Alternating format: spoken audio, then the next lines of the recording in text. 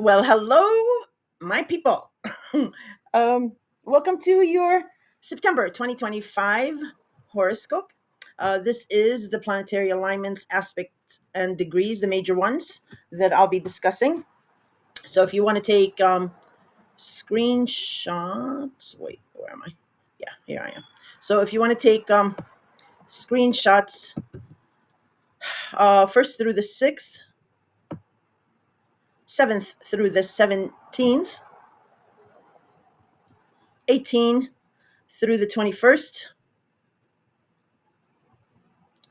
and 22nd to the 29th. Those are the major aspects that I'll be discussing for you guys. And now you have your screenshots, the degrees and alignments and all that. All right.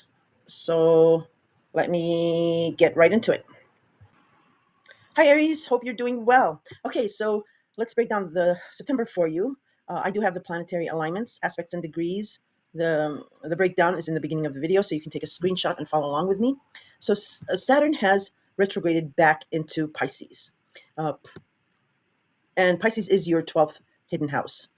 It rules your psyche, secrets, the past, confining spaces. So they can be hospitals or prisons of some sort. It is about faith, spirituality. Um, it's about dreams, and it can be Pisces is creative as well. Uh, so you've been experiencing some kind of restriction in regards to your 12th house since back in early 2023, all the way through 2025, late spring when Saturn left Pisces and entered your sign. Well, now it's back. It's back in Pisces for some unfinished business. Uh, Either, reconciliations, closures, separations, or what have you. And it has its roots again, like I mentioned, back in early 2023 to spring 2025. Saturn's transit of each sign is 2.5 years. So the first year is the hardest, and that would have been 2023. And then the second year is trying to balance the restriction with what you want to do. And then these last 6 months that Saturn will transit Pisces is really the easiest, I think, because you've been there, done that. So you know how to navigate.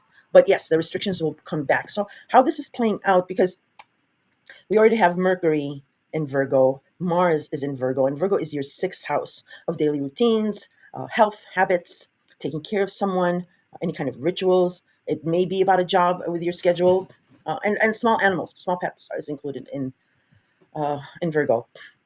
So how this is playing out is, you have this axis of the sixth and 12th house, trying to balance the restriction of your need to be alone or do something in secret, or it's about your spirituality, excuse me, um, and having to be out there and busy, not only talking, texting, conversation wise, but also action, because you have Mercury and Mars in Virgo. So you're very busy running around doing things. It might be a job. You might be really busy with a schedule, and you're needing your alone time, but you have restrictions there. So you're trying to balance these two. Now, so that's how most of the month is playing out. I'm and we have an eclipse coming up in Pisces. It's a total lunar eclipse. I'll discuss that a little bit later. And we have a partial solar eclipse in Virgo, which opposes Pisces. And we also have the North and South Node in Pisces and Virgo. So that's what I'm seeing for you. It's you're having this um, balancing issue between the two, and it's about your health or schedule or job, and this thing behind the scenes that you're working on, or you need to be alone. You're trying to balance that. You're having this restriction. Now, you Uranus will station retrograde in Gemini. Gemini is your third house of communication, uh, communication devices, commuting or modes of commuting, neighbors, neighborhood, siblings, extended family, a social network or social media.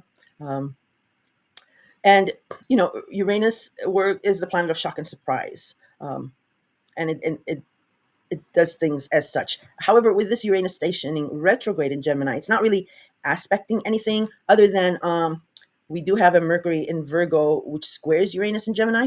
So That could be just a conversation or an idea or texting that about your routine or habits or health, um, that has a hard aspect to uh, your third house, something surprising in your third house. Uh, Squares can be good. They don't necessarily have to be bad. Even if they're negative, it's like a double negative. It jolts something that's been stagnant. So whatever you're trying to change in your or converse about in your sixth house of routine and health, um, it has something to do with your third house. So you're really busy with your sixth house, running around, getting things done, talking about it, and it might be that a communication device using AI, or it could be commuting problems or issues. So that square can work out that way. Um, but and don't really worry about this square as much, because it can be maybe also at work. You get added responsibility, or you get an opportunity for a new job, or uh, you might you might have friction with a boss or something, and that jolts your world a little bit. But don't really worry about that too much, because on the 6th Uranus stations retrograde in Gemini, so you'll get a redo somehow. Now, Mars in Virgo squaring Jupiter in Cancer, you have, um, as you're really busy with your 6th house, it is squaring up to Jupiter in Cancer. Cancer is your 4th house of home, family, parents, or your physical living space, your own home. And again, the square can be good. So whatever you're working on uh, with heat or intensity and talking about it, about your schedule or health matter, uh, it is to benefit something about your home and family or your parents. So keep that in mind. Uh, and what did I want to say about that? Uranus. All right. Yeah. Also, the last thing is, whenever at planet stations, I always mention, pay attention to the couple of days before, during, or after of a planet stationing, especially with Uranus, because it's a planet of shock and surprise, because it does give you an epiphany of how this will play out, right? Because you had a surprising shock factor in the beginning of July when Uranus first entered Gemini, your third house, okay? And now it's retrograde, because it's like the AI deal, where the next best thing, it's going to be great, and then we we found out that uh, Twitter or X's Grok went berserk, and they had to rethink the way they Grok was learning. So this retrograde is that managing whatever fallout that came about in regards to Gemini, and that's your third house. So now you're going to be uh, revisiting that surprising shock factor, and thinking about how to go forward with that. So, and also Uranus will back up all the way into Taurus. I'll talk about that more next month, but just heads up. Again, have plan uh, A, B, and C in regards to your finances or your job.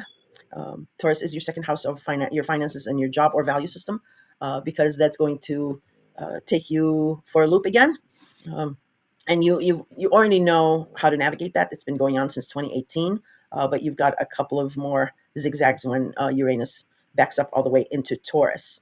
However, between November and December, to maybe January, something about your money, your job, or your value system is going to stabilize, and you're going to see some kind of a boom.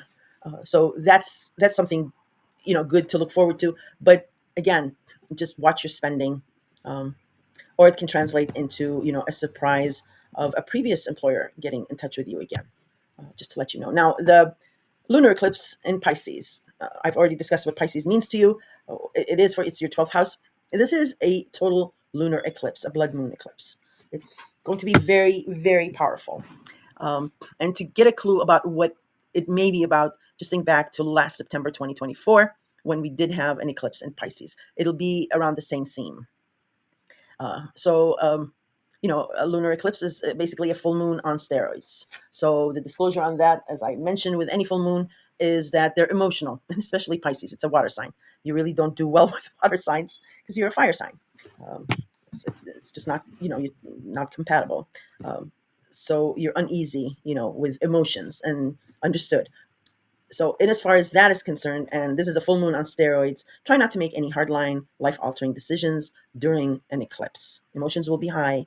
Um, and you just want things to settle down, relax before, making a hardline decision.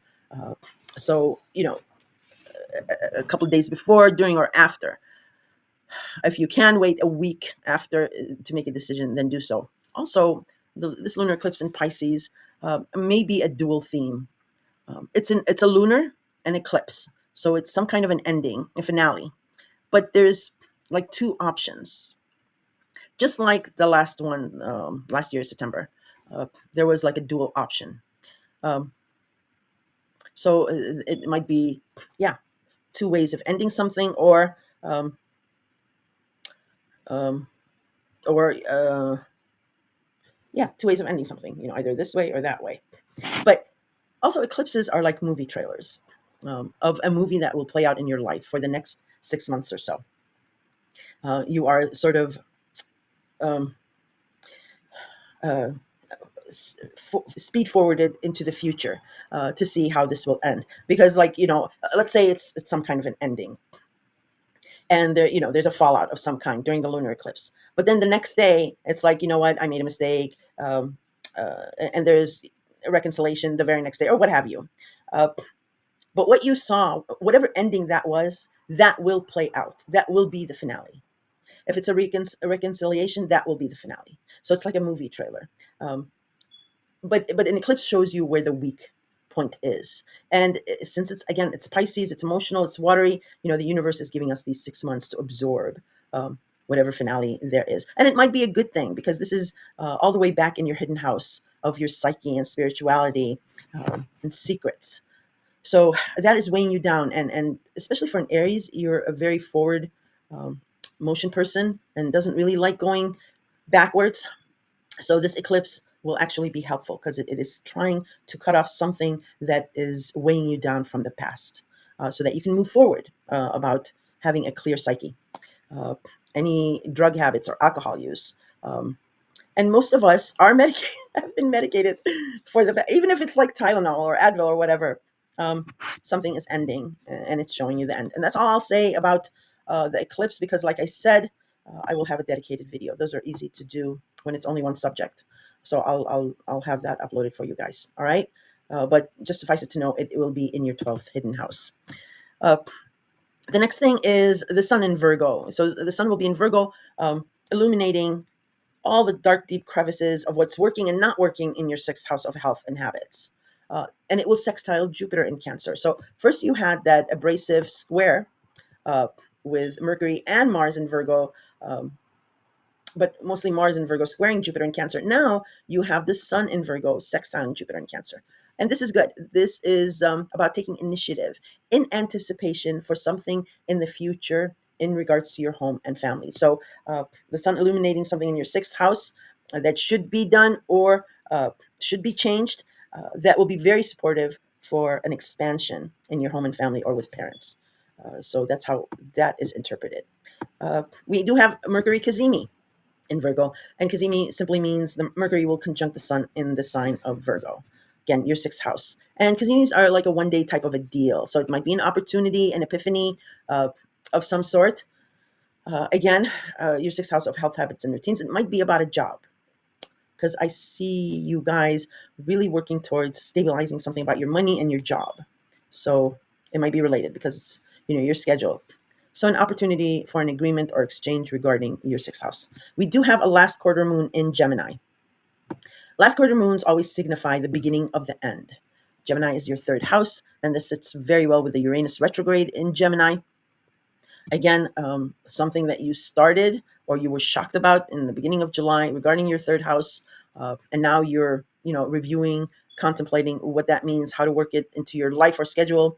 On the 14th, with this last quarter moon in Gemini, one aspect that you don't want to do in your third house that you've been dealing with the last 2 months, you are seeing the beginning of the end of that. So again, it can be having an AI on your phone, and you're doing things with that but it may, you may have had mistakes, and it affected maybe sibling relationships, or the neighborhood, or your car, or something. And you might be here, um, deleting an app, or deleting, not going to be using that AI until it's fixed. Or you might have gotten a new communication device, but you are wanting to go back to a different kind. Anyway, last quarter moon, beginning of the end, and you can see what it is regarding your third house. Uh, the 15th, we do have Venus in Leo sextiling Mars in Virgo. This is nice for you. Venus in Leo is all about love, lovers, romance, creativity, children, um, and in a grandiose, feel good way. It's Leo. So something like Taylor Swift's engagement, it's love, romance, and it's done in a big way. Uh, Venus attracts love, money, and fortune and fame. And you've had an issue with love, romance, or children, or creativity, which has its roots back in November and December. And then, you had some heat and intensity with that in April and May. And then you had some conversations with Mercury going back and forth, and you're trying to pin something down. Uh, Now you have the full story. Venus has been in Leo, beautifying and creasing out any kinks you had with Mars and Mercury stalling in Leo. Now it's doing its magic. Venus is doing its magic. It's bringing harmony. Uh, and with that feel good aspect, it is supporting your endeavors, your actions in your sixth house of health, habits, routines, or taking care of someone. So you have the support here. 17th, Mercury in Virgo will oppose Saturn in Pisces. And this is going to be a big deal, sort of. And it is all about the devil is in the detail. So talking, texting, conversing, trying to agree upon in regards to your sixth house. While you're doing that, whatever you're doing around the 17th, uh, it is opposing Saturn in Pisces, your 12th house.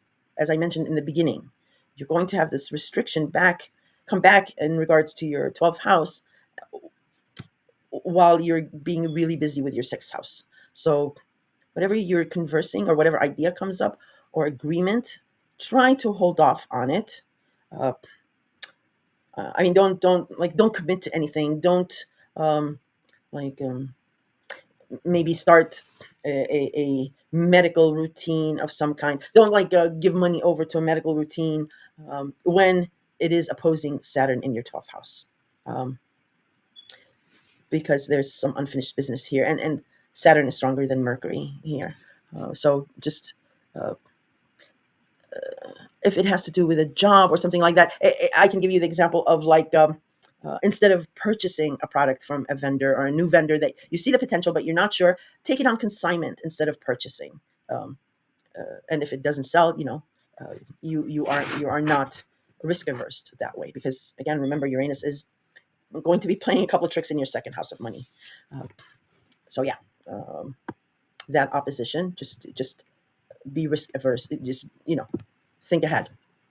Then on the 18th, Mercury enters Libra and leaves Virgo. So it's going to whiz through Virgo. So for you, a lot of astrologers are saying the 18th through the 20 something is going to be very busy.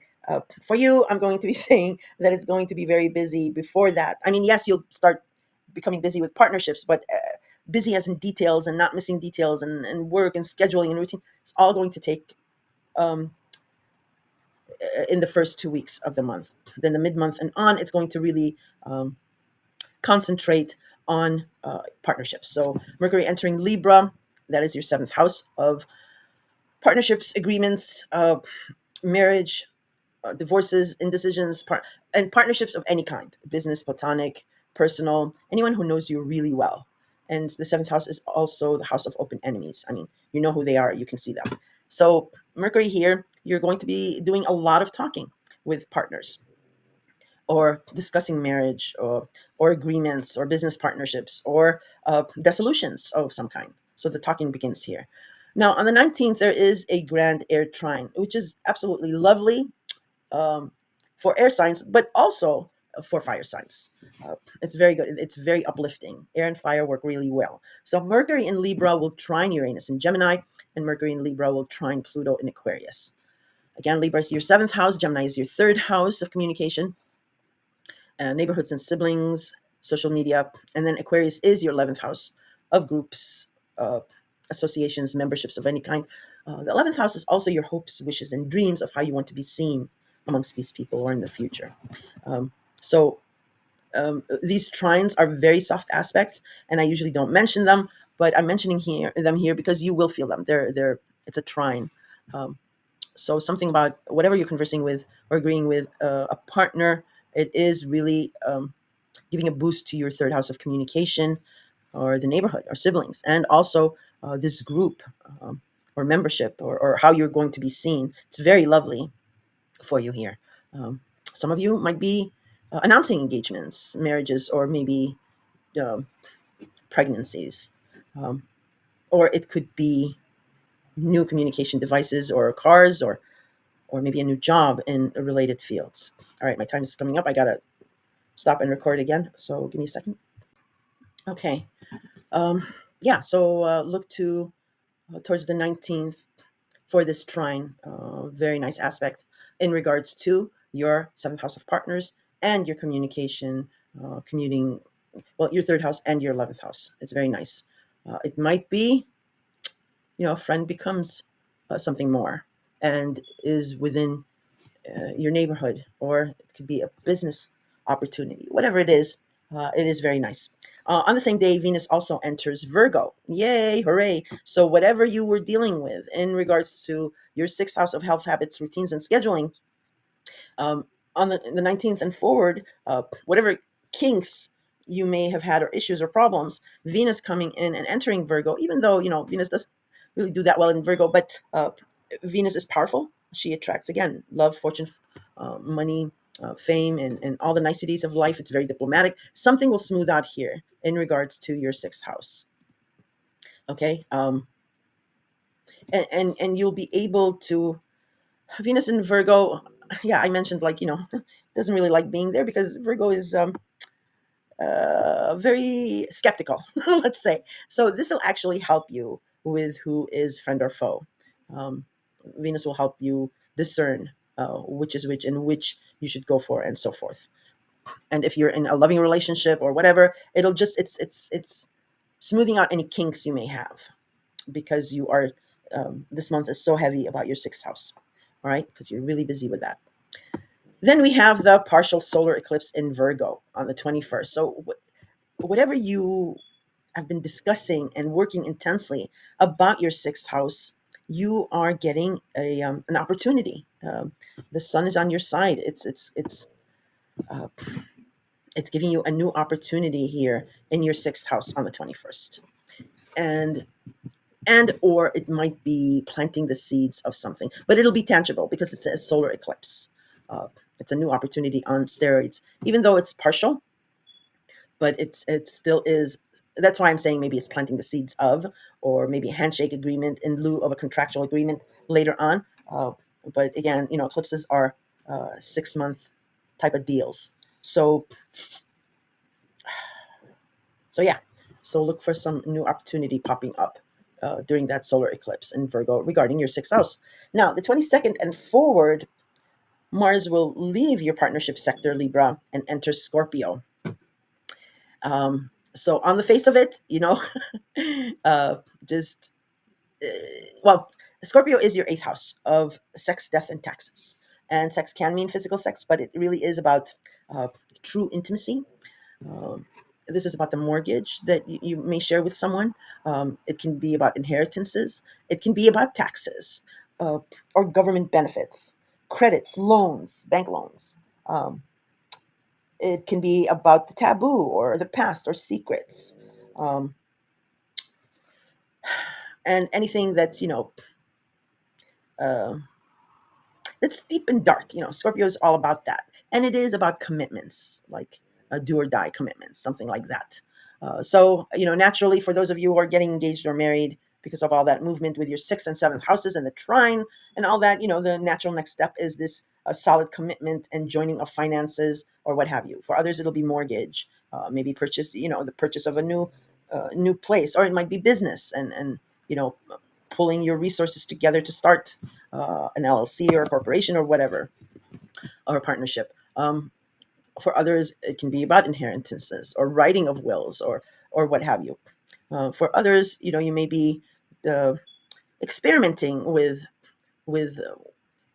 maybe astrology, maybe tarot, maybe things like that, or it might be about taboo subjects. All that falls in. So there's going to be intensity and heat here. Mars is your ruler, and you're going to have this added energy to tackle this eighth house. Uh, and what I started out saying is Mars in Scorpio does not take any prisoners. Uh, uh, so just be careful of backstabbing of anyone or anything. Um, Even though Mars is your ruler is always going to look out for you in whatever placement it is.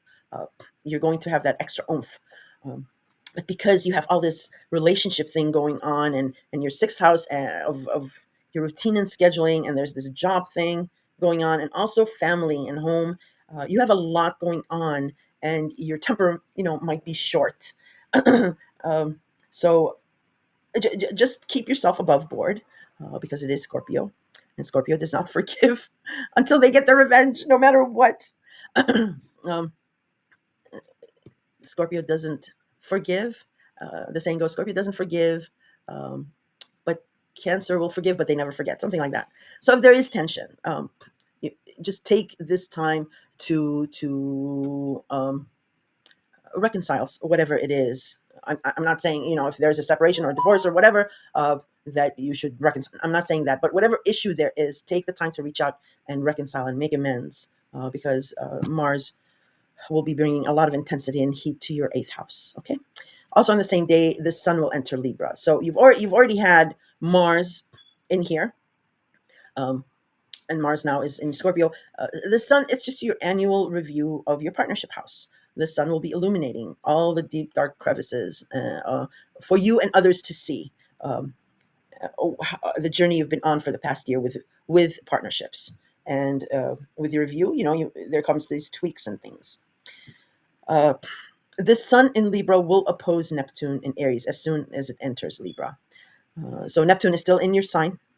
It is also going to be retrograding in Aries soon, but there's some kind of a lingering desire you've had ever since uh, late spring when Neptune entered your sign. A lingering desire of how you want to be seen or how you want to look physically, wardrobe, your profile, whatever it is. Uh, so something illuminated in your partnership house is opposing this desire you have to make a change about yourself. Um, but it's Neptune, see, and what you see is not what you get. And the Sun illuminates and Neptune softens. So there, take it that way. Okay. Uh, your partners are going to be pointing out something that uh, you might not be seeing clearly about yourself physically, and it might be a doctor saying uh, something. Maybe it's a plastic surgery, and they're going to be telling you no, it's not a good idea, or what have you. Just as an example. Okay, that's how the opposition can work. And oppositions, again, they're hard aspects, but they're not necessarily bad. Also, Mars on the 24th, Mars in Scorpio will square Pluto in Aquarius. um, Aquarius is your 11th house of friends, groups, memberships, and your hopes and visions of the future. And you've been quite busy with that and getting really far ahead in this area of your life ever since last November when Pluto first entered Aquarius. Um, and Mars in Scorpio, again, that's your eighth house. So whatever you're doing, whatever intensity there is in regards to your eighth house, um, will square up to with how far you've gotten along with your um, friends, groups, memberships. Pluto's stronger than Mars. Mars is still your ruling planet, so uh, Mars is going to give you, of course, a lot of power times 10 because it's your ruler. So in your eighth house, you with Mars being there as well, you are right. So that's going to press you harder to go forward with your eighth house. However, Pluto, if Mars is 10 times stronger for you specifically because you're in Aries, ruled by Mars, Pluto is still 100 times stronger. Um, um, and how this square can be very hard. So I caution you to, no matter how much the heat is turned up, I caution you to be diplomatic, sincere, and above board in your power through these groups and memberships. Mars is dangerous in Scorpio, if not annoying. So one way this can work out is if you are doing your taxes, um, or any government benefits, grants, or bank loans, or whatever, and these powerful friends of yours, maybe they're accountants or what have you, they give you this loophole that you can do. Um, it can probably work out because it's Pluto. But remember, Scorpio is a very intense sign, and you do not want to get marred into Scorpio waters. Um, you are a fire sign after all, and I'm not really. I don't really. Uh, I don't think Aries will do anything nefarious because they do like following rules. You're a forward, track person. In any case, that's how the square can work out. So just be heads up on whatever. Because also Pluto, I mean, there is mutual reception. Pluto does rule also Scorpio, uh, but Pluto can be setting up a scenario that can, be dangerous in the future. So yeah, just look out for whatever comes up, whatever hard aspect that comes up on the around the 24th in regards to your eighth house and your 11th house of friends. Then the month ends with the first quarter moon in Capricorn. Hey, hey, that is your 10th house of career, status, authority figures, uh, philanthropy of any kind, volunteering, and all that. And it's Capricorn, so it is not personal, it's all business. So whatever decisions are made, whether they're for you or against you, remember, it's not personal, it's business. Capricorn is a social climber, but professional rather than ruthless. So keep that in mind on whatever side of the equation you are on with this first quarter moon. So it's some kind of an opportunity that is developing in your 10th house of career. And it might be absolutely excellent, but it can also be, an authority figure can be a parent, a husband or a wife, or a business partner, or maybe even a boss that makes a decision. If it's on the negative side, air quotes, just remember it's not because of you personally. It's a business decision, or it's a decision to for the betterment of, let's say, in the case of your boss, the betterment of the company. Don't take it personally. uh, if it's a positive one, I don't have to go on and on about that, but yeah, that's the first quarter moon in Capricorn. So that is it for September, Aries. If you have any questions, please throw them in the comments. I answer all questions. And then look out for the next two dedicated videos for the total lunar eclipse in Pisces, and then I'll drop another one for the partial solar eclipse in Virgo. I'll talk to you soon. Take care. Hello, Taurus. Um, okay, this is your September 2025 horoscope. The planetary alignments, aspects, and degrees is in the beginning of the video, so you can take a snapshot of that and follow along as I go through the major aspects for you.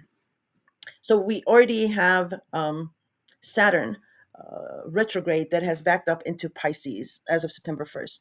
And Pisces is your 11th house of groups, friends, um, associations, memberships of any kind. It is also the house of your hopes, wishes, and dreams, of how you want to be seen amongst these people, or just your hopes, wishes, and dreams of the future. So you're going to have the same old restrictions come back in play that you've been experiencing since early March 2023, when Saturn first entered Pisces.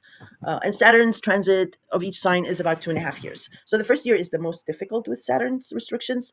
The second year is trying to balance the restrictions with what you want. And then the last 5-6 months is usually the easiest. So even though you're going to come back to these restrictions, you've been there, you've done that. So you know how to navigate.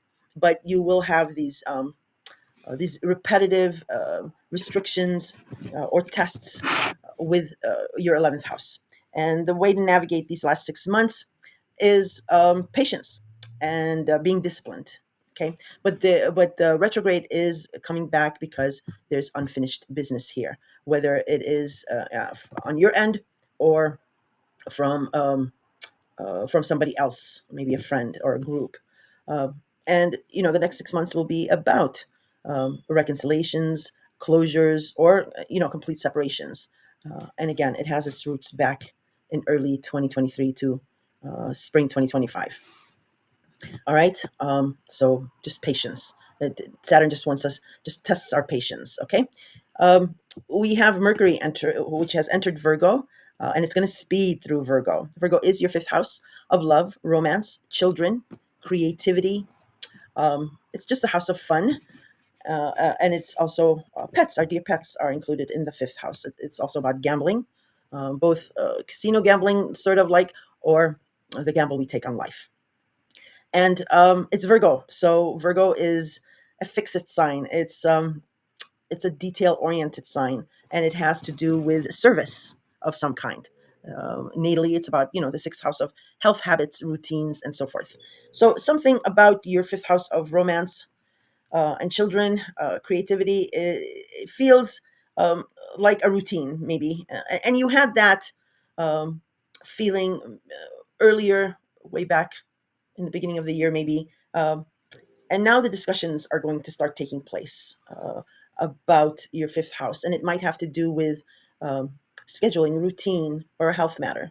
Um, for those of you who are paired, and you might have the discussion about making it more fun rather than just a chore.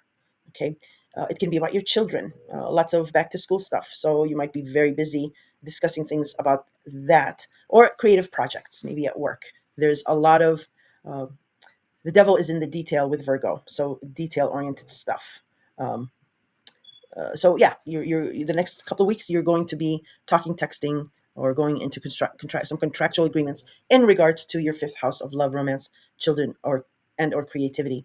Some of you will be meeting new people, and it will be a lot of talking and texting at first, uh, and then something is triggered when Venus goes into Virgo, and it becomes something very special. Or it could be some of you are announcing engagements or maybe pregnancies. Um, so that's what Mercury entering Virgo can mean for Taurians. So Uranus is going to station a retrograde in Gemini. Gemini is your 12th hidden house. It's the house of the past, your psyche, faith, spirituality, confining spaces. It's your need to be alone. And Uranus is the planet of shock, surprise, and electricity. So when it first entered Gemini in the beginning of July, there might have been a shocking revelation um, in regards to maybe secrets or the past, or um, it could have been like an epiphany about your faith or about your own psyche.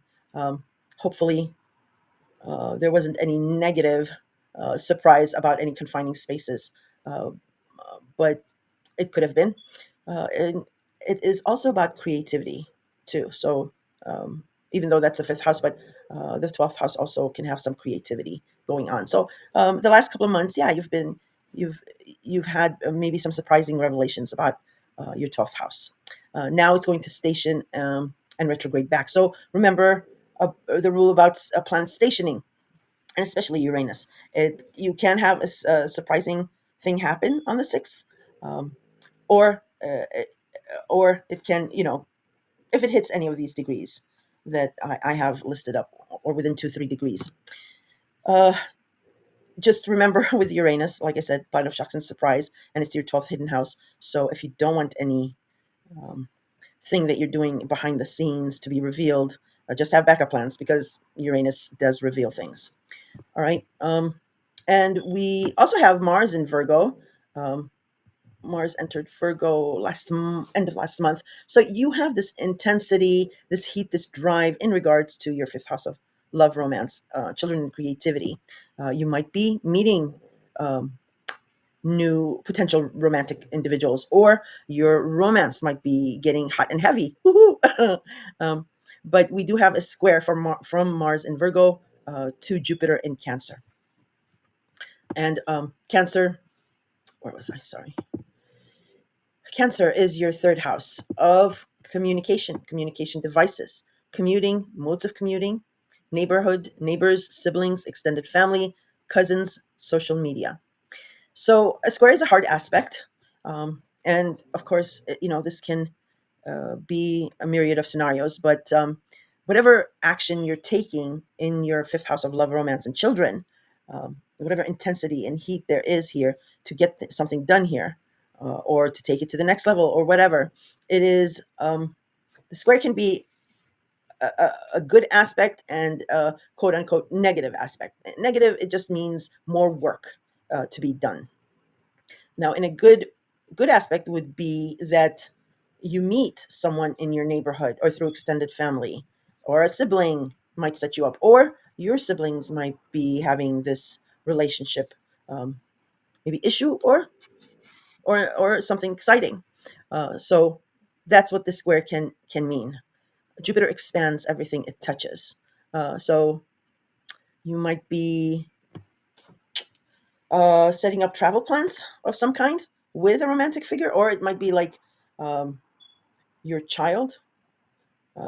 It might be for parents. Your children are going back to school, and you're figuring out routines of dropping them off, picking them up, or things like that. It can be as mundane as that. Um, but the square is a hard aspect. But it's Jupiter. It's jolly green giant. He's um, is a benefic planet, and he loves being in Cancer. So something about your third house is expanding. Definitely, it started in July, and you have a lot of opportunities here. It might be a new car, a new communication device, or what have you. But whatever you're doing with intensity and heat in regards to your fifth house, it might be either impeding on your third house, or it might be bettering it. So squares can be beneficial. You know, they can jumpstart things. They don't have to be negative. Um, if there is a negative aspect in this, I just wanted to mention this is Mars in Virgo is usually right, because Virgo is a very detail oriented sign. Um, dot the I's and cross the T's. The devil is in the detail, and with Mars being here, it's adamant about being right. Jupiter really doesn't care for details. Um, and if there is something negative, um, just remember Jupiter is stronger than Mars. Okay.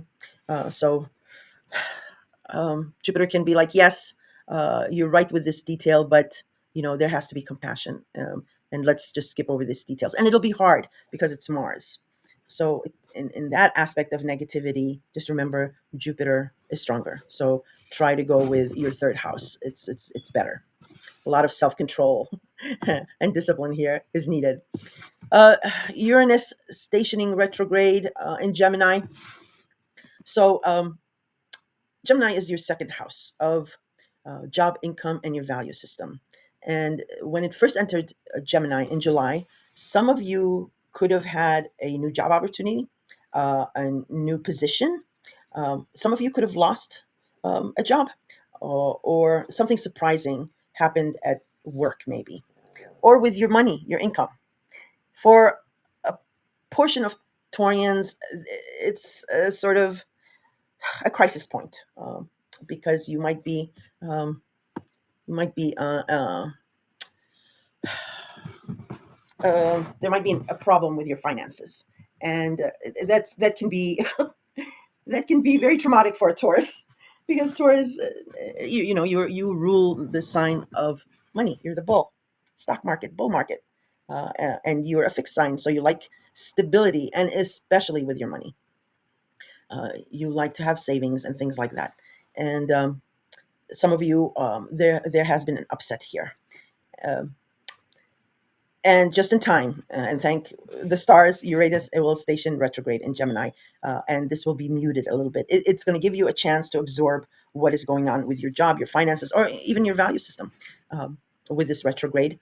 But during a day, before, during, or after, or maybe even a week, um, just brace yourself for any shocking things that might happen with your job or finances. Now, if it is something quote negative, don't lose hope, because you're going to get a second chance or a redo. Okay, and like I said, Uranus is going to be a little bit more muted and help you catch your breath. For others, it's an exciting new position or a new job or what have you. Um, but with this Uranus stationing retrograde, again, if it's negative, it might be, well, um, something that's rescinded. Again, don't lose hope because it will reverse again. All right, I just wanted to mention that in regards to Uranus in Gemini, in retrograde in Gemini, and it will back up all the way into your sign. And I'll discuss more of that when in the coming months when it goes back in your sign. But just suffice it to say, you get a second chance to be your crazy self that you've been experiencing since 2018. Some Taurians are like, no, I don't want that. Um, but there's a rhyme and a reason for what the universe is doing, and it affects other things. So we'll discuss that in the future. Now, we do have a lunar eclipse in Pisces. This is a total lunar eclipse, a blood moon. So Pisces, again, is your 11th house of friends groups and your hopes and visions of the future of yourself, of how you want to be seen amongst these people. It can be about a particular friend or a group, um, but it's an ending of some kind, and it's related to the eclipse, the lunar eclipse we had in Pisces last year in September. There's a relationship. So if you want to get a clue of what it is, think back to then. It's also, there's something about a duality here, or a dual option.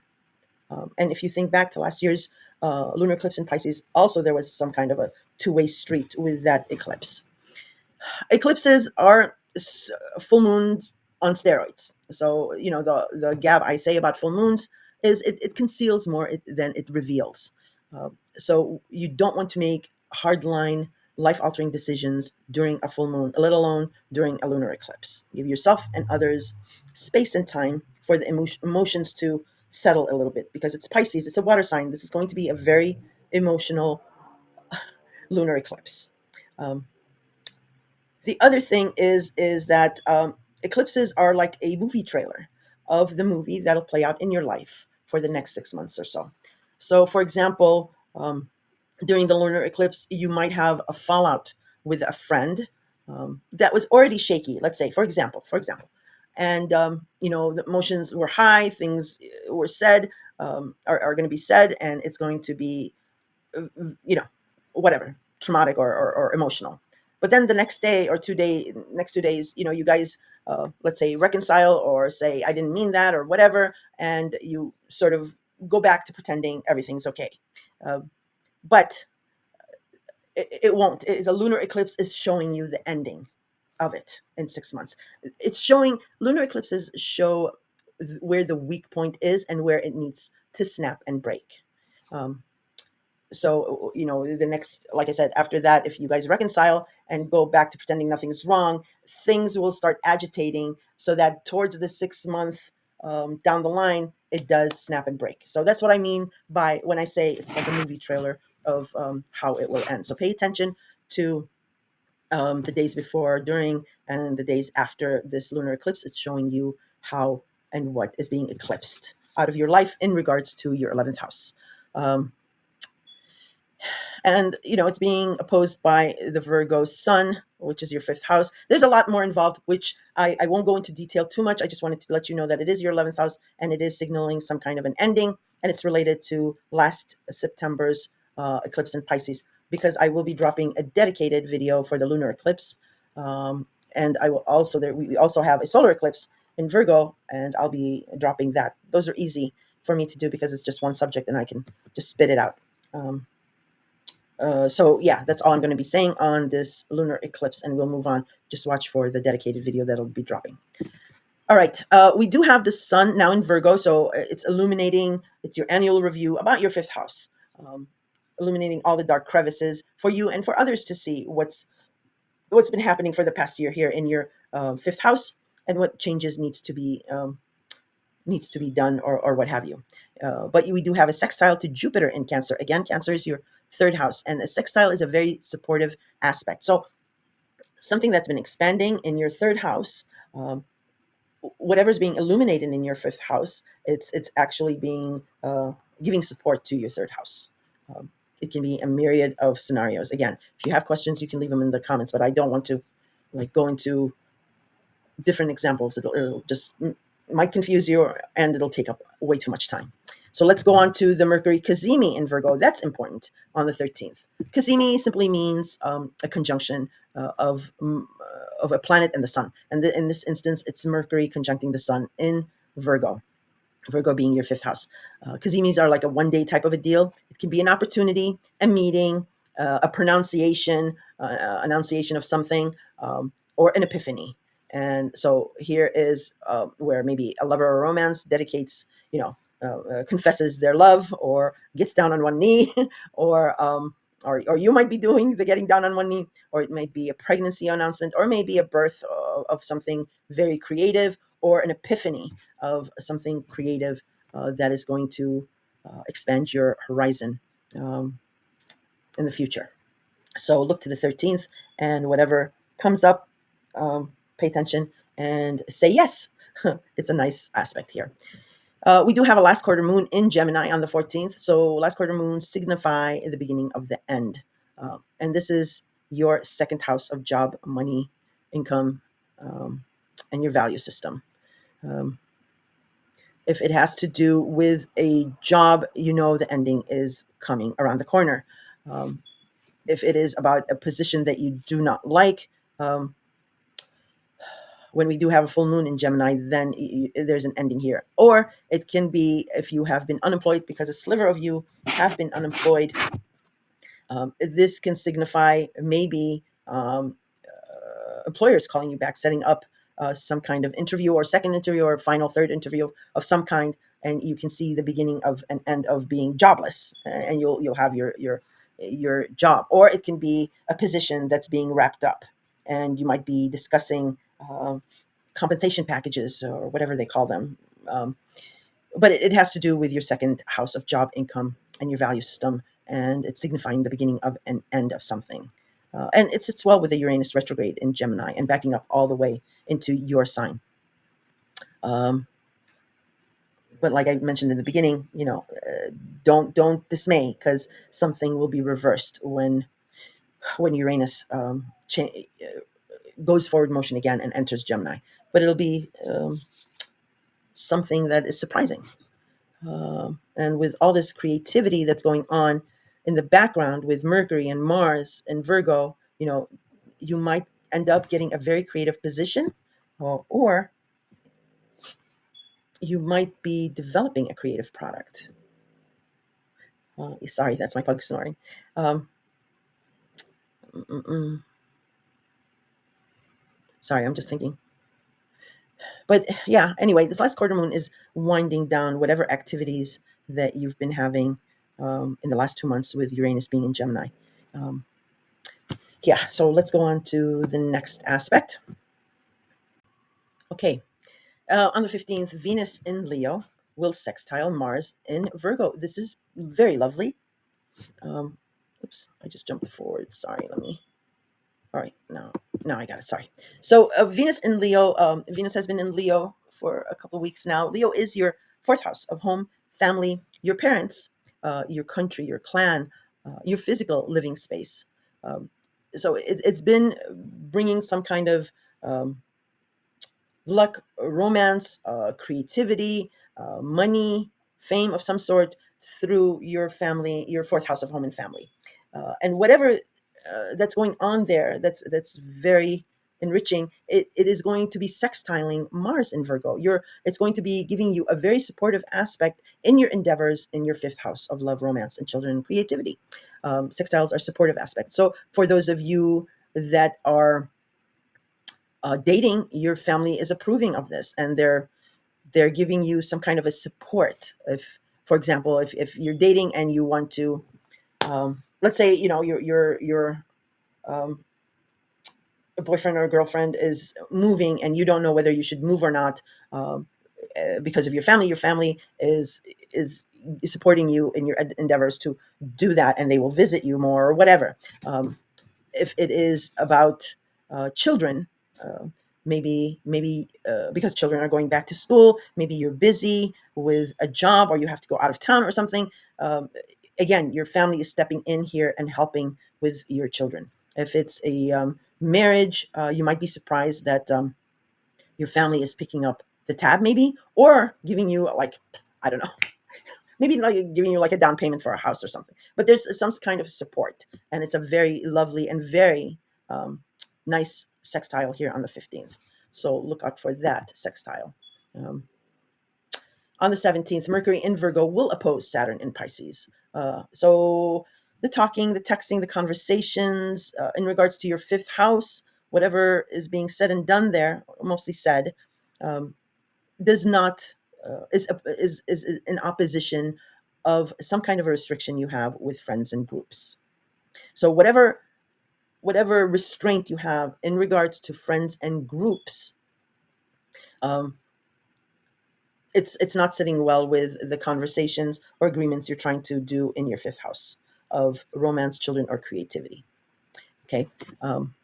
Your friends might not be, you might run by your friends a creative idea you have for a project, whether business or whatever, and your friends are giving you the feedback of no, that's not going to work. It might be something like that, or it could be that you have children, or you're pregnant or whatever, and your friends and groups want you to come out and play, but you can't. There's a restriction because you're pregnant, or because you can't drink when you go out, or it could be that maybe a friend isn't visiting you ever since you had this new baby, or something like that. But this is mostly an opposition in regards to a conversation about your fifth house and whatever restriction you have with friends and groups. Um, and the devil is in the detail, because Virgo is a detail oriented sign. So maybe there's just too much details going on that you can't explain to friends. Anyway, beat that dead horse. On the 18th, Mercury will enter Libra, and that is your sixth house of health habits, routine, scheduling, taking care of someone, and small animals or pets. So the talking, the texting, the emails, the conversations, um, agreements, disagreements is going to start in regards to your sixth house. It might be a health related matter, um, or it can be about, again, a job schedule, or again, trying to be at different places at different times, and you're just trying to work a right routine of some kind. Um, Mercury in Libra will oppose Neptune in Aries. Libra is also all about partnerships, because natally it rules the seventh house of partnerships. And Neptune being in Aries, that's your 12th hidden house, 12th house of the past and your psyche, spirituality. So whatever you're talking about, your schedule is opposing something about your 12th house, hidden house. And this might just be, this is a natural opposition. It's nothing to be concerned about. It's the sixth and 12th houses. You just have to balance your time. Try to keep a balanced routine. 8 hours sleep, 8 hours of work, 8 hours of fun and relaxation, so that your psyche, your 12th house, Aries, um, and whatever you're doing with your scheduling, your health, so that you have a balance. Your psyche is at ease, and if that's at ease, you have a healthy body and stamina. But that opposition will notify you of what you need to balance. Okay, on the 19th, we do have a grand air trine. Mercury in Libra will trine Uranus in Gemini. Uh, Mercury in Libra will trine Pluto in Aquarius. This is lovely, and especially for you, because Gemini is your second house of job, income, and your value system. So, and I don't usually mention trines because they're very soft aspects, but I am mentioning this because you will feel it. Well, if you have anything in those degrees or within 1 or 2 degrees, because it's a trine, a grand air trine. So you'll probably feel it. Again, talking, texting, conversing about your sixth house will definitely sit well with a job, um, your income, or your value system, um, as well as your Aquarius is your 10th house of career. Let me see. Yes, your career, your status, your reputation, and authority figures. So this is working out lovely for you here on the 19th, just as Venus enters Virgo. This is your very nice lucky month, Taurus, because this is a double whammy. Venus is not only your ruler, but it is entering your fifth house of love, romance, children, and creativity. Many of you are meeting the love of your life here. And because your sixth house is lit up, it might be within your community, your neighborhood, or maybe a local, you know, shopping spree or something. But Venus is, like I said, your ruler, so she's always going to look out for your best interest, even though she doesn't really like being in Virgo, um, because it's too detail oriented. But there's a rhyme and a reason for everything. So Venus is smoothing out any kinks or details here. Um, but yeah, so many of you are going to meet somebody here. Many of you are going to take a relationship to the next level, whether it be an engagement or maybe even setting the date, or you might be getting married here because you have this all this activity going on before that with your home and family and with your sixth house and all that good stuff.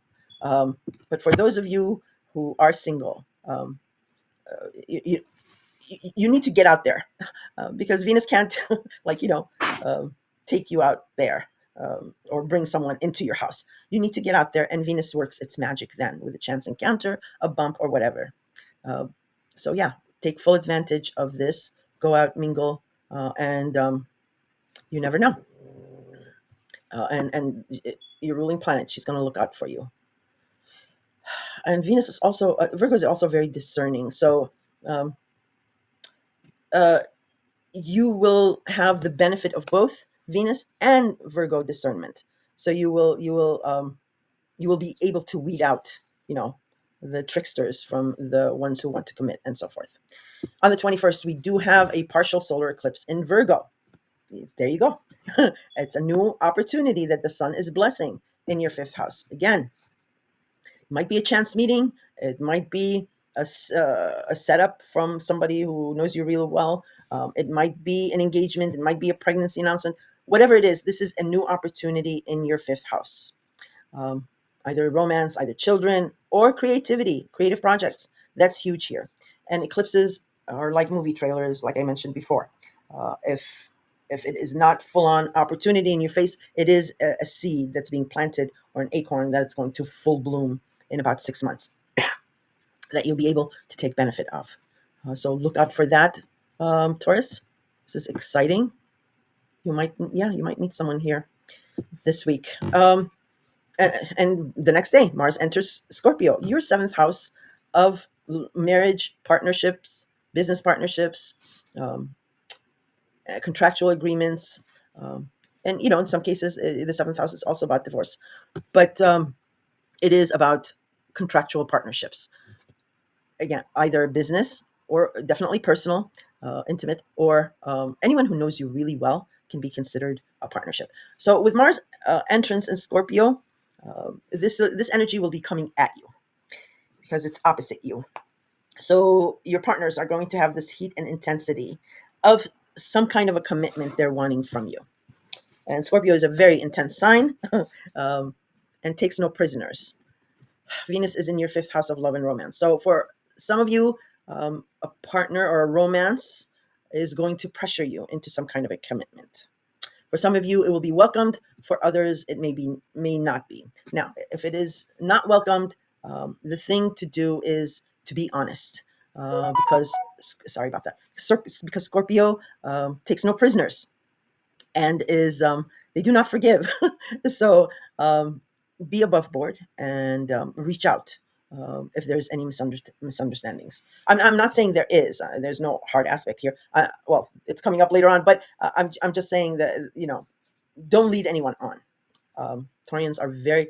It's very funny. Taurians are very beautiful people, and that all has to do with Venus um, and alluring. They're very alluring, and partners can be very mesmerized, and they have this Scorpio feeling. Your partners have these intense feelings towards you. So yeah, if it's not reciprocated, be honest, because you don't want to get in the hairs of Scorpio when Mars is in their sign, is in that sign. Um, all right. The sun also enters Libra, so it's your annual review of what's working and what's not working out in your sixth house. I've discussed that, what your sixth house is all about. Um, the sun in Libra will oppose Neptune in Aries. Again, Aries is your 12th house and sixth house. This is an opposition, yes. Two sides are not coming together on something. It's either my way or your way, and it's just loggerheads. But it's Neptune, and the saying goes is what you see is not what you get. Um, The sun illuminates and Neptune softens. So there you go. That's what this aspect is about. And you have to balance the two with this opposition. And again, look for those degrees in your natal chart to get a better clue of what that's about. Now, here's the one of the hardest aspects of the month, and involves you pretty heavily, is Mars in Scorpio, your partnership house, will square Pluto in Aquarius. So this is kind of heavy duty, even though Pluto is retrograde, so it's not as powerful. It's a little muted. However, well, let me say this before I get to the however. Um, your partnerships have Mars in there. So again, remember the heat and intensity is coming at you. Um, and whatever they're doing, this heat and action, whatever they're doing, it is upsetting the apple cart in regards to what you have built since November, in regards to Aquarius, your 10th house of career, status, reputation, and authority figures, and any kind of volunteering or philanthropy. Authority figures can be bosses, parents, husbands, boyfriends, girlfriends, wives, anybody in a position of authority. So there's going to be some kind of a snap attention here. And like I told you earlier, is with Scorpio, you need to be sincere, so that it's not a hot mess here because it's your partnership house. Um, and then the however that I mentioned I wanted to get to is, even though Mars is very powerful, it's the god of war, and Scorpio is a very damn intense sign. Um, Pluto is much stronger, much more stronger, and it actually rules Scorpio. So there's mutual reception here, and your partners will understand that your 10th house or these authority figures are much stronger because of the mutual reception. Um, so what I'm trying to say is defer to your 10th house of career and status. Keep yourself above reproach, even though you're getting this heat and intensity from your partnership house. Okay, because in the end, Pluto will win. Even if Scorpio takes no prisoners, Pluto is going to win. Um, so be diplomatic, sincere, and above board in as far as your power through these authority figures. Mars is dangerous in Scorpio, if not annoying. That's what I've been saying. If I hope I cleared that up. If not, leave comments if you're confused, and I'll explain it a little bit further. And the month ends with the first quarter moon in Capricorn.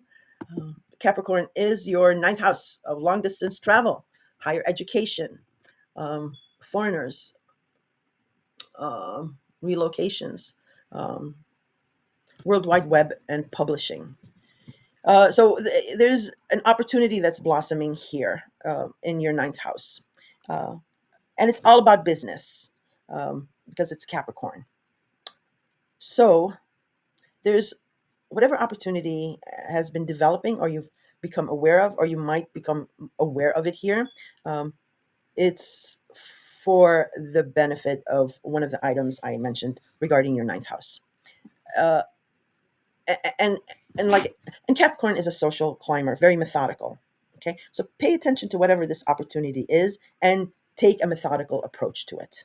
But nothing bad about it. I'm just letting you know that there's some kind of opportunity for you in regards to your ninth house. And the last thing I'll say is that, Jupiter being in Cancer and your third house, communication devices, and all that, your neighborhood and all that, you might be uh, you might be changing neighborhoods, or new neighbors may be coming in. Something is expanding in your third house, and it might be also social media. But there's some kind of a benefit to something outside, in your neighborhood or across town. If it's a business development, you want something, that you can benefit, that it's building. So pay attention to that. Sorry, I'm looking at my notes to see if I missed anything. Oh, the other thing is just, for those of you who are worried about, money, job, or what have you. Um, there's a financial boom that's coming, between October, November, December, or what have you. 2026 is far off, and there might be a course correction or market stabilization or market correction, but there will be some kind of a boom financially or economically. So, look to that if you want to launch anything too, and as far as business is concerned. Anyway, that is it for for September. And again, hopefully you're subscribed, because the dedicated videos for the total lunar eclipse, Pisces, and the partial solar eclipse in Virgo, two different videos, I'll be dropping soon, and you will be notified. And if you have any questions, again, throw them in the comments. All right? I will talk to you soon. Hi, Gemini. Hope you're doing well. This is your September 2025 horoscope. In the beginning of the video, I do have the planetary alignments aspects with the degrees, so you can take snapshots of that and follow along. Well, Gemini, September is going to be very, very busy for you, especially. Um, you know, uh, Most planets are retrograde, so you'd think it's a slowdown, but there's a lot of crisscrossing, crossovers, and a lot of stuff with your ruling planet and your fifth house of love and romance and children, creativity, and your fourth house of home and family. So yeah, there's a lot going on. So let's take a deeper dive. Now, Saturn is already retrograde, and it just backed up into Pisces. And Pisces for you is your 10th house of career, status, reputation, authority figures, um, volunteering or philanthropy of any kind. Also, authority figures can be bosses, parents, husbands, wives, anyone with some kind of authority over you. So the restrictions are back, is what I'm saying, in your 10th house, of which you have had the experience from beginning of 2023 through to 2025, this year, when Saturn then left Pisces and entered Aries. Well, it's back. um, and it's back because of unfinished business. And it can include reconciliations, closures, or separations. Um, but the restrictions are back, and it's not as intense as it was in 2023, neither 2024. The last 6 months is usually it's usually an easy transit, um, but just remember, with Saturn, it's always um, time delays, obstacles, restrictions of some kind, or a lesson to be learned. And the only way to get through it is with patience and discipline. Saturn does not do shortcuts. To minimize those restrictions, especially for air signs such as yourself, um, is try to take heart in where Jupiter is. And Jupiter currently is in Cancer, which is your second house of job, income, and your value system. Jupiter is a feel good planet, and you are going to get this expansion here. So, yeah, try to, redirect any frustration into taking joy in regards to what Jupiter is doing, because the restrictions are back. All right. Mercury, your ruling planet, has entered Virgo, and it will speed through Virgo. Um, I think it's only 2 weeks that it'll be in Virgo. Then it'll change signs. But the talking, the texting, the conversations, agreements, disagreements have started and will continue for the next 2 weeks regarding your home, your family, your parents. It's about your country, your clan, even your physical living space or your own home and family. And with Virgo, it is all about details. So it's not the crime, but the cover up, uh, as the saying goes. So yeah, pay attention to details, which you're fine with, because it is Mercury, it is your ruling planet, and your ruling planet will always look out for you. And you are you can get out of any situation. You have the gift of gab, and it's going to be useful because it's going to be your fourth house. All right. Mars is in Virgo as well. So there is this heat and intensity uh, going on with your home and family, or your parents. You're trying to get something done here, or your family is putting a lot of pressure on you to have something done, whether it is about your parents, whether it's an expansion, whether it's renovations, or what have you.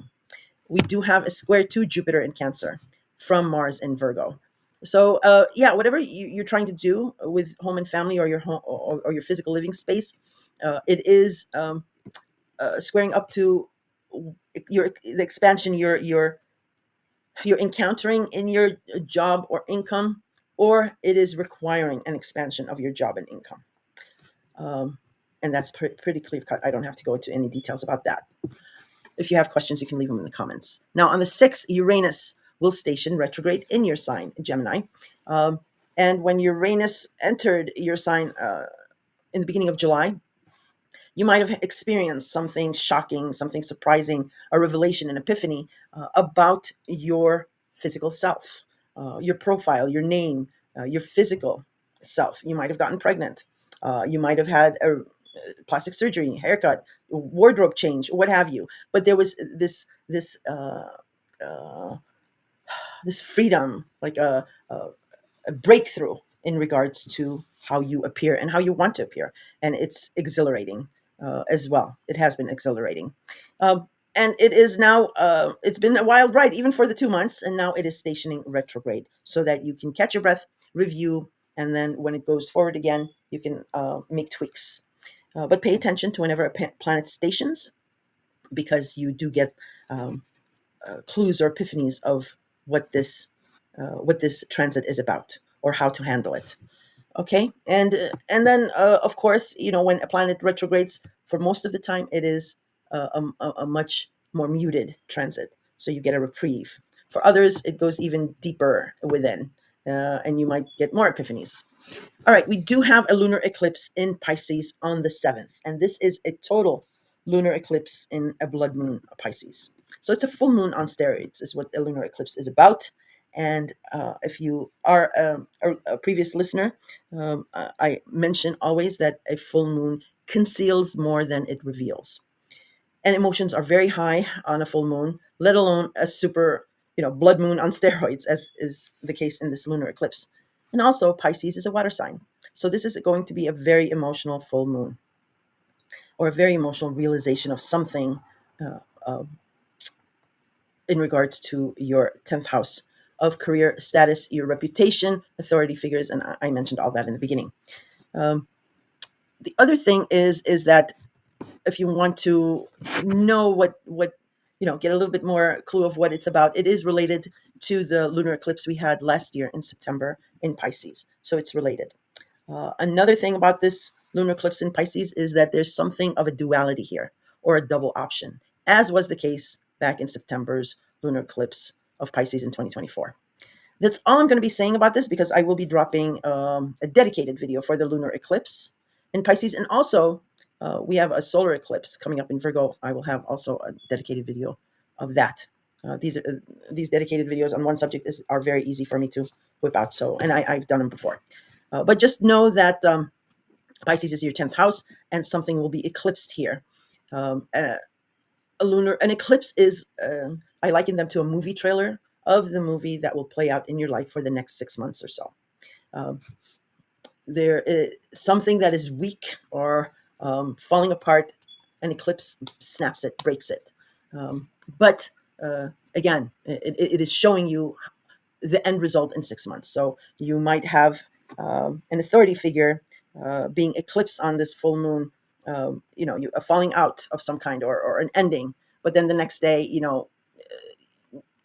there may be a reconciliation, and you just go on as if nothing happened. Um, but it will happen. Whatever you experience during this lunar eclipse will eventually, in 6 months' time, do that. So yeah, movie trailer.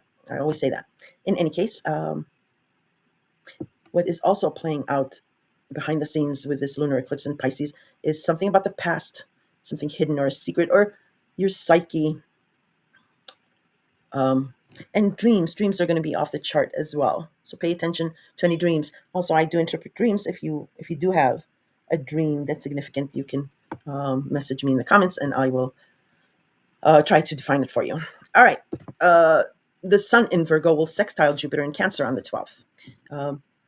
Sun being in Virgo, it's illuminating your 4th house of home and family. It's your annual review here of what's been going on for the last year, and moving forward, what you want to change or do about that. Now, whatever is being illuminated here for you and others to see regarding your home and family, either one aspect or the whole picture, is giving a very supportive aspect to this expansion you're having, or will be having, in regards to your 2nd house of job, income, or your value system. So there's a support from home and family to your job sector or value system that's taking you a step higher and opening up more opportunities in your 2nd house. On the 13th, we do have Mercury Cazimi in Virgo. And Cazimi simply means a conjunction between a planet and the sun. And in this case, it is your ruling planet, Mercury. conjoining the sun in Virgo. Um, and usually Kazimis are 1 day type of a deal. So pay attention to the 13th, to whatever conversation, agreement, texting, phone call, email that comes up that is going to illuminate something very significant about your home and family. All right. That's what's going on with the Kazimi. Now, on the 14th, we do have a last quarter moon in your sign, Gemini. And last quarter moon simply, they signify the beginning of the end. And this is actually sitting cosmically well with Uranus retrograding in your sign. Um, so whatever started with the new moon in your sign, and with this Uranus liberation of how you are seen and how you want to be seen, um, it is coming. There's an aspect that's coming to an end about you. So, for example, if you were an introvert and Uranus coming into your sign in July gave you that boost, maybe in a shocking way, that liberated your profile or how you want to be seen. Um, this last quarter moon is signifying the beginning of the end of your old self, of being an introvert, for example. So look to the 14th for that aspect. All right, and on the 15th, Venus in Leo sextiles Mars in Virgo. And Leo for you is your third house of communication, commuting, communication devices, modes of commuting, siblings, cousins, extended family, very close knit social network, or social media. That has been having the blessings of Venus. So you might have been getting money from these sources, or some kind of a notoriety or diplomacy, whatever kinks or troubles that you may have been having in your third house. Venus has been smoothing this out here. Or you could have met someone um, very, very magnanimous, very proud, fiery, maybe even compassionate in the last few weeks. And there you might have hit it off. Now, in the background, something about love, romance, children, or creativity is playing out here. So again, it might be someone you met that you're attracted to. It might have to do with your child. Maybe something's great is happening with them locally. Maybe they're being recognized in school, or there might be an announcement of a pregnancy or hoping to get pregnant. Um, or it might be about work in a creative project, taking it to the next level of some kind. In any case, whatever is going on with your third house and Venus, uh, whatever the endeavors that's going on here is giving a supportive aspect to the to whatever you're doing with your home and family, because there's intensity with your home and family, as I mentioned before, because it's Mars that's going through Virgo. So if there are problems, maybe with parents here, your third house is helping here. Maybe it's relocating your parents. Maybe you're helping them with renovation, and you find the perfect contractor or something. And that's just one example. Um, or if it's about your children, um, your your parents, your home, your family may be helping here, because there's some tie-in. There's some kind of helpful aspects between your two houses, your third house and your fourth house of home and family. All right. Let's see, I'm just reading my notes. Sorry. Yeah, I covered that. Okay. On the 17th, Mercury, again, your ruling planet, which is in Virgo, your fourth house, will oppose Saturn in Pisces. So remember, Saturn is back in Pisces and has the restrictions back in play, and it's retrograde, so it's not as intense. Pisces is your 10th house, but what you're discussing or agreeing or disagreeing with your home and family, excuse me, sorry, um, on the 17th, that conversation, that agreement or disagreement is coming to an opposition to your 10th house of career and status, because you have a restriction that's back up again. Okay. So it might be something like you're talking about a renovation of your home or your parents' home or whatever. But going forward with that, you might be waiting on a raise or a recognition of some kind in your job with your 10th house. But you have a waiting time. So renovations have to be put on hold. So the opposition can work in that way. Otherwise, like I mentioned, 10th house with authority figures, it could be your parents. So whatever discussion you might be having with your parents or with your own family, like your wife or husband, um, it is it's being opposed by this authority figure, and it might be your parent or a boss or a husband or a wife. I hope you're getting what I'm trying to get at. If not, you can leave a question, and uh, I'll clear it up more. Um, but Mercury again is your ruling planet, and it's always going to be on your side. Um, so whatever issues there might be going on, you'll be able to smooth it out. But you won't be able to go around Saturn. Saturn is all about um, learning the lesson and no shortcuts. So patience and discipline is what works with Saturn, and it's only for a few more months as well. All right, on the 18th, things start to lighten up because Mercury enters Libra. And sorry, I'm doing something. All right. Yes, and Mercury, your ruling planet, enters Libra. And this is very nice for you, a double whammy, because Libra is your fifth house of love, romance, children, creativity, um, pets, and gambling. And Mercury is your ruling planet, like I said. And Libra also natally rules the seventh house of partnerships and agreements. So, very lovely here. Gift of gab with and through your fifth house. So, pretty awesome. Yeah, pretty awesome because you're going to be talking, texting back and forth, back and forth. Ideas are going to come, creative ideas, very, very nice. If it's about your children, it might be about, back to school and getting all that set up. Or if it's about your work, creative projects. Otherwise, you could be meeting someone very, very talkative and like-minded because it's Libra, air sign, just like you. But on this, as soon as Mercury enters Libra, it will oppose Neptune in Aries. And Aries is your 11th house of friends, groups, associations, memberships of any kind. And also your hopes, wishes, and dreams of how you want to be seen amongst these people. Now, Neptune has, very recently come into Aries, and it's only at 1 degree still. Um, so there's this longing, this desire in regards that you have in regards to your 11th house. And whatever ideas are coming about in your fifth house, it's opposing it. Now, oppositions don't have to be bad. Oppositions are actually really good because you know where both sides know where they stand, and you can move forward from there. I I will mention that there is a sliver of you um, that have been having maybe dreams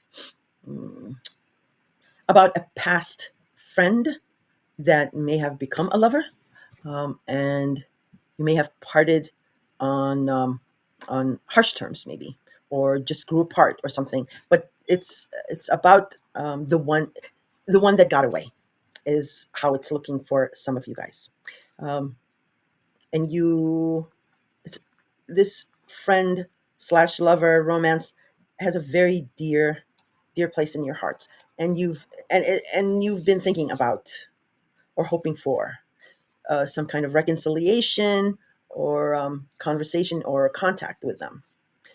As much as you want that, you fear it as well. This is for a very small sliver of Geminis, but this is playing out in the background for some of you. Otherwise, for other ones, it's just new relationships, new romance interests, or children or creative projects. If you have any questions on that, you can leave me a comment. On the 19th, very, very beneficial for you. We have a grand air trine. Mercury, your ruling planet, in your fifth house of romance, trines Uranus in your sign. Mercury in Libra trines Pluto in Aquarius. This is very lovely, Gemini, especially Mercury in Libra trining Uranus in your sign. So, whatever changes that have come about in reference to your profile or your physical self is being talked about and noticed by or through lovers, children, creative endeavors with people, or what have you, as well as trying to your endeavor in your ninth house of higher education, um, foreigners, foreign lands, foreign travels. You might have met someone that you have been traveling. Most of you have been traveling, um, and you've met people that you're syncing with very nicely. and this trine is reiterating that connection you have. Or some of you are being encouraged to higher education, some kind of a certificate or something of that sort, or publishing. It could be publishing or remote work because the World Wide Web is up in here. And then Venus enters Virgo. So all the problems you may have had with home and family, now it's going to see the benefits of Venus's diplomacy, love, and fortune. Also, with Venus entering Virgo, um, you might have a maybe a female woman coming to stay with you, or maybe with your parents, or your in your home. It might be a sibling, again, female who may be a Virgo. The other thing I wanted just to mention is that Venus doesn't really do that well in Virgo, because Virgo is all about details and zeroing in, very precision. It can be harsh sometimes, and Venus is all about diplomacy and smoothing things out, and so yeah, it has a hard time in Virgo. So for those of you who will say, "Oh, you said Venus entering Virgo is going to smooth everything out with home and family, and the opposite happened," blah blah. Yeah, that can happen for some of you because Venus in Virgo is very discerning.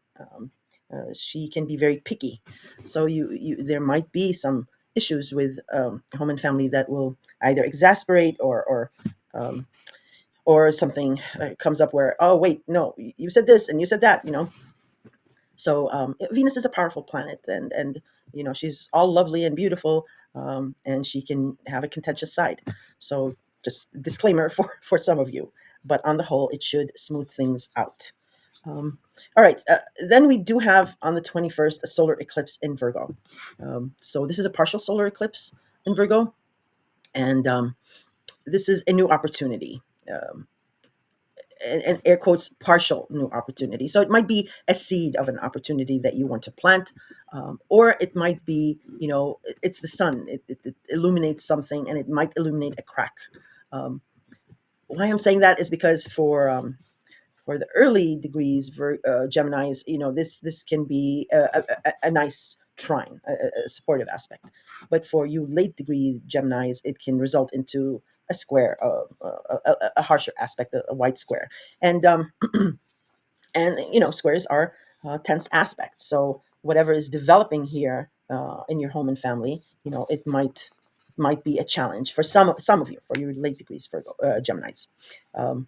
For others, like I said, it can be a beneficial new opportunity.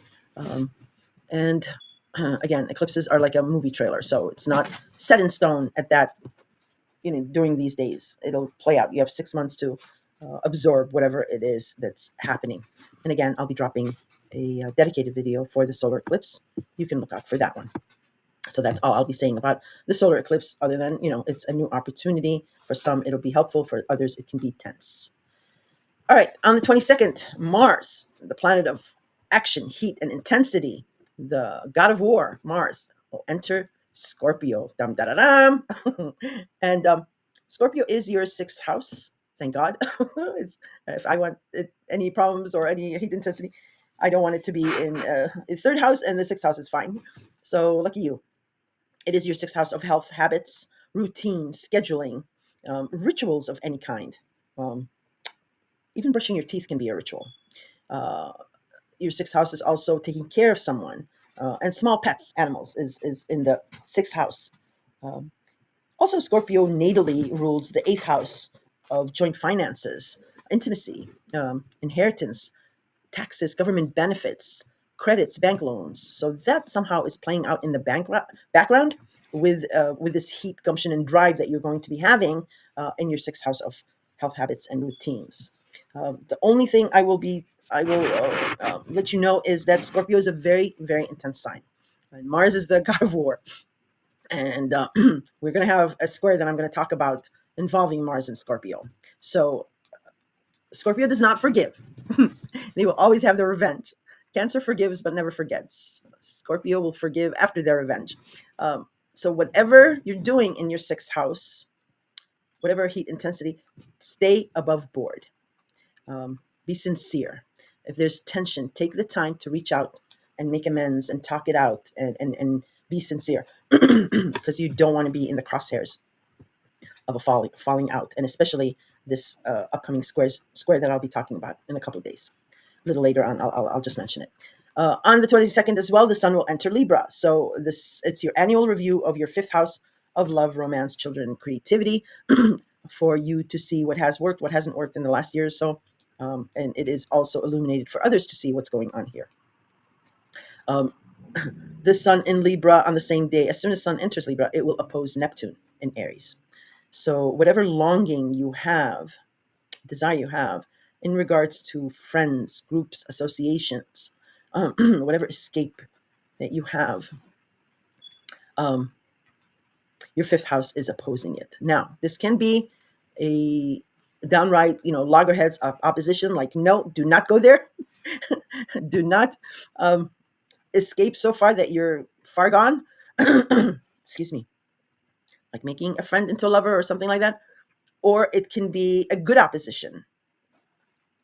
I've yet to describe how to find the right words to describe how oppositions can be good, but I'll try. It's what's being illuminated in your fifth house, opposing Neptune and Aries, can be that manifestation. So this longing, this desire you have regarding your hopes, visions, and dreams, or even friends or groups, will result in this romantic endeavor or creative project with an opposition. Uh, Opposition is either my way or your way, and one way will be picked. Um, so, and both these houses um, are not are not hard to your sign. One is an air sign, your fellow air sign, Libra, and one is a fire sign, Aries, which is very compatible with air. So both these sides of the equations are okay for you. And this opposition can result in some dream coming true.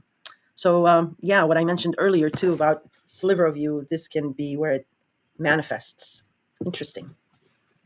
All right, on the 24th, this is the one,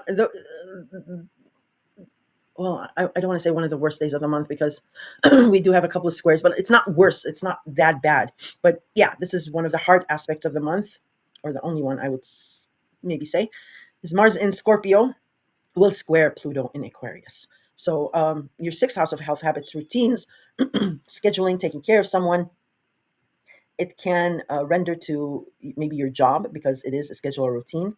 Um, and in the background, Scorpio rules um, very intense eighth house of intimacy and loans and credits and taxes and government and all that will square Pluto in Aquarius. Aquarius is your ninth house of higher education, foreigners, long distance travel, publishing, and the World Wide Web.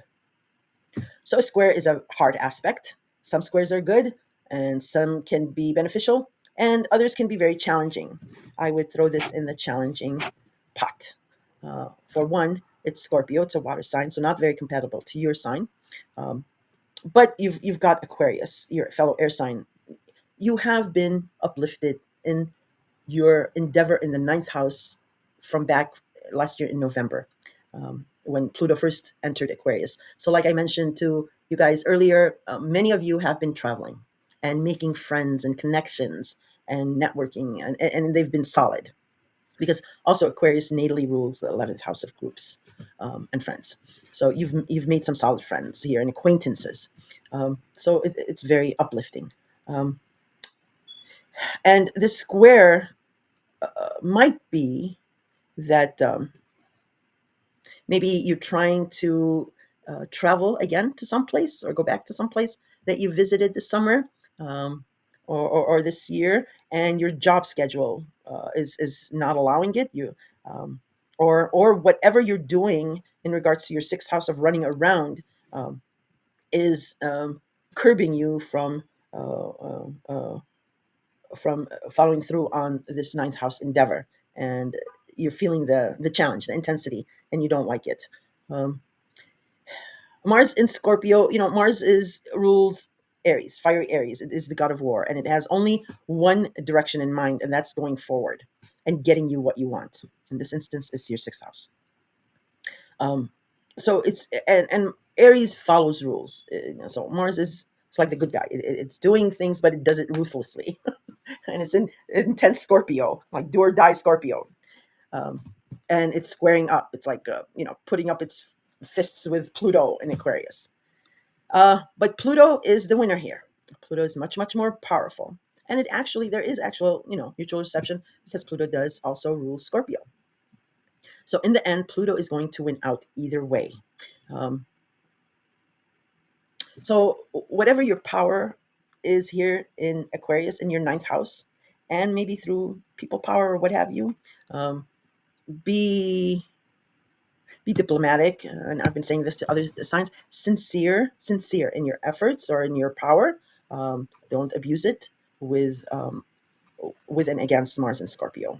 But just knowing that Pluto is more powerful, you can, whatever tension that comes up in your sixth house, you can discipline is the key for Mars and Saturn. Have discipline and patience and sincerity, because you don't want to get caught in the middle of this fight between Mars and Pluto. I hope I explained that. If you have questions, you can leave it in the comments. Then on the 29th, we do have a first quarter moon in Capricorn. And Capricorn is your eighth house of joint finances, the mortgage, credits, loans, the taboo, secrets, the past. And Capricorn is also a business sign, a government sign, a very pessimistic, methodical, slow moving sign, but usually upward scaling, social scale climbers. So it is your eighth house, and whatever you need to achieve in your eighth house, you want to do it slow, methodical, and businesslike. And this first quarter moon, there's a hint of a new opportunity or a developing opportunity here. And if you take the business approach to it and not a personal, emotional stake in it, it'll work out better. Capricorn does not do emotions. Capricorn doesn't care if your feelings get hurt. A very, very compassionate sign, Capricorn, and cares a lot, but it's all about business and it's not personal. So just keep that in mind. So that's how the month ends. And again, there will be 2 dedicated videos that'll come out very shortly about the total lunar blood moon eclipse in Pisces and a partial solar eclipse in Virgo. So look for those. Hopefully you're subscribed and you will get notified. Otherwise, if you have any questions, leave them in the comments. And before you exit, give me a like, please. It helps my channel. All right, take care, Gemini. I'll talk to you soon. Well, hello, Cancer. Welcome to your September 2025 horoscope. I do have the planetary alignments, aspects, and degrees in the very beginning of the video, so you can take a snapshot of that and follow with me as I break down the month for you. All right, so Saturn has been retrograde, and it has now retrograded back all the way into Pisces. Pisces is your ninth house of higher education, long distance travel, foreigners, publishing, and the World Wide Web. Philosophy is also included in that. Pisces also natally rules the 12th house of secrets in the past, spirituality and faith, taking care of someone. So that is somehow playing out in the background. But the restrictions are back. That's what Saturn is about. But it's only for the next 6 months. But it's rooted in the restrictions that you encountered in early spring of 2023 through to spring of 2025, when Saturn then left Pisces, your ninth house, and entered Aries. So this can be about some unfinished business here. It can be about reconciliations or closure, or endings or separations of some kind. This can also be about maybe you had a plan to relocate or travel in regards to a foreigner, maybe. So if you had plans, the restrictions are back, and your schedule or their schedule might not work out for now until something is taken care of. Maybe it's about a passport. Maybe it's about a restriction of a visa. Maybe it's about a living space that's not confirmed, or what have you. Or it can be about higher education, that maybe you need to get recertified or get a certification. Or maybe it's about, just filing for your transcripts, or taking an extra class that you missed, and so on and so forth. So, like I said, well, maybe I haven't said, but Saturn's transit, the first year is usually the most difficult. The second year is trying to balance everything. And the last 6 months of Saturn's transit is usually easy. It's not as difficult, um, but yet again, it's still restrictive in some cases. So it's just the dotting of the I's and the crossing of the T's.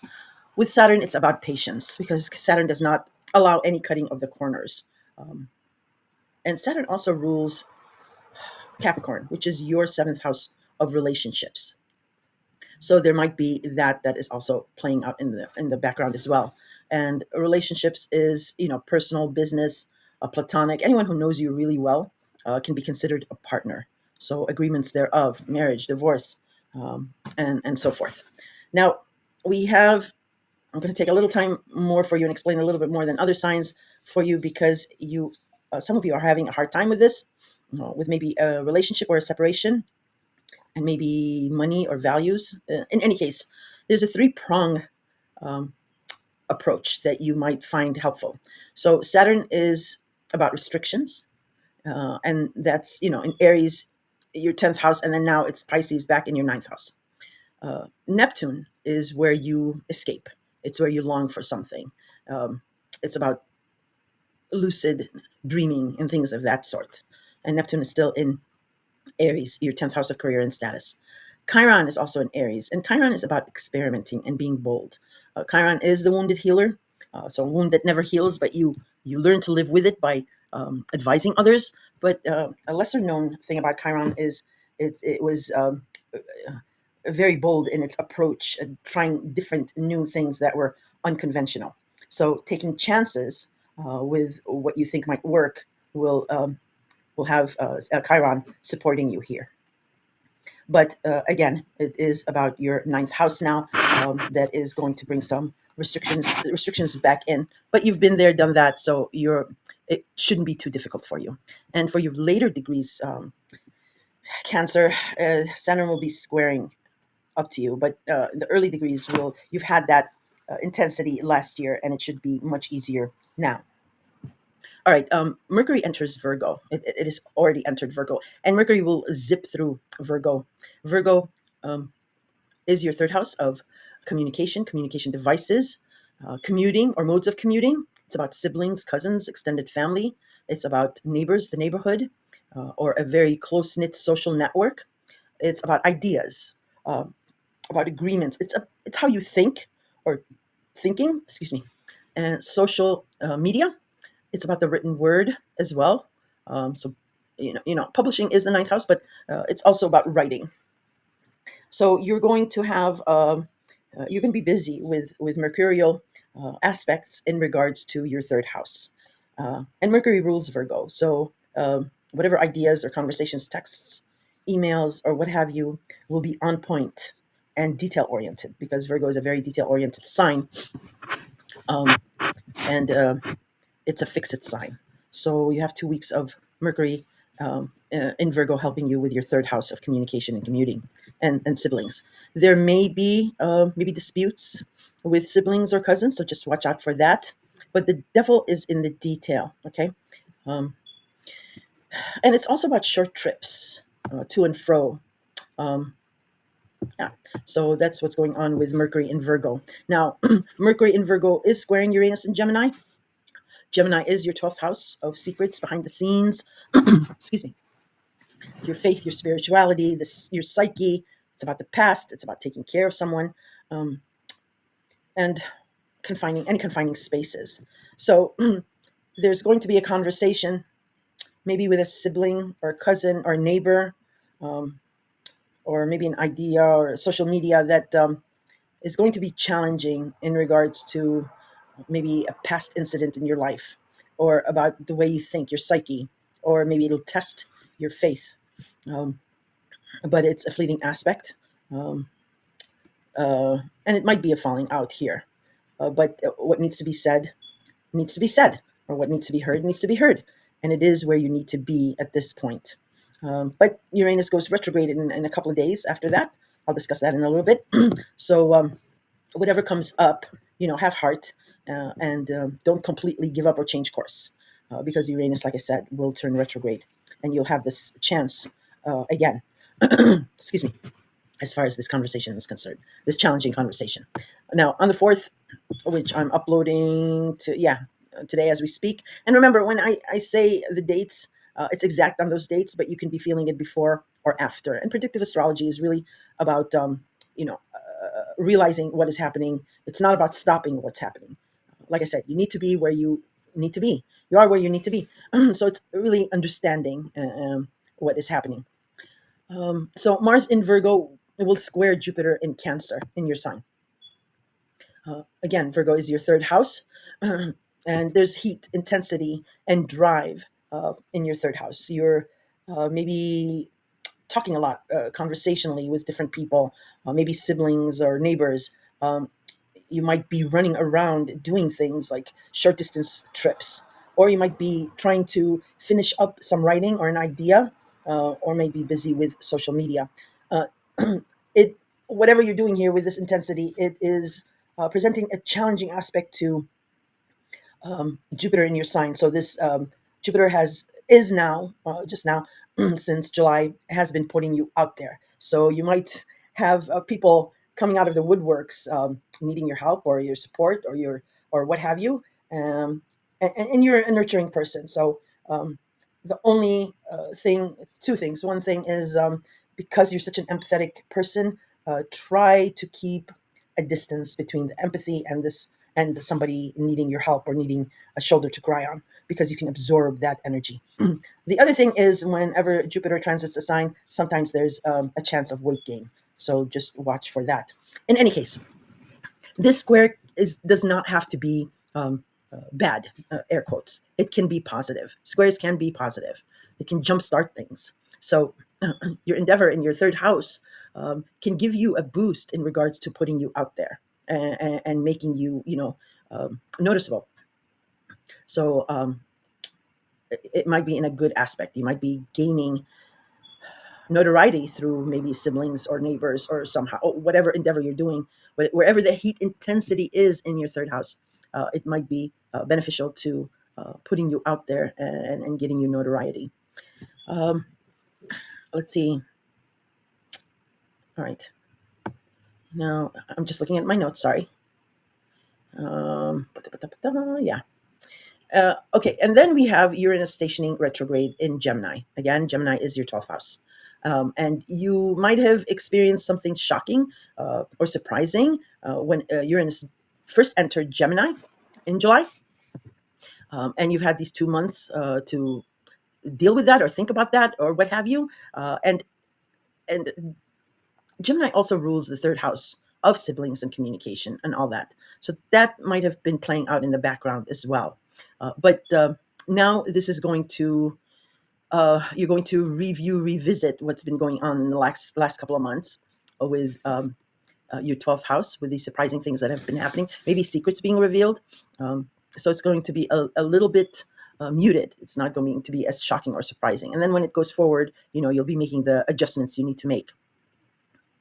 The last thing I'll just mention is just pay attention to these few days as you may have an epiphany regarding your 12th house, because whenever a planet stations, we do get some kind of epiphany or a behind the veil reveal. Okay. On the 7th, here we go. The famous eclipse season starts. So a lunar eclipse in Pisces, your ninth house. Um, and this has its roots or familiarity. Oh my God, I can't say it. Back to the lunar eclipse in September of last year in Pisces. So it's something of the same theme. And you probably already know what it's about, but this is a basically a full moon on steroids is what eclipses are about. And you are ruled by the moon. So you have support here. A ruling planet is always looking out for you. Um, so you have protection here. But it is something will be eclipsed in regards to your ninth house. And it might be finishing up a publishing project or a graduation or applying for credits or a certificate or a completion. You might be finally here getting your visa or getting an okay to travel, or it might involve something about a foreigner that you've been investing in this time. Um, Remember, eclipses, I liken them to movie trailers of a movie that'll play out in your life for the next 6 months. So pay attention to what's being said, what's being done here, as the ending, the finality will happen in 6 months' time. And eclipses pronounce what is weak or on weak footing. Now, it doesn't necessarily mean that it's an ending.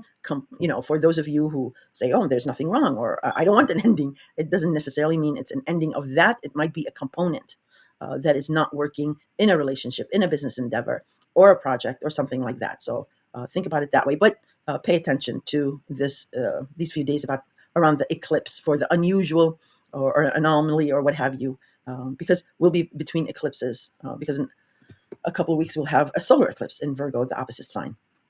So yeah, pay attention to these weird little signs that you'll be seeing. And that's all I'll be saying about the eclipse. Just know it's about your ninth house. And because I'm going to be dropping a dedicated video for the lunar eclipse shortly, as well as a dedicated video for the solar eclipse. Just remember, I always say, I don't care how full the moon is, how much it's on steroids, full moons and eclipses conceal more than they reveal. And since it's in the very emotional sign of Pisces, your fellow water sign, it can be very emotional, especially since you're a water sign as well, and your ruling planet is the moon. So try not to make any life-altering, hard decisions during the eclipse, a few days before, during, or even up to a week after, because emotions are high. And like I said, things are concealed really more than they're revealed. So you don't want to be making hardline decisions blindly like that. Give yourself and others some time for the emotions to calm down. And look for the dedicated video to get a better clue. Also, listen to your moon and your rising sign to narrow down what to expect. All right, on the 12th, we will have the sun in Virgo sextiling Jupiter in Cancer.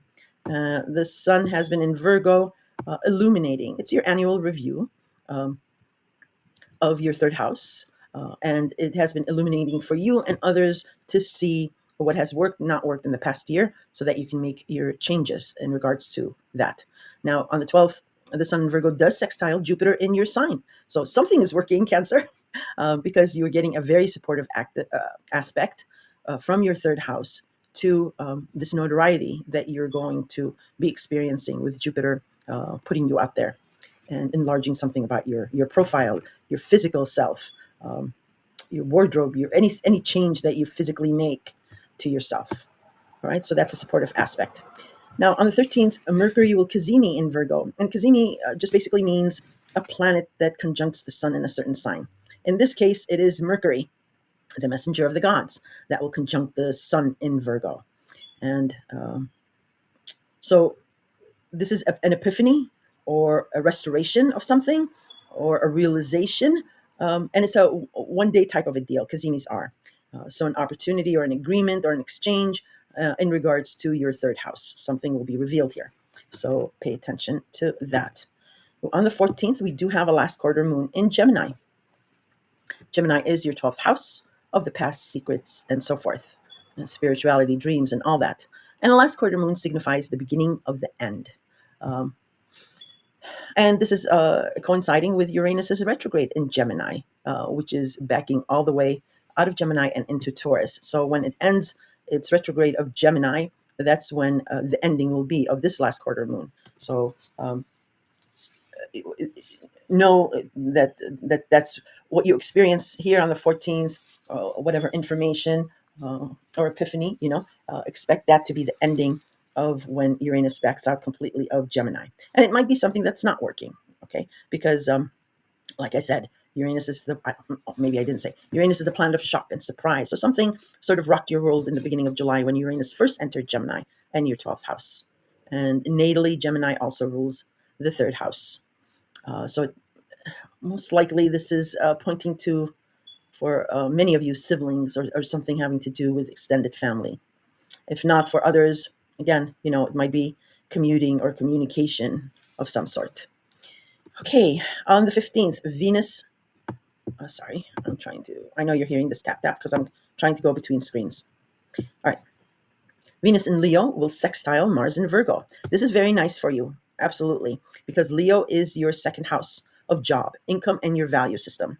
So the kinks that you were having, the problems or issues that you were having in regards to your job or income or value system, Venus has been smoothing this out, um, and restoring it. Maybe you've gotten a raise, maybe you've come into some extra money, and it could be related to creative project, maybe a child, a children, or maybe even a romance. Um, Maybe gambling, hopefully, hopefully not. But yeah, whatever you've been experiencing on the beautifying scene of your second house of job and income. Maybe you got a new job or a raise or promotion, or maybe a business endeavor, maybe something creative um, came on, or was realized, and here it's sextiling Mars in Virgo, so it's lending a very supportive aspect to the endeavors you are currently leading in regards to your third house. You might be you might be getting a new car, maybe, um, or um, yeah, purchasing a new car, or maybe a new device, a communication device, something with your social media, or siblings, and what have you. Hmm. Let me just see. I'm just looking at some details. Yeah, no, you're fine. Okay, on the 17th, Mercury in Virgo will oppose Saturn in Pisces. So this is one of the hard aspects this month. So your communication, texting, conversations, ideas in regards to your third house, whatever is being spoken or thought of, will be opposed by some type of a restriction because of your ninth house of higher education, traveling, publishing, and so forth. So this might be just a kink or a detail that needs to be resolved, um, and thought through in your third house before you can pass this restriction or this test you're having in your ninth house. Again, it's Virgo. The devil is in the detail, and Mercury rules Virgo. So, you know, Mercury here is in the right. Um, However, Saturn is still about lessons and not doing shortcuts. So there's something going back. You're going back and having to take care of a detail in your third house in order for this Saturn restriction to be lifted. It can play out that way. Okay. Then on the 18th, Mercury enters Libra, leaves Virgo and enters Libra. You see, Mercury is whizzing. It's Mercury is fast as it is, and now it's like whizzing through science. Um, so now the discussions, the agreements, disagreements, the ideas, the talking, texting, all that will start in regards to your fourth house of home, family, your parents, your physical living space, um, your country, your clan. It's your patriotism here. Um, and Libra rules all types of relationships: personal, intimate, business, platonic, and so forth. So let the talking begin here. And it might be about a renovation, a move, a separation of assets, maybe, or a merger of assets in regards to real estate. Or it can be about parents, something about their life that you're trying to discuss or take care of, if you are at that age, to take care of parents. As soon as Mercury enters Libra, it will oppose Neptune in Aries. So, again, Aries is your 10th house of career, status, authority figures, um, volunteering, or philanthropy of any kind. And authority figures can be parents, partners, bosses, anybody who has authority over you. So you've been experiencing this kind of escapism, or a longing or a desire of your career and status to look a certain way, to portray you a certain way, because Aries is all about the image. And whatever you're talking about or agreeing or disagreeing in regards to home and family, um, will sort of be, a party pooper kind of opposition, because there's this longing in regards to your 10th house. And don't be like disheartened, because this opposition doesn't have to be negative. I mean, it can seem negative, but it'll show you where you can improve, let go, or add on to achieve this dream that you're dreaming about your career and status. Okay. Now, on the 19th, Venus will enter Virgo. So, whatever um, disagreements, maybe details that were missed, whatever kinks that you had in your third house, now Venus coming in here will start smoothing things out. Maybe attracting money, fame, or some kind of diplomacy. It'll be the gift of diplomacy that Venus will be bringing to your third house. Venus doesn't really like being in detail oriented, sometimes anal about details. Virgo, so it has its work cut out for it. Venus does. In that aspect, Venus is a powerful planet, and yes, it's very diplomatic, brings money, fortune, and fame. But Venus can also, I don't want to use the word, because some of you might get mad, but Venus can be contentious. Yeah, there's another word I wanted to say, but I'm not going to say it. But Venus being in your third house might bring another layer of intensity to your communication. So, in order to avoid any harshness that Venus might walk away from, just try to be diplomatic about it, about your. And you have no problem with this. Cancer, you're a nurturing sign. You can be very a smooth talker. You certainly can. But when push comes to shove, sometimes you can say exactly what's on your mind and not be very flowery about it. So yeah, just try to work with Venus's diplomatic measures in as far as your third house. But it will definitely be blessing your gift of gab here. And it might be with siblings or neighbors. It's going to start smoothing any conversations that you might have had that maybe ruffled some feathers. Okay. And Venus, oh, that's what I wanted to say when I said Venus can be contentious, is it Venus in Virgo can discern the righteous from the tricksters. Um, but in noting that, just be diplomatic, sincere but diplomatic, and Venus will be helping you with that. All right, on the 21st, now we come up to the partial solar eclipse in Virgo. And a solar eclipse is about an opportunity, a new opportunity, and it is a partial solar eclipse. So it's maybe the seed of an opportunity that you are going to be planting.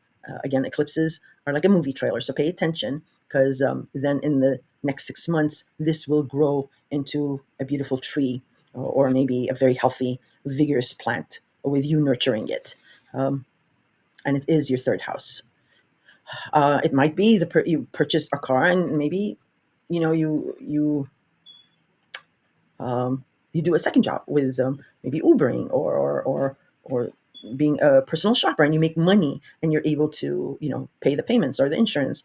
It's just one example, but there's an opportunity here.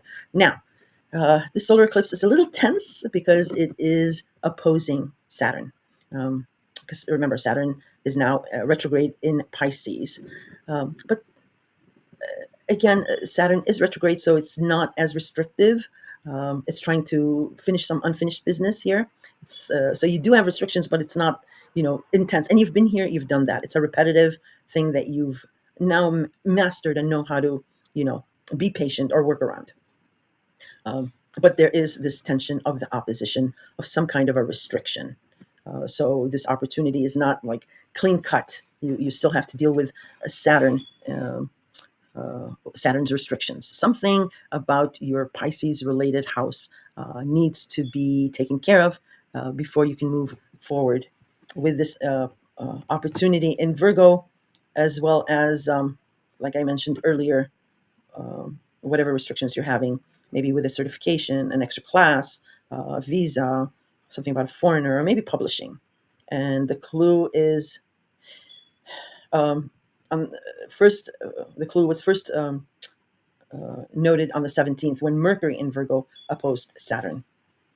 So yeah, see what happens on the 17th, and it will give you a clue about the opposition of this solar eclipse in Virgo.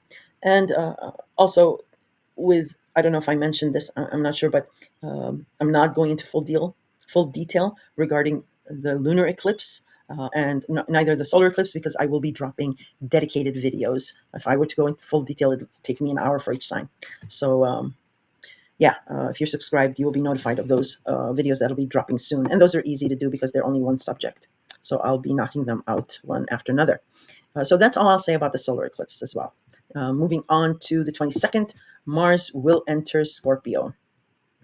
And then the heat, the intensity, the drive will be in regards to your fifth house of love, romance, children, creativity, pets, also gambling, as in casino gambling, and or the gambling you take, the gamble of life. The fifth house is the house of fun, lighthearted fun, and romance. It's not a contractual um, contractual marriage house like the seventh house. Um, so let the romance begin. uh, for those of you who have just met someone, you will have this intensity, this heat, this drive of getting to know each other much more intensely. Scorpio is a very intense sign. It rules the eighth house of intimacy, um, and things like that. Um, so the heat and drive will be in your fifth house. If it's about children, also, it can be about figuring out, uh, maybe figuring out their, maybe something's going on with them personally that you're going to be involved in helping them work through. If it's about younger children, um, it might be about a pregnancy, maybe, or planning a pregnancy. Um, It might be a relationship, a romance that's taken to the next level, because Scorpio is about commitment. It's a do or die kind of um, sign. And Mars here putting on the pressure and the heat. It might be, yeah, forward movement and excitement in regards to taking it to the next level. Might be that. If it's about a creative project, if you have been sort of dry in that end, your juices will start flowing in regards to creative projects, ideas, but ideas will be met with vigorous action in regards to creative projects. So that's very good. That'll give you the heat and drive. Um, or maybe it's about pets. You'll start taking care or notice more of your pets, maybe. Just be careful with gambling. Uh, you know, Scorpio's intense. And or a gamble you may take on a life situation. All right, so yeah, for the next couple of weeks, you'll be seeing the intensity in your fifth house, which is nice for you, especially for you single Scorpios or Cancer. You'll be experiencing a lot of intensity in the romance section. Even for you partnered ones, like I said, might go to the next level. All right, on the same day, the Sun will enter Libra, and so it's your annual review of your fourth house of home, family, parents, and so on, and what has been working and what has not been working. And it is illuminated for you and others to see. Again, Libra rules all types of relationships, and it's about harmony, diplomacy, and balance, um, which is good. Sun in Libra, however, will oppose Neptune in Aries. Aries is your 10th house. So whatever realization your that's being illuminated in regards to your home and family year, it opposes to your this desire you have in regards to your 10th house, or this escapism that you're taking to your regarding your 10th house. Maybe your home and family or parents will um, just make you aware that maybe you're going too far with a dream or a longing. All right, but just watch to see what it is. On the 24th, Mars in Scorpio, dum, da, da, dum, will square Pluto in Aquarius. So this is the second hard aspect this month, and this is quite intense. I say that some, all squares are not horrible, evil, um, but they're challenging, and this might be challenging. Uh, Even though Scorpio is your fellow water sign, so there's there's empathy here, though.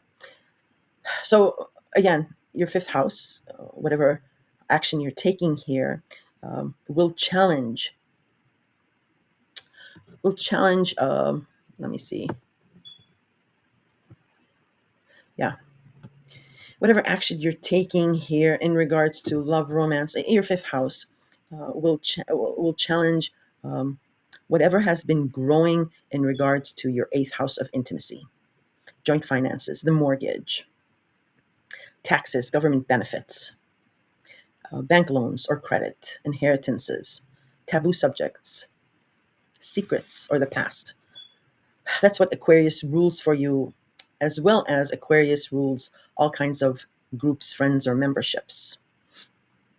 So, so you have power in regards to your eighth house because Pluto is giving you that power. Um, it might be, it might be challenging, might have been challenging because Aquarius is an air sign and you're a water sign, but still, Aquarius is very uplifting and Pluto is very powerful. Um, so you have power here. And there is mutual reception. Pluto does rule Scorpio. But so this can simply mean that romance is taken to the next level. Um, this might be this might be about a commitment, an engagement, or setting the date. Because squares do not necessarily have to be bad, but there's a challenge here. There's something of a challenge, and don't forget Pluto is retrograde too. So there's a review you're doing in regards to the eighth house. So it might be your fifth house is demanding some kind of a commitment, but when you're looking at it long term and in regards to the eighth house, there's still something in review or in flux that you want to, master before you give this commitment. And that is sitting well in as far as Mars is powerful, it's the god of war, and Scorpio is a very intense sign. Take no prisoners, never forgives. But Pluto is much stronger. Pluto has this quiet confidence that can be disconcerting at times. So you don't want to cross Scorpio, but and Mars rules fiery Aries, and Aries, follows rules and is on the straight and narrow. So Mars in Scorpio here is right, but the challenge to Pluto and Aquarius, Pluto doesn't care. uh, Pluto knows its power, and it is more powerful than Mars. So here, this square is challenging you to be diplomatic, sincere, and above board in as far as your power in your eighth house. That's challenging this action in regards to your fifth house. I hope that makes sense. If it doesn't, or if you're confused, you can drop me a comment and I'll try to explain it more. But simply to say that you're taking some kind of action through or it's coming from your fifth house that will challenge what that will challenge this power or knowledge you have in regards to your eighth house. And it might not be about you, it might be about a child and navigating that, or it might be about finances. Scorpio also has something to do with finances. So look to the 24th for that challenging aspect. And the month ends with on the 29th with the first quarter moon in Capricorn. Quite important for you, Cancer, because Capricorn is your seventh house of contractual partnerships. Again, personal, intimate, business, anyone who knows you really well can be considered a partner. The seventh house also rules open enemies. You know them, you can see them, and all that. So this first quarter moon is about a budding opportunity, mostly positive. Uh, and I say mostly because if it is negative, quote unquote, the one thing I want you guys, and I've been saying this to all the signs, is do not take it personally. So when they say it's not personal, it's business. So there's if it's negative, whatever this partner is deciding, or deciding for you or whatever, know that they're compelled to do that. It's business. It's not personal. It's not because they're deliberately doing it to harm you because they don't like you. That's not it. It's just the rules apply as such because Capricorn is a business sign. It's a government sign. It's methodical. and sure-footed, uh, but it's not cruel. It's not ruthless. It might seem unfair, but it's actually very fair. So keep that in mind, whatever side of the equation you're on. If you're a benefactor or maybe not in whatever this opportunity is coming about through or from a partner. Remember, Capricorn is your opposite sign, so the energy is coming at you. So just to remember, it's not personal; it's business. So that'll help you emotionally engage more professionally rather than more emotionally, because you're an emotional water sign ruled by the very emotional moon. Okay, so that's why I wanted to emphasize that. So that's how the month ends, Cancer. If you have any questions, you can leave them in the comments. And if you're subscribed, you will be notified about the two dedicated videos that I'll be dropping soon for the eclipses. And on your way out, if you can leave me a like, that would be excellent. I will talk to you soon. Hello, Leo.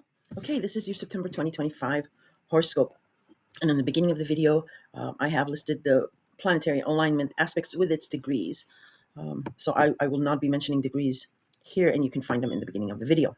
All right, so we start off with September, seeing Saturn retrograde all the way back into Pisces for some unfinished business, maybe reconciliation, closures, separations, endings, or what have you. But it has the restriction, because Saturn is about restriction, has its roots back in early 2023 through spring of 2025. Pisces is your eighth house. It's your money house, but the eighth house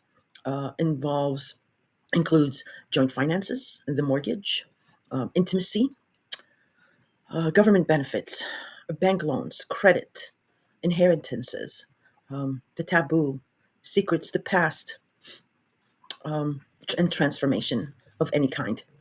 And Pisces natally rules the 12th house of secret spirituality, faith in your psyche, and the psyche. So that is playing out in the background. So the restrictions are back, Leo, in as far as your eighth house is concerned. And this is about money. And the joint finances of it. So whether someone is handling your money, or you're handling somebody else's money, or a combination of the money, but there's these restrictions that you're going to deal with again. You want, and you thought you were over this, and you want to move forward with a project or endeavor, but money seems to be the problem, and that is due again to Saturn. Only 6 more months left of this, and it's not as intense as it was back in 2023. You have support here still, but with restrictions. And this is also affecting somewhat your sixth house of health habits, routines, and scheduling, because Saturn rules Capricorn, and that's what Capricorn is for you. All right, how to deal with these restrictions. You have Neptune in Aries still. It's retrograding, and it'll retrograde back into Pisces as well. But Neptune is where you escape, where you can dream and envision things. So Aries is your 10th house. I'm sorry, your ninth house of travel, higher education, and all that. And Chiron is also in Aries, and Chiron is about experimenting and being bold.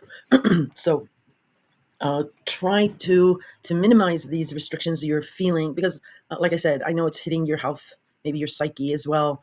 And you have this opposition from Pluto in your partnership house, so it's taking a toll on you. And how to minimize it would be for your dreamscape that you are, enjoying, maybe most likely with something in regards to the ninth house of higher education and travel or publishing, and being bold and experimenting with your ideas in that area. So that's one way of minimizing the pressure. The other way, of course, is if you're enrolled in a gym, or you're able to do a treadmill or walk. That's wonderful. If you can't, walking really relieves a lot of tension and build up stress. So keep that in mind as Saturn retrogrades back through Pisces and restricts your eighth house again, because Saturn is, this last 6 months might be a little bit easy, but it's still a restriction nonetheless, because Saturn will not accept any shortcuts. Okay. Now, on the second already, Mercury has entered Virgo. So, Virgo is your second house of job, income, and your value system. As well, Virgo rules the sixth house of health, habits, routine, scheduling, taking care of someone. So that's playing out in the background. But you have been talking, texting, phone calls, emails, conversations about a job, maybe income, maybe a raise, or it could be about values.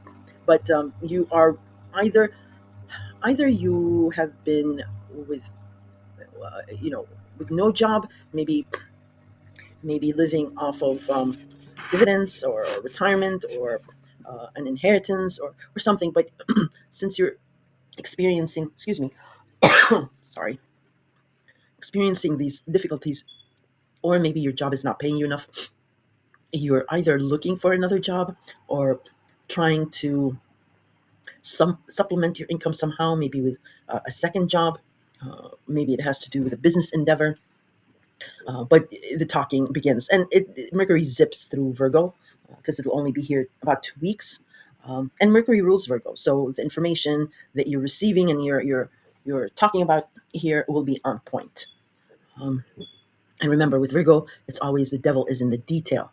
Um, so crossing your T's and dotting your I's is what it's all about. Excuse me. Now, Mercury in Virgo will square Uranus in Gemini, or it's already has done that. So a conversational or agreement, maybe a fallout where something is turned on its head or completely changed. But Uranus will be retrograding in Gemini. Also, Gemini is your 11th house of friends, groups, and associations, any memberships of any kind. So when Uranus first entered Gemini in the beginning of July, something shocking or surprising might have been revealed about a friend, maybe a group of some kind, and you've been exploring that for the next 2 days. But Uranus will station retrograde in Gemini on the 6th.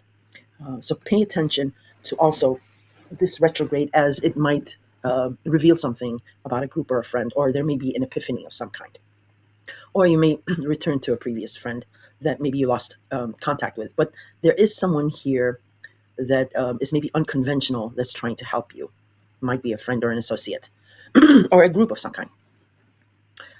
So this square that I was talking about, like I said, it's a square is a challenging aspect, and it might be something that's turned on its head. But don't completely give up, because Uranus is stationing retrograde, and you will get a second chance with when it goes forward to take the conversation in a different direction. Now, Mars in Virgo, so again, it's your second house of job and income, and it has been in Mars has been in Virgo for the last week or so, couple of weeks. So you have this heat, this drive about a job, a position, income, or your value system that you've been working on. You might be sprucing up your resume. Like I said, it might be a second income stream that you're looking for, or maybe you want to change positions or change jobs or supplement your income or get a promotion. But you have this gumption, you have this drive. There is heat that's giving you energy in this sector, um, and it is squaring Jupiter in Cancer. This square for you is good. Squares can be challenging, but they can also be very beneficial. They can jumpstart things that have been stagnant, or maybe you're waiting on something. But Cancer is your 12th hidden house. It is about the past, secrets, your psyche, faith, and spirituality. It can also be creative. Uh, so, something in this area is very beneficial for you. Your alone time. Um, the more you're alone now, the better you'll have a grasp of things and being able to be organized and rejuicing your psyche. Because many of you have, Pluto opposing you in your partnership house. So many of you are dealing with a difficult partner or a difficult partnership. Some of you have already broken a partnership. You either have left or they have exited. Another sliver of you are wanting to leave, but you just can't because of this, a money situation, or maybe a family situation, or maybe a living situation. But you know it's not the way to go. So so that and that's why I'm saying your 12th house here is going to help you, because your psyche, your confidence is taking a hit, uh, and that's very very rare for Leos. I mean, maybe a small number of you are dealing with that, but most of you are pretty confident. And no, it's not you specifically. Um, you know, it's the situation rather, but a sliver of you have taken a hit to your confidence. And that's why I'm saying Jupiter in Cancer. Jupiter is exalted in Cancer. It loves being in Cancer, and it blesses everything that is Cancer, especially because it's Jupiter. Uh, it's a benefic planet, so it's blessing your 12th house, and this will really help you with your psyche. If you are experiencing any confidence issues or depression or anything like that, uh, just be careful with any habitual or recreational use of drugs or alcohol, because it's still your 12th house and it is Jupiter. It can expand even problems or habitual use or recreational use. But here, this square from Mars in Virgo, your second house, uh, whatever you're endeavoring with intensity and heat regarding your second house, uh, will square something in Jupiter. So in your 12th house. So it might be, if it's a negative or challenging aspect, like I mentioned, it might be you're having a hard time finding a job, or you're not happy in your current job, or you might be wanting a promotion and the company is just not in the position to do that at this moment, or you're trying to supplement your income, and you, you might not be having a lot of success. It might be incremental success, because it's still success nonetheless, because it's Mars. Um, so that might, if it's negative, it might exasperate you wanting to retreat um, into your 12th house. And that's why I'm saying be careful of any uh, drug, whether prescription or over the counter, and alcohol use, um, because it can be, the challenge might be in that way. Or because you're having maybe difficulty finding a job, or income is scarce. um, it squaring again Jupiter in Cancer, uh, it might be naturally, you're unemployed, you have more time to be alone, so it's expanding again your alone time. But everything has a rhyme and a reason. If it's positive, and it usually is, um, it might be that being alone, working on something behind the scenes, uh, is beneficial to whatever you're trying to endeavor in your second house. So perfecting your resume, writing cover letters, or following up on callbacks or interviews or what have you. You need that alone time. Okay, so that's where it can work out in either scenario in that way. But hang on, hang your hat on your alone time. It is going to benefit you a lot. So Uranus is in Gemini, and it will be stationing retrograde on the 6th. Uranus is the planet of shock and surprise, and Gemini is your 11th house. Sorry, 11th house of groups, friends, associations, memberships of any kind. Sorry that I have this thing in my throat. Um, and something surprising, or maybe liberating, is happening through a friend, or maybe friends, or a group, or maybe you met someone very mercurial, that's opened your eyes, giving you ideas of some liberation. So this liberation is coming through friends or a group. So pay attention to when these few days, because whenever a planet stations, you get some kind of epiphany, message, or clue about what's going on with this friendship. But you will be reviewing how far along you've come with this friendship. And Uranus will retrograde in Gemini and back up all the way into Taurus, which is your 10th house of career, but I will be discussing that in later months when it does enter back into Taurus. But Taurus is your 10th house of career and status and authority figures, and it has something to do with money. between October and December, there is some kind of a financial boom or gain. So keep that at the back of your mind if you're feeling down and out about anything about money or a job. And we have the total lunar blood moon eclipse in Pisces. And an eclipse is basically a full moon on steroids. Uh, and it is a lunar eclipse. So Pisces, again, is your eighth house um, of joint finances and so forth. So something will be eclipsed here. It will be an emotional um, eclipse because it's Pisces, it's a water sign. And full moons, let alone eclipses, I always say, I'm from the camp that they conceal more than they reveal. So try not to make any hardline, life altering decisions in regards to your eighth house during the eclipse, a few days before, as early as today and whatever, and up to a week after. Because, emotions are high and something's being concealed. So you want to give yourself and others time and space before any hardline decisions are made. Eclipses are also, I liken them to like a movie trailer of the movie that will play out in your life for the next 6 months or so. So pay attention to what is going on, what is being said, what action is being taken in regards to your eighth house for the next week or so, as it will glean what the finale will be. Remember, something like a movie trailer.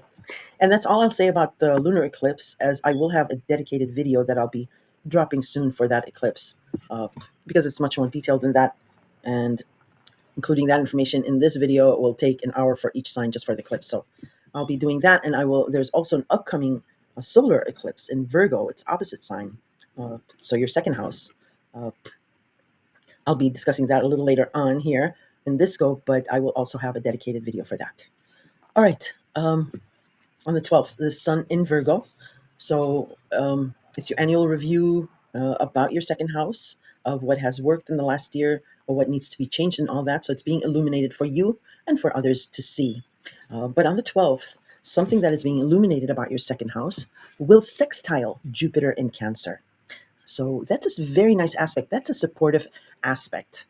Um, so how this can manifest is something that you notice that is revealed to you, that's illuminated to you regarding your second house, um, um, will support something that you're doing behind the scenes or in secret, or about creativity, because the 12th house can also be about creative endeavors. Um, and it's linked somehow to home and family, or maybe even your parents, or your physical living space. Yeah. Um, so you can be maybe something that you have an expertise in. Uh, you might start a social media channel and discuss that and build that up. And that can be like a revenue stream of some kind. Again, it's a sextile. It's about your second house and it's about your alone time or about something you're doing behind the scenes. So very nice here. All right, the 13th, Mercury will Cazimi in Virgo. Wow. Yeah, this month it's all about your access, money access houses. Pay attention to the 13th. It is a one-day type of a deal. The Kazimi simply means Mercury will conjunct the sun.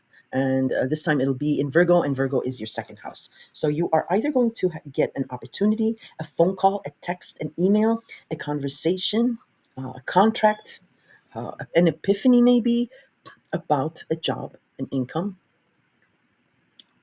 And also it has to do with scheduling routine, maybe health matter that's playing out in the background. But it is a one-day type of a deal, so an opportunity for an agreement or exchange regarding your second house. Pay attention to the 13th, Leo. It's important. Or it might be just a seed, an epiphany of planting a seed somewhere that you'll be directed to. On the 14th, we do have a last quarter moon in Gemini. And Gemini is your 11th house of groups and friendships. Uh, a last quarter moon signifies the beginning of the end. Uh, and this is sitting well with the Uranus retrograde in Gemini. So this ending will begin again. Oh, no, I'm sorry. I was reading something else. Sorry about that. So um, you're wrapping something up about a friendship or a group or an association. And this last quarter moon is is letting you know that the ending is near, and you want this ending. So it might be, it might be, a friend that you're going to be ending the friendship with, or a membership that you're going to be ending. But you're wanting this. It's not something you don't want. Or it might be a component of a friendship or a group that you don't want to continue.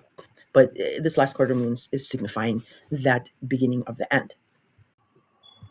Okay, and then on the 15th, Venus in your sign, Leo, will sextile Mars in Virgo. Well, it's looking up, definitely. Even with your partnership issues, everything else is falling into place for you. So Venus has been in your sign. It's been bringing you some kind of a notoriety, some kind of fame, maybe money, or at least help in some way. It's been beautifying. It's making you more alluring, um, and putting you out there in a better light. And this is supporting your endeavor in as far as your second house of job, income, and your value system. There may be a crucial meeting on the 15th, maybe an interview, maybe a discussion, maybe a liking to you, maybe a project will be designed for you to take care of. It can be remote work as well, but the 15th is a very nice aspect for you in regards to how you appear and your second house. So look to that. Um, I'm just thinking of something. Yeah, yeah, okay. Um, the only thing, sorry, I was just thinking, the only thing is just remember details. That's all I wanted to mention because Virgo is about details. On the 17th, we do have Mercury in Virgo opposing Saturn in Pisces. So on the 17th, communication, texting, conversation, agreement in regards to your second house, um, whatever is going on there is going to be opposed by Saturn in Pisces. So it's going to be opposed by something about your eighth house because of a restriction. Um, so it can work out as far as uh, maybe a question is asked about um, experience, let's say, because eighth house Pisces, it can be about the past. So you might not have a certain experience, or um, there might be a credit check. Some positions do credit checks, and there might be, because again, eighth house is about credit and bank loans and things like that. So that might be the issue. Uh, it might be that you have government benefits, and if you get this raise or income stream or whatever, it might hurt your government benefits, and you rely on the government benefits. In any case, there's this opposition between your second house and your eighth house on the 17th, and it's about detail, crossing the T's, dotting the I's, going back to the blackboard, uh, and realigning, reinventing something so that it fulfills Saturn's restrictions, uh, no shortcuts, and you can move forward um, with your second house endeavor. Uh, because Mercury rules Virgo. So Mercury in Virgo is in the right. Um, so whatever you're talking, discussing, or ideas about your second house, it is in the right. But Saturn is still Saturn, and it still has to be fulfilled. The lesson, the test, still has to be completed before Saturn will release any restrictions. If it's business, it can work out something like um, that a new product, maybe a novelty item that you think will do great, but you're not sure. It might not be tested in the market. So instead of purchasing that product for your business or to resell, you might consider taking it on consignment, just so you minimize your risk. Okay, so it can play out that way. All right. On the 18th, Mercury will finish with Virgo. So, like I said, it's zipping through. So, get all your communication regarding your second house. Work on that in the next 2 weeks, because then Mercury will leave Virgo and enter Libra. Libra is your third house of communication, communication devices, commuting, modes of commuting. siblings, um, cousins, extended family, a very close network, uh, social network. It can be neighbors or the neighborhood. It's about thinking, it's about ideas, it's about social media. So the talking, the texting, the conversations, the agreements, disagreements will start in earnest in regards to this area of your life.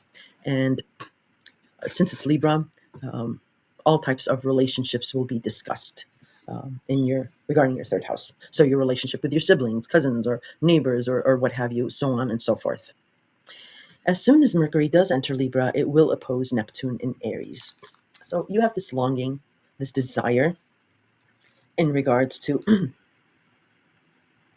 um, why do I always forget? Aries, where are you? It's your ninth house. Jesus, what's wrong with me? What's wrong with me is I'm tired. Sorry. So you have this longing, this desire regarding your ninth house of higher education, foreigners, long distance travel, uh, maybe publishing, and the World Wide Web. Maybe you're longing for working remotely, or getting the certificate, or finishing up your education, or going back to higher education. Um, it can be about traveling somewhere or relocating. You might be wanting to relocate somewhere. Uh, or you might have a partnership interest that is a foreigner or is long distance. There might be a long distance relationship. Excuse me. Uh, where am I? I got lost again. Sorry. Aries, yeah. So it's Neptune. So there's this longing for something. There's this desire, and it is also a feel good escape for you. Now, Libra, like I said, is your third house. So whatever you're discussing or whatever conversation that opens up here is opposing this dreamscape you have about higher education or your ninth house. Uh, it can be anything, Leo. I mean, I can speculate. Uh, Maybe it's a communication device. Maybe it's Skyping. Maybe a glitch will happen.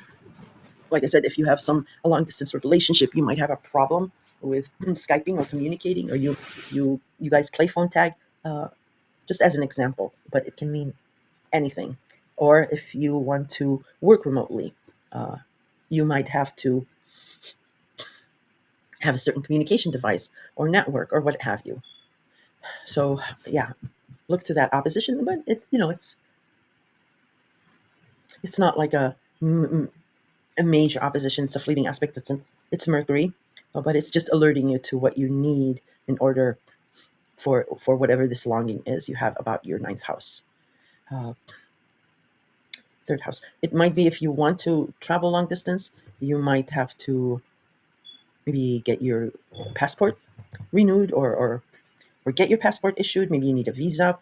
So short distance, third house, going to the passport, going to the consulate, or something like that. All right, moving on. 19th, yay!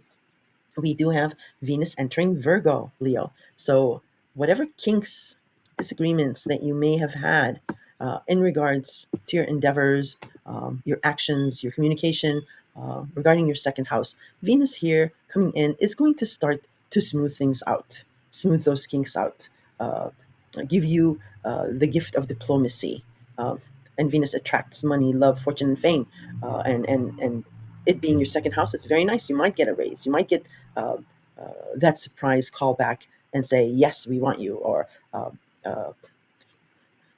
or what have you. Now, Venus is not really very comfortable in Virgo, so Virgo can root out uh, the wheat from the chaff, and Venus is a serious planet. So again, it's about the details and how it can manifest. I mean, it's still a positive, you know, a positive thing to have Venus in your second house, and it's no fault of your own that Virgo is your second house, and there is no fault. But just saying, if there is a air quotes negative aspect to this, contentious aspect to this, it might be that an employer comes back to you and says, "Well, we can't give you exactly what you asked for, but we can." uh, accelerate the amount you're looking for in 6 months time when you get your review, or in 3 months, 3 month increments time, and we'll get you there by next year, or what have you. Or it might be, we can't give you that monetary money that you're looking for, but we can offset it with these kind of benefits.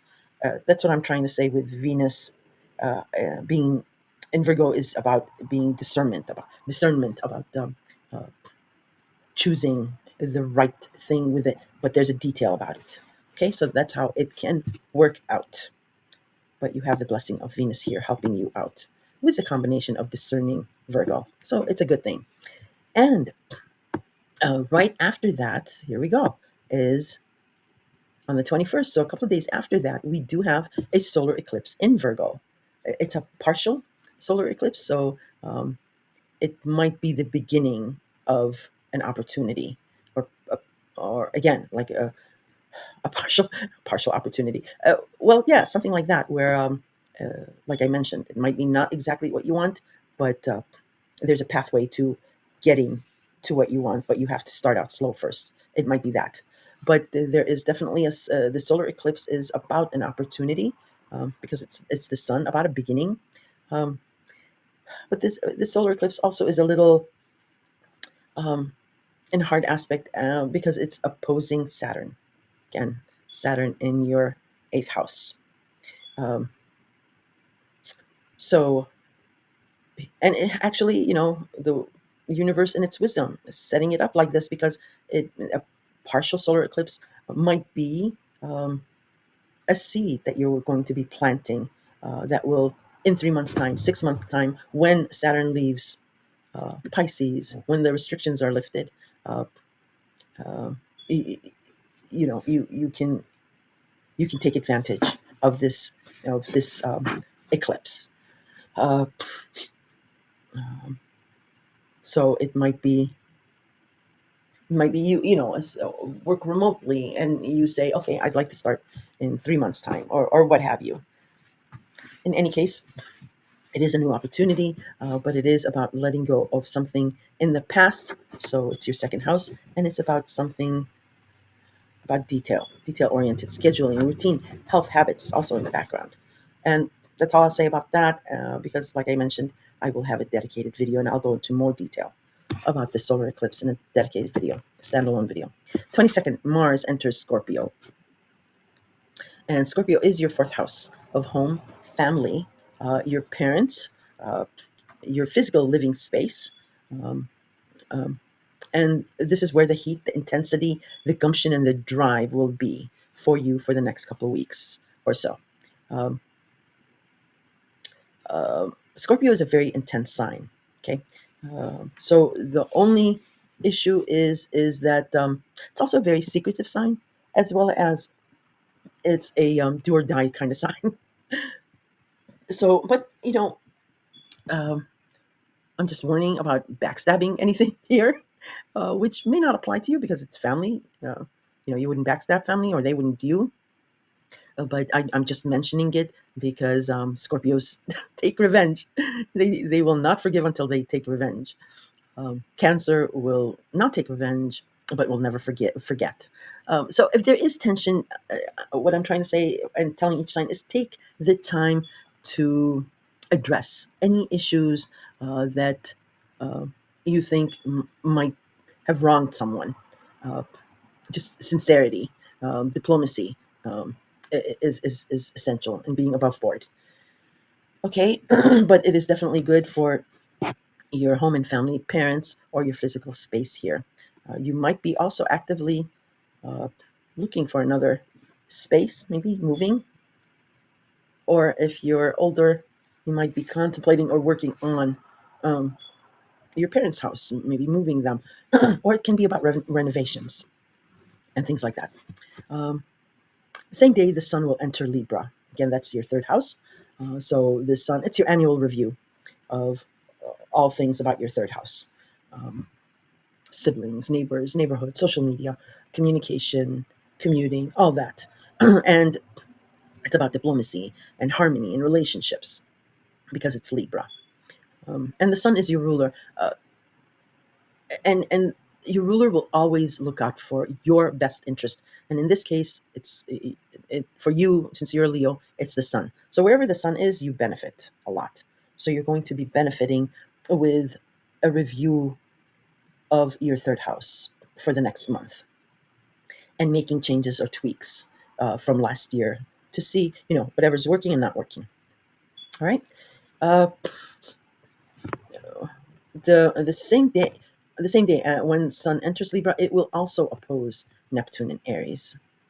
So again, whatever's being illuminated in regards to your third house, there will be an opposition of your dreamscape about your ninth house. And this time it might be um, third house and your ninth house. So it might be a commuting issue, maybe, uh, or if you're going back to school, you whatever commuting or communication thing that you might have an outdated communication device and you'll need to upgrade that in order to maybe take online classes or communicate with somebody afar, or maybe it's publishing, and you might need a new electronic device or learn how to use AI to help you publish something. But there's an opposition between your third and ninth house, so look to the 22nd on that. The 24th, Mars in Scorpio will square Pluto in Aquarius. So we had some squares and oppositions this month, but this will be the toughest of them. Again, Scorpio is your fourth house of home and family and your parents. And and Aquarius is your seventh house of partnerships, which is opposing your sign. So this is going to be an ouchie. This will be a little challenging for you, Leo. Uh, but in order for something to move forward or to get fixed, maybe it needs to completely get broken down. Uh, so whatever you're moving forward with heat and intensity in as far as your home, parents, your family, um, it is not going to be approved by Pluto, by your partner, by a powerful partner. It can be an intimate partner, it can be a business partner, or it can be platonic partner. And you're going to have to navigate this challenge. You're almost like monkey in the middle, like being pulled by both sides. This might be a classic mother-in-law, father-in-law issue. Uh, and which one do you side with?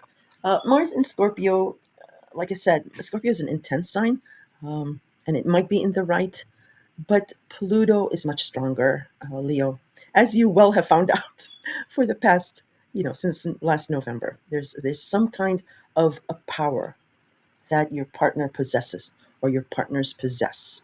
Um, and this fight, while it may be the good fight, it Pluto is going to win. Um, I mean, Mars in Scorpio is powerful and can be dangerous. Scorpio always has its revenge, but Pluto has this quiet confidence, like they know something that nobody else does, and it will always win over Mars. So if you have to choose, just stay under the covers that day. I'm laughing with you. I'm laughing with you. It will be your partner. But be diplomatic, be sincere, and be above board with your, as far as your powerful partner is concerned, and with your family and home. If you have any questions, throw them in the comments because you probably know what this is about, and I can further explain it a little bit more clearer for you. Um, The month ends with the first quarter moon in Capricorn. Capricorn is your sixth house of health, habits, routine, and scheduling. So this is about methodical, careful evaluation in regards to your health, habits, and routine. And it might be with a professional because Capricorn is about business and profession. So and it's a beginning movement of a new opportunity. So it's still good. It's a good thing, but it's a first quarter moon. Uh, So that's how the month ends, Leo. And if you have any questions, throw them in the comments. But look out, if you're subscribed, look out for the dedicated videos on the eclipses, which will drop soon. Oh, and on the way, your way out, if you did find this informative or entertaining, give it a like. It helps me out a lot. All right, I'll talk to you soon. Hi, Virgo. Welcome to your September 2025 horoscope. I do have the planetary alignments, aspects, and degrees in the very beginning of the video. You can take a snapshot of that and follow along with me as I go through September's lineup for you. Um, and maybe you want to grab a cup of coffee, tea, or maybe even wine or vodka. It's one of those months, and you know, um, I, I don't like to sugarcoat things because that's not fair to listeners. So I would like, I don't want to tippy toe, and I want to go through this September aspect with you truthfully as far as I see it. Okay. And it might resonate, it might not. And it's all dependent on your natal chart, of course. But we've got some heavy duty things going on for you, Virgo. So this is going to be somewhat long. All right. Off the bat, Saturn, the ruler of restrictions, obstacles, tests, and trials, has been retrograding, and now it has retrograded all the way back in Pisces. And Pisces is your seventh house of relationships, all types of relationships, um, business, platonic, intimate, personal. It is also the house of open enemies. It's about contracts, agreements, marriage, disillusions, and so on and so forth. So the restrictions are back, Virgo. And the hardest part was that when it first entered Pisces back in spring of 2023. The second year, 2024, was just as hard, but maybe, it was getting used to it and balancing things out. And this last 6 months of Saturn's backtrack into Pisces, bringing back restrictions, can be for some easy because you've been there, done that. Um, for others, it can be very frustrating, and and be, because yes, it has for some of you ruined relationships, and it has um, it hit your confidence and so forth. Um, so it will be it might be frustrating again, but that's the whole point of Saturn, is to get you past the frustration to make changes. Um, and that's why the universe, in its wisdom, um, keeps backtracking back and forth in certain areas of our life. Uh, so yes, you're going to see these restrictions again pop up with all kinds of partnerships um, through to for this next 6 months. It is come back, and you may go back to certain relationships that might have ended. For there's unfinished business here, either reconciliations, closures, or complete separations and endings. Um, and Saturn is the ruler of Capricorn. And Capricorn for you is your fifth house of love, romance, children, and creativity. So there's that's playing out in the background, or that might have been an issue in the past as well. Maybe children, um, having children or not having, or not being able to have children. That might have played out a role. Or it might be children from a previous marriage, or something like that. So yeah, you're going to be doing that now. How to minimize the frustrations that you might be feeling? Now, there's 2 3 different types of Virgos, and I'm talking to the Virgos that have relationship breakups, or you're in limbo somehow with a relationship, um, or you're hoping for a past relationship to come back in your life, or what have you. And then of course there's depending on your age too and where you are in life, it can be there's other Virgos who are just fine, everything's lovely and perfect, and it's just the normal wear and tear of being in a relationship. For others, it might be a brand new relationship that you're going to be encountering. And again, for others, it can be business relationships or platonic relationships that you'll be encountering some frustrations or obstacles here. So, talking to my distraught Virgos, how to minimize the frustration you'll be having, not to like fake it till you make it, because Saturn is not about that. Saturn is not about shortcuts. How to minimize the frustration is okay. So Saturn is about restriction. You have Neptune too.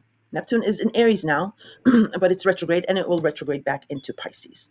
So Neptune is about the escape, the feel good, the longing, the desire, and what have you. So the visions and the dreams.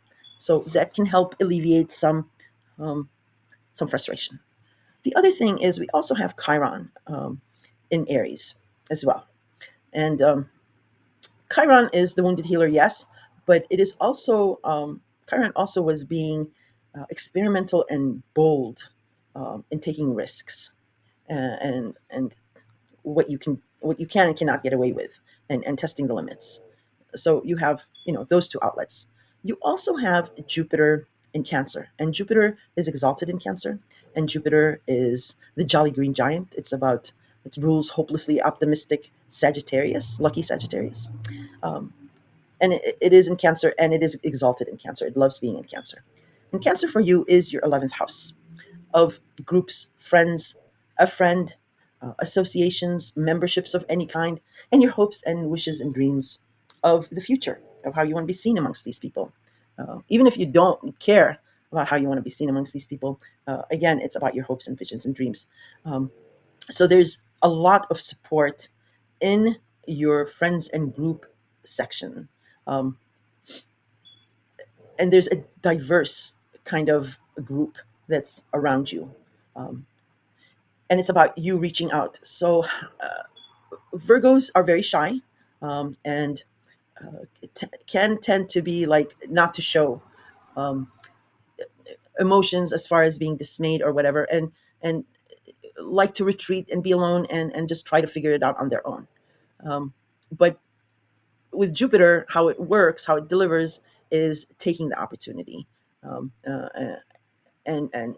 meeting it halfway is how Jupiter delivers, having the faith. So you have these other areas of your life that can minimize the frustration you'll be encountering for the next 6 months, and for the last time for another 30 years with Saturn in your partnership house.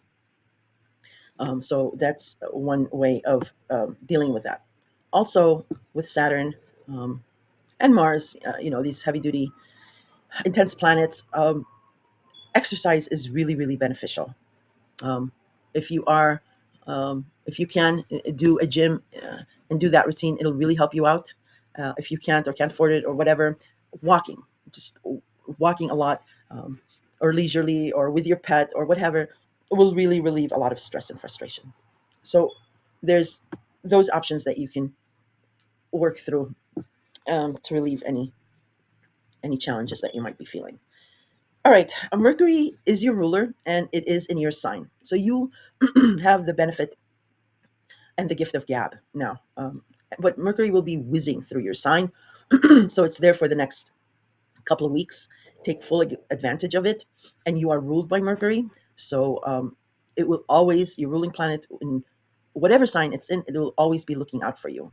And in this instance, being in your first house, it is about the way you appear, your profile, your physical self, your wardrobe, your style, hairstyle, anything physical, um, how you are seen. So ideas. Mercury is also about ideas. It's mercurial. You know the deal with Mercury because he's your ruler, um, and you are sharp when Mercury is in your sign. Um, so one thing that you might not, be aware of is about your image. Take advantage for the next 2 weeks about maybe changing the way you appear, or maybe a new hairstyle or whatever. And fall is coming up, it's a perfect opportunity to change a style, um, because that can get you in the mindset of understanding that interactions with partnerships is really about partners relaying back to you of how you feel inside. Okay.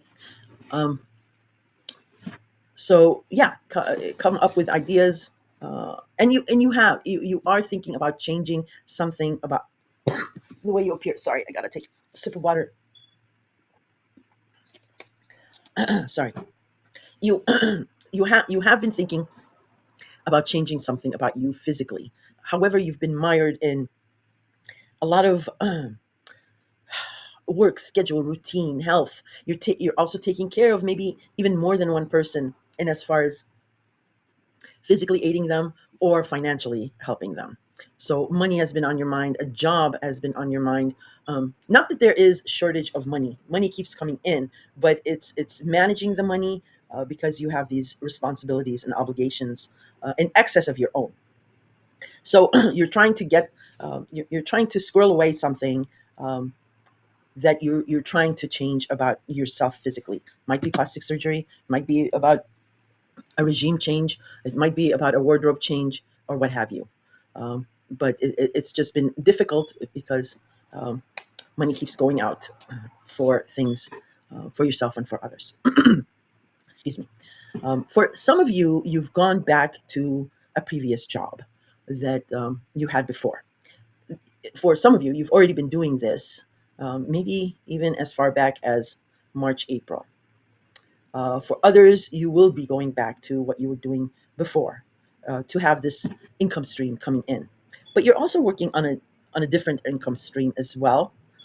Um, and for another part of you, you guys are also managing somebody else's. So there's shared resources going on too. Uh, yeah, there's a lot going on with you. Um, so let's go on to Mercury in your sign will square Uranus, has squared Uranus in Gemini. Gemini is your 10th house of career, status, authority figures, um, philanthropy of any kind, or volunteering. And authority figures can be parents, it can be partners, it can be anyone who has authority over you. Okay. And Uranus first entered Gemini back in July. So something shocking, maybe, or surprising about your career, about your status, or maybe with authority figures. Um, Mercury in your sign, um, again, about your physical appearance. You're realizing that in order for this career and status shift that has taken place, that there needs to be something about you that needs a change. So that's why I'm saying you've been thinking about making a physical change. Um, and squares can be challenging aspects, but they can also be good aspects. Um, in this case here, what I'm seeing is a good square, where yes, your idea of how you want to physically change will square um, your career and status house, where it will surprise others and get you noticed. So that's how I see this square. Um, I really don't see it as a negative. If it is negative, it might be you might converse or get a notice about what you're trying to change about yourself, that might not be this the right time to do it because it might interfere with your career or status. And don't take that to heart. That's fine, because Uranus is going to go retrograde in a couple of days, and it'll be muted. The shocking aspect of Uranus, it will be muted, and you'll be able to dive a little bit in deeper and understand what it is, what it's about, as well as when it goes forward, you'll have another opportunity um, in regards to this square. Sorry, I'm so sorry. I keep doing that. And I've been talking a lot. All right. As I'm uploading this video, Mars in your sign. So Mars has been in your sign since August.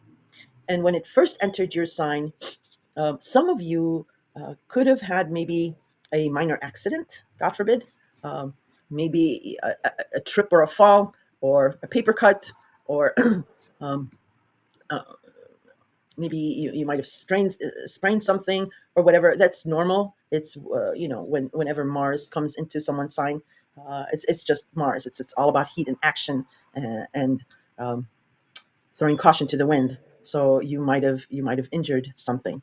Uh, Also because Pluto is in Aquarius. And Aquarius is your sixth house of health, habits, routines, and all that. But why I'm saying it might have been a minor accident is because Pluto is retrograde. So it's not as strong, it's a little muted. But here too is another warning sign, Virgo. Uh, when Mars entered your sign and you might have had a minor accident. Um, these are warning signs. You have to get your health um, in order. You have to take care of your health. Um, any habits that are not healthy, you really need to take care of that. And I know, like you guys have been going through so much, and we're just a medicated nation in the U.S. I have a friend who's like, as soon as I get up, I'm taking 3, 4 Advils just to get me on an even scale, and then I worry about other health things. So we are a medicated nation, yes, and because you've been going through so much, you might have been maybe on a prescription or maybe over the counter self medicating or something. Um, God forbid if there's any alcohol habitual use, anything like that. You really want to try to defeat it and take care of that before Pluto goes direct in Aquarius in your sixth house of health. You had a major wake up call back in November, December in regards to your health matter. And Mars may have, triggered something. So another warning clue. So I'm just, covering my bases and letting you know if there is something in regards to health, please be on top of it before Pluto goes direct. All right. So that's out of the way. Mars in Virgo squaring Jupiter in Cancer. Again, this square I don't see as a negative, um, because whatever you're trying, you have this heat, this urgency that you're trying to change about yourself, physically or your profile or how you're seen. It squaring Jupiter can be actually beneficial. It can expand your 11th house of partners or of groups and friends. It can be like an expansion. The first appearance is always very important. So whatever you're wanting to change physically about yourself um, will have a knockoff effect of your groups and friends taking notice, and that can be a good thing. Uh, a negative aspect may be that your groups or friends, if you're not taking care of your health or whatever, they might be telling you that you're looking a little pale, or for your older Virgos, it might be, oh, why aren't you coloring your hair? Things like that, or you're wearing loose clothes and you have such a nice figure. Why don't you change your wardrobe? So that's a quote unquote. It might be a negative aspect in that sense. Sorry. All right, on the 6th, Uranus will station retrograde in Gemini. So whatever shocks, I mean, it's only been a couple of months, but whatever shocks or surprises or liberation in regards to your 10th house of career, that's going to go retrograde. You're going to be reviewing how far along you went with a liberation or a change in as far as your career or status or your reputation for the past month. And then when it goes direct, you're going to be making the needed tweaks and changes. And Uranus will retrograde in Gemini and back up all the way into Taurus. But that'll be later in the fall, and I'll have videos on that. And Taurus is your ninth house of higher education, publishing, the World Wide Web, and so on and so forth. But we'll discuss that when the time comes. But for now, just know that Uranus going back in Gemini is a review process of what has shifted in the last 2 months regarding your 10th house. Also, because it's Gemini, there might be a dual thing going on with your career and status. Maybe you have two equal bosses, or um, maybe you have two careers going on that you're trying to um, maybe get off the ground. Maybe you have a full time job and you also have a part time job. Maybe you have um, a full time job and you also have a business on the side. So, because it's Gemini, it's something about dual. Um, just pay attention to whenever a planet stations, the day before, during, or after, because it does give you sometimes an epiphany, of what this is about, or how to handle this transit. Okay, so that's that. Okay, on the 7th, dum, da, da, dum, the very famous total lunar eclipse in Pisces. It's a blood moon. Um, and an eclipse is basically a full moon, but on steroids. Um, and I liken eclipses to a movie trailer of what you'll be experiencing, hearing, knowing, that will, um, of the movie that will play out in your life for the next 6 months or so. And Pisces is your seventh house of partnerships, Virgo. So, um, and it's naturally opposing your sun. So this is where some of you who are in a relationship but are in a shaky relationship, and you already know this will not be a surprise. This will not come as a surprise. If it is already a shaky relationship, if it's on a there's something weak there, uh, this lunar eclipse, this relationship will be eclipsed out of your life for the benefit of you as much as the other person, um, um, because there's something weak there. The other thing is full moons, let alone eclipses. They conceal more than they reveal. Okay, okay. So it can be something that you don't see about this relationship that is why is it's ending, and you're going to get an epiphany. But why I'm saying it's something that's concealed more than it's revealed is because I want you to not make life altering strict decisions during a full moon or a lunar eclipse, because it's emotional. It's Pisces, it's a water sign, and it's like I mentioned, it's a full moon on steroids. So emotions are going to be very high, and there's something here that's not really being revealed. So give yourself and others time before making any hardline decisions. Um,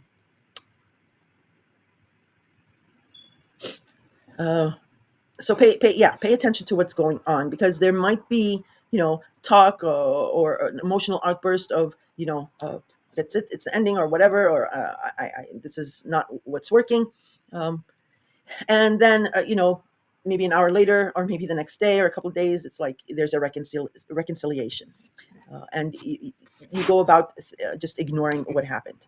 Don't ignore it, because that lunar eclipse showed you what will happen in 6 months down the line. um, if both of you are ignoring it and moving along to maybe save each other's feelings, but the underlying issues will gradually grow in tension, where in 6 months down the line it will be the ending. That's what the lunar eclipse is showing you. So that's for some of you. For others, it could be a rock solid relationship, uh, and there's no ending, but a component of this relationship needs to evolve to the next level.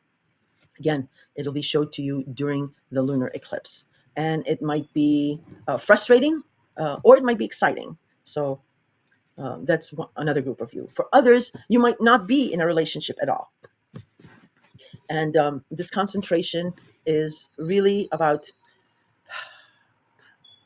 letting go of what your idea of a relationship is or a partnership is, um, so that 6 months down the line, you allow this new healthy relationship come into your life.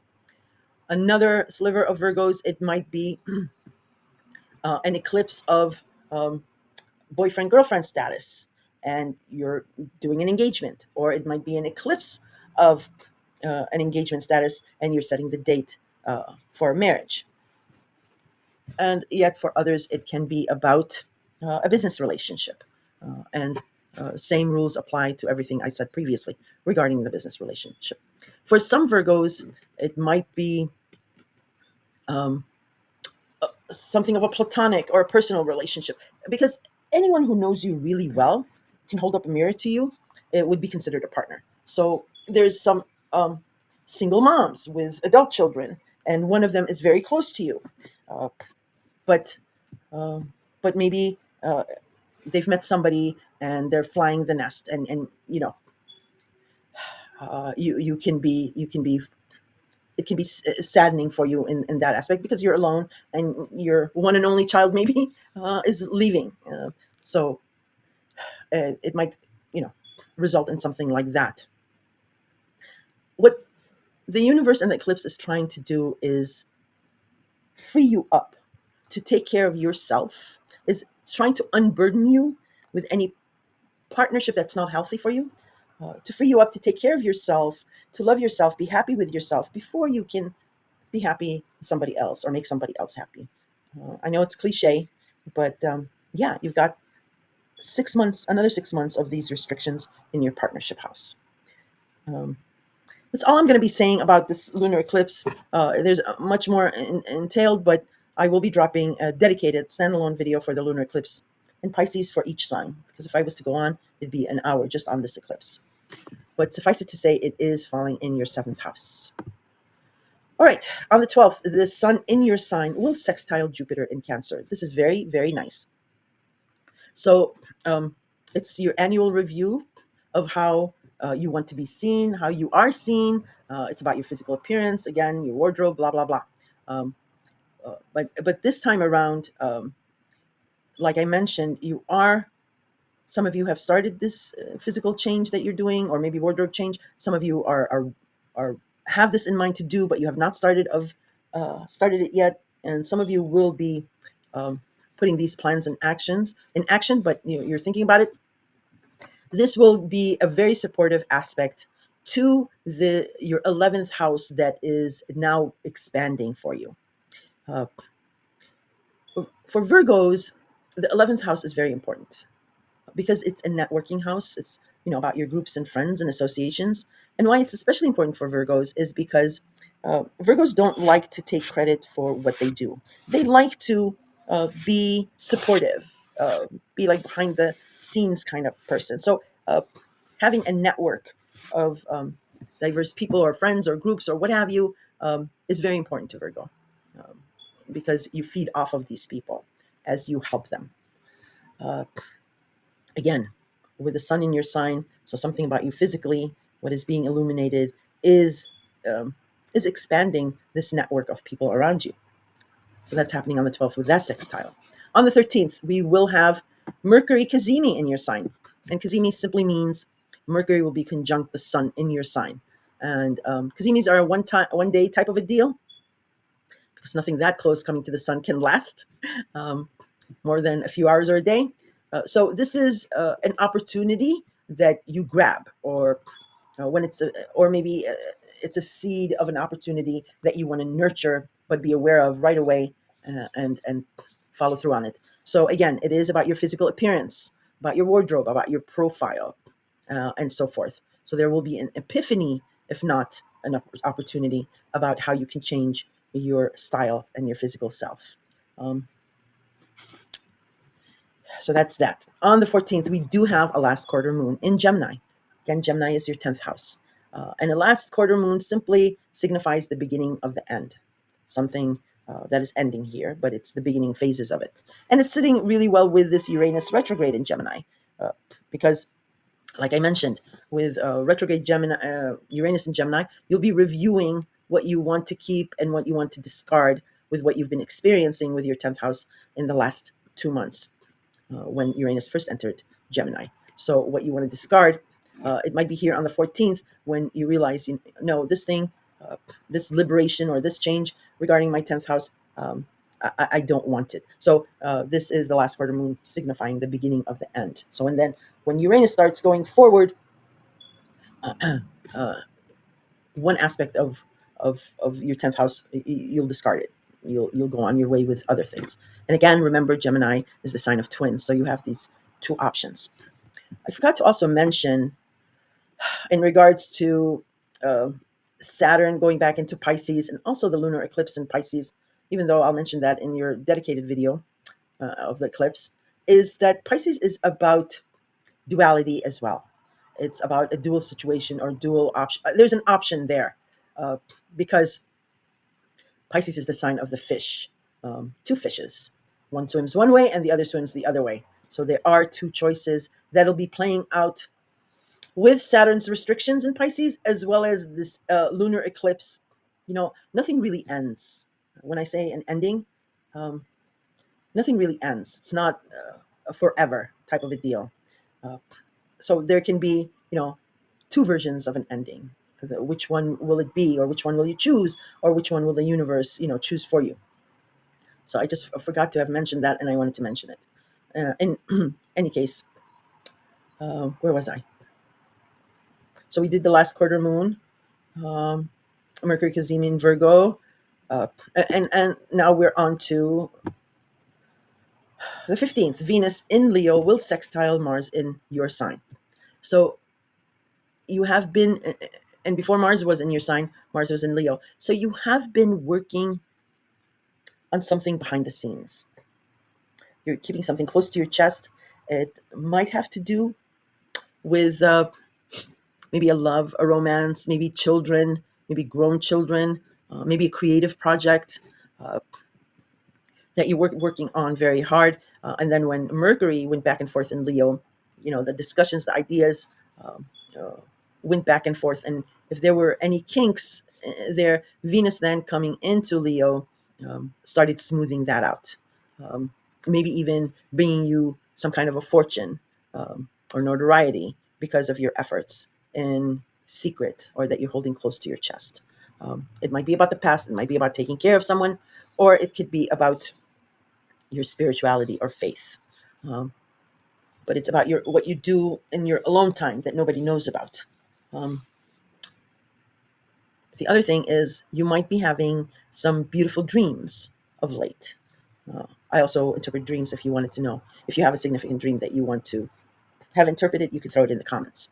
But here on the 15th, whatever has been smoothing out, or receiving the benefits of lovely diplomatic Venus in your 12th house, will be sextiling uh, Mars in your sign. So it'll be sextiling whatever physical changes that you're endeavoring now, that you're taking on. If it is sleep, I can't tell you how powerful sleep is. It heals everything in your body when you get enough sleep. Um, it just rejuvenates everything. So it might be that supportive aspect is making you, more vibrant with Mars being in your sign. And what I want to say about this, nothing. It's a very good aspect. That's all I need to say about it. Okay, on the 17th, Mercury in your sign and your ruler will oppose Saturn in Pisces. So here we have one clue of um, what either needs to change in a partnership that um, might have ended, or is on shaky ground, or again, if it's a solid relationship, but one component of it needs to change. So, Virgo, um, you master any sort of communication, um, either the written and the spoken word. Um, and you rule precision objects, especially like medical. Um, what are those things? Yeah, needles and scalpels and whatever. Your words can be very. They can cut people and down to size. You can be very diplomatic and you can be very persuasive, and you are a very good person. And because your forte is honing in on a problem or two and fixing it, you can be very detailed and very precise to the point, and thus also your communication style.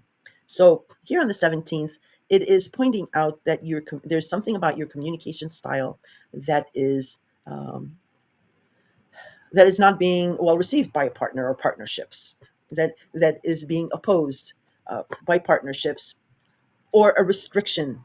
There's it's being restricted by Saturn, because in other cases you might be being maybe overly compensative with your communication, and um, flowery, and trying to make things work out to your own detriment. So that opposition can work in that way. Saturn is saying no, no, no, no. You have to be truthful.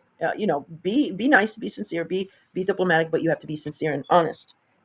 It can work also out in that way. But on the 17th here, this opposition is highlighting one aspect of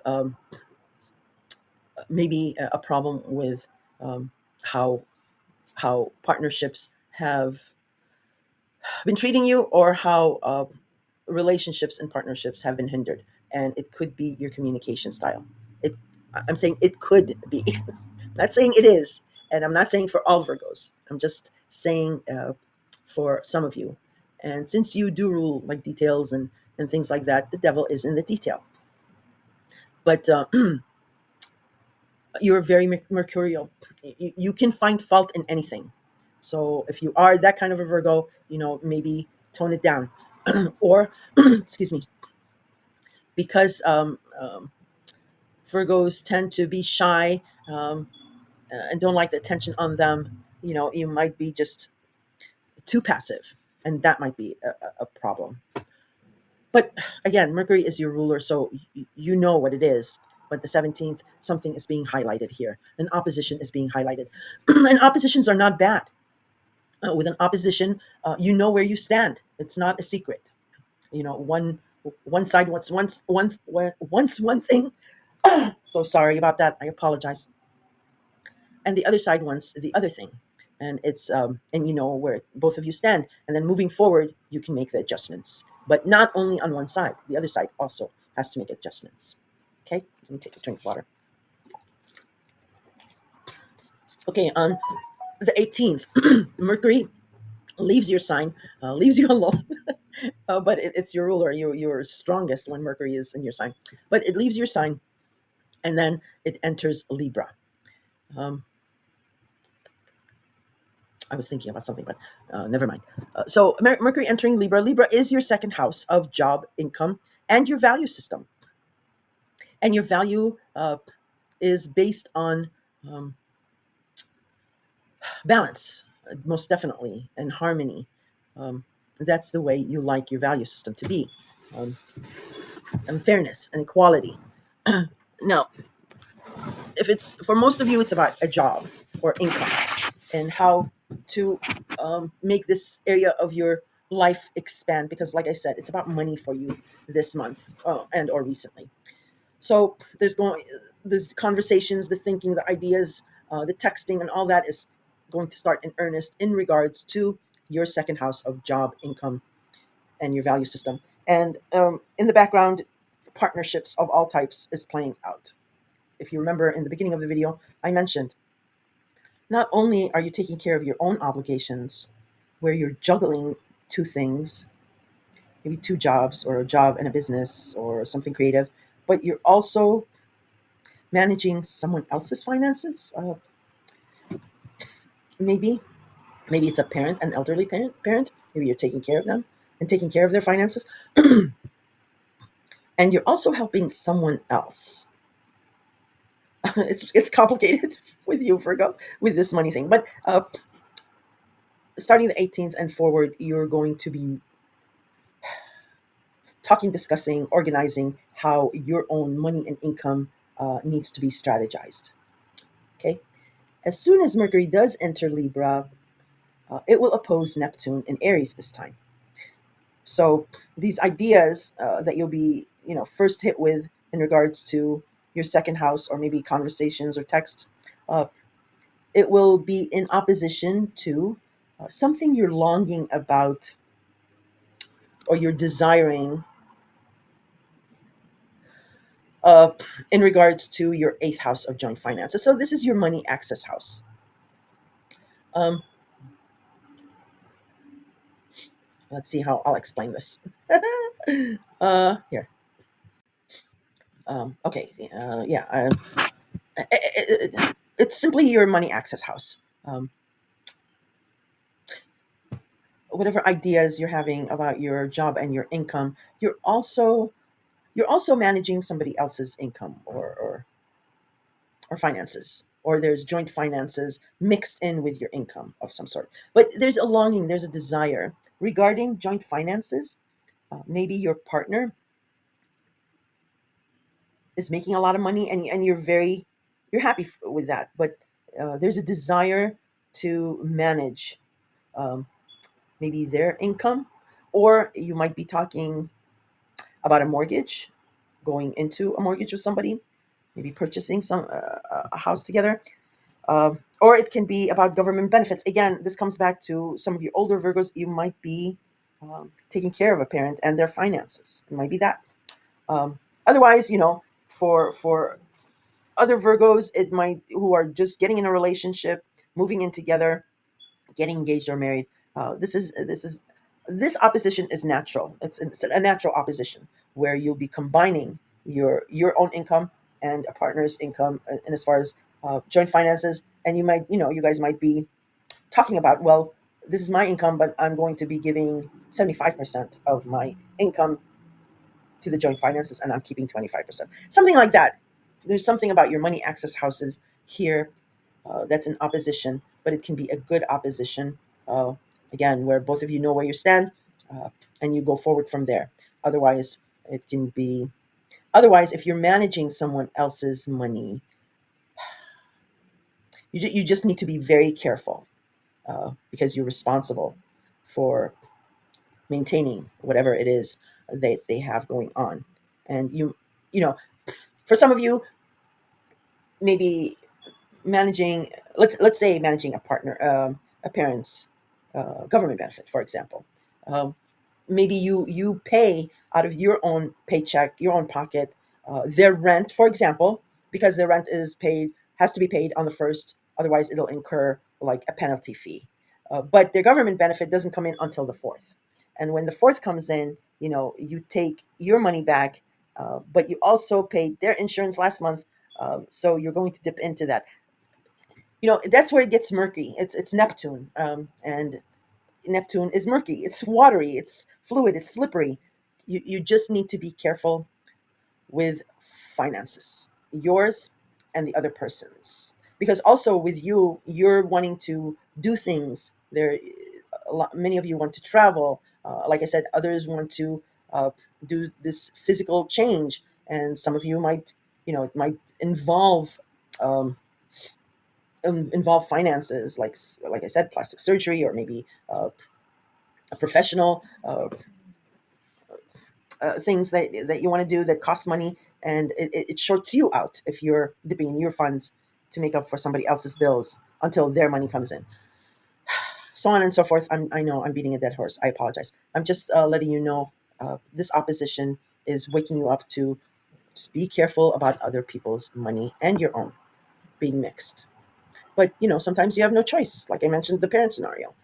So let's move on. The 19th, there is a grand air trine, which is nice. Mercury in Libra will trine Uranus in Gemini. Uh, oh, I didn't put it as retrograde in the lineup. Sorry about that, but it is retrograde. And it was also trine Pluto in Aquarius. This is what you need, Virgo. Much needed.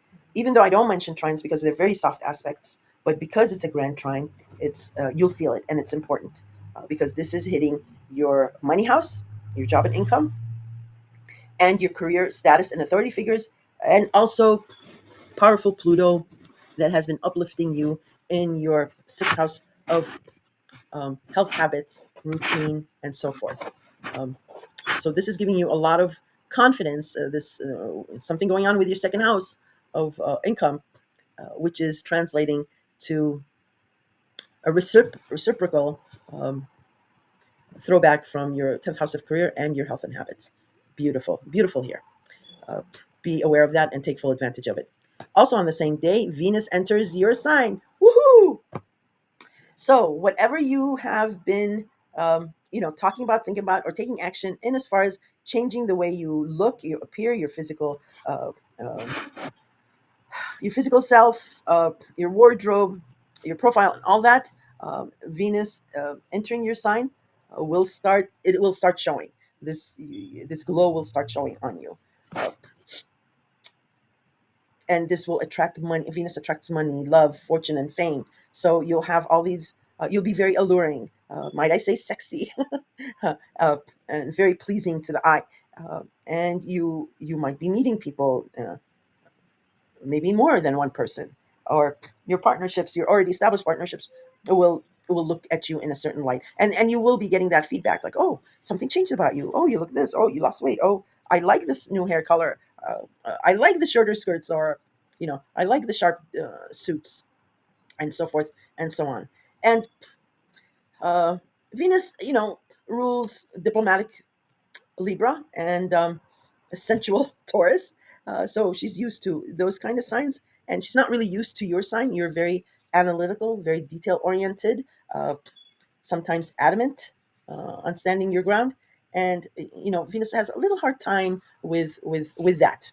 Venus likes to be diplomatic. Venus likes to low voices, silks, and and nice restaurants and things, perfumes. So it doesn't like being analytical or harping on one point. Um, so in that aspect, she can be contentious. Uh, so with her being in your sign, but for you, you will have this help from Venus in attracting love, money, fortune, and fame. But you're still Virgo. You will be able to discern who is a who is who is on the up and up, and who is just um, uh, maybe a sleazy car salesman or something like that. You'll be able to discern which is which. But you're having the help of Venus coming into your sign here, and this is about your physical appearance again. Uh, just to take full advantage of Venus's power of attraction, because you will be meeting new people. You might be even attracting old people that you maybe broke up with, or maybe there was a falling out. Venus will help smooth things out here. All right, and it might be through your work or what you're doing for work, because Venus rules a Libra. So that might be going on for some of you. The 21st, then we have a solar eclipse in your sign, Virgo. And this is at the critical 29 degrees. So this is a super duper important solar eclipse as well. It is a partial solar eclipse, and solar eclipses are about new opportunities. Or in this case, with a partial solar eclipse, it's about seeding a new opportunity, nurturing it and growing it to its full potential, where 6 months down the line, you do take full advantage of.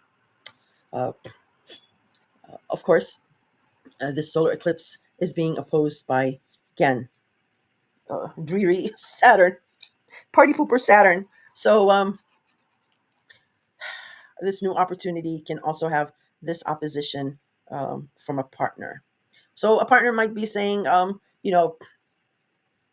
I, I don't like this new change that you're taking on, or it might be your doctor or a health professional, or a doctor can be a partner because they know you really well. And if you're wanting maybe a physical change, going under the knife, or something like that, or taking intrusive drugs for a regime change, you might be advised against that. Okay. Um, so that opposition can work that way. In any case, pay attention to what's going on those few days around the solar eclipse and the day of the eclipse. As I've mentioned before, an eclipse is like a movie trailer of how it will play out, and you're in between eclipses, so the anomalous, the weird, the out of the ordinary, pay attention to, because that is the lifting of the veil for you to see through. And again, I'll have a dedicated um, standalone video for the solar eclipse in your sign, so watch for that dropping very soon. On the 22nd, Mars enters Scorpio. Dum, da, da, dum. Scorpio is your third house of communication, communication devices, commuting, modes of commuting. It is about siblings, cousins, extended family, uh, a close network, social network, but a very close knit one. Um, it is about neighbors and the neighborhood. It is about social media and that group. So, Scorpio also rules natally the eighth house of sex, death, and taxes, which is joint finances, government benefits, yada yada. So that is playing out in the background, um, um, and Scorpio is a very intense sign, an intrusive sign. It's a do or die. It wants commitments, uh, and Scorpio uh, does not take any prisoners. They never forget. They never forgive until they get revenge. It's just a very intense sign. Uh, So just be careful with your communication, Virgo. If there's tension, um, take try to be the bigger person and understand. Like, don't be vengeful is what I'm trying to say. Um, Try to be truthful, honest, and sincere. Yes, of course, but don't like be like, oh, I'm gonna get you, because Mars is here and it's going to be putting some fire. And also because it's your third house, be careful of driving, and maybe driving fast. Any, God forbid, any accidents, any cutting off the corners. Be very, very careful. Again, Scorpio is an intense sign.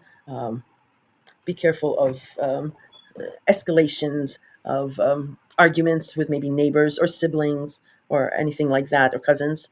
Be careful of that. Just put it in the back of your mind, so that, because it's hard to resist Mars. Mars is the god of war, and it has only one purpose in mind: getting you what you want, and it will get you what you want. Uh, but since it entails your third house of communication, be careful, and keep it in the back of your mind. If it starts escalating, just to remember that, and you're able to do that, and be like, oh, okay, this is going to escalate really fast and get out of hand. Be the superb, uh, untouchable Virgo you are, and de-escalate if any tension does come up. Okay. Also, on the same day, the Sun will enter Libra. So this is your annual review of your second house, uh, and as soon as the Sun enters Libra, it will oppose Neptune in Aries. So here again, it is about your money. It's your money access houses. Okay. Uh, so something is being illuminated about your job and your income or incomes. As I mentioned, some of you are doing two jobs, uh, others are going back to a previous job. And just, and then Aries is um, your joint finances. So you want to be careful with mixing the two.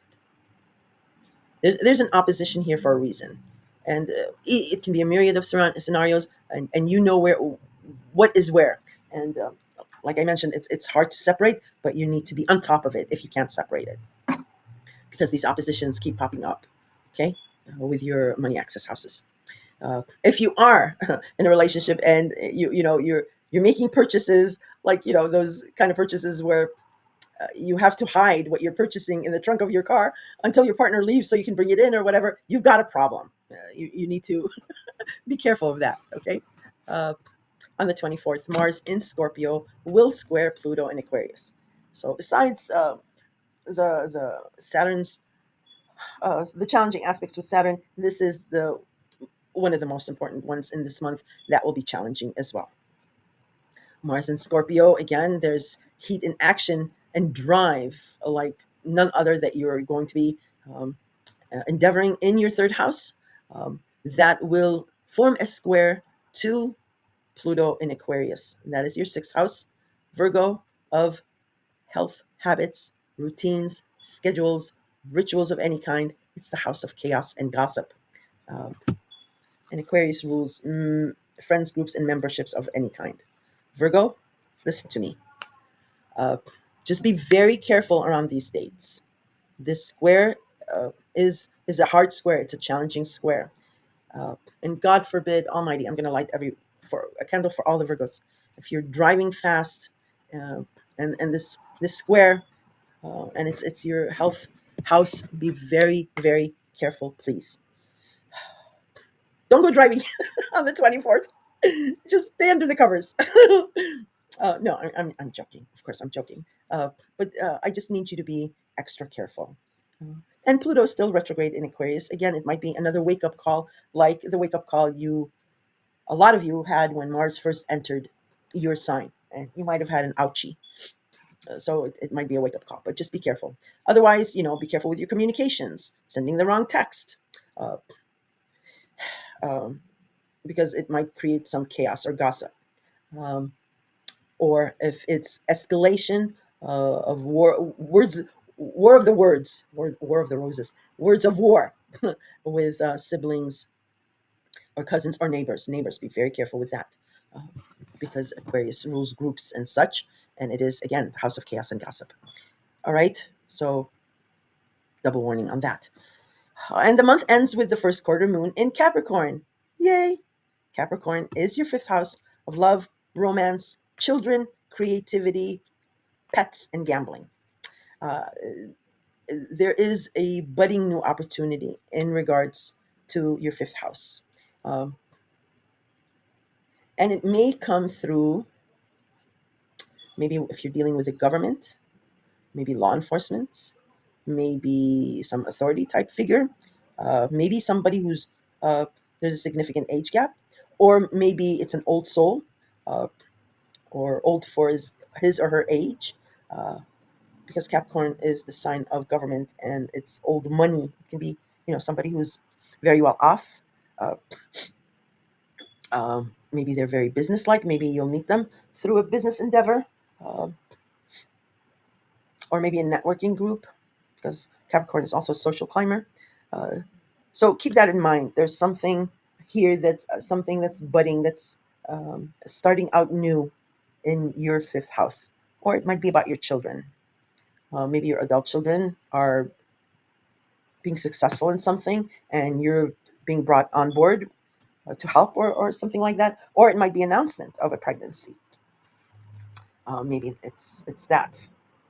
Whatever it is, it's lovely. It's your fifth house, and that's how the month ends. Virgo, I took extra long with yours. If I've and sometimes taking extra long might confuse you guys. So if there is confusion, throw your questions in the comment section. I always answer them. And also, hopefully, you're subscribed, because the dedicated video taking a much deeper dive into the lunar eclipse in your partnership house Pisces and the solar eclipse in your own sign, so your image, those will be dropping soon as standalone videos. All right, talk to you soon.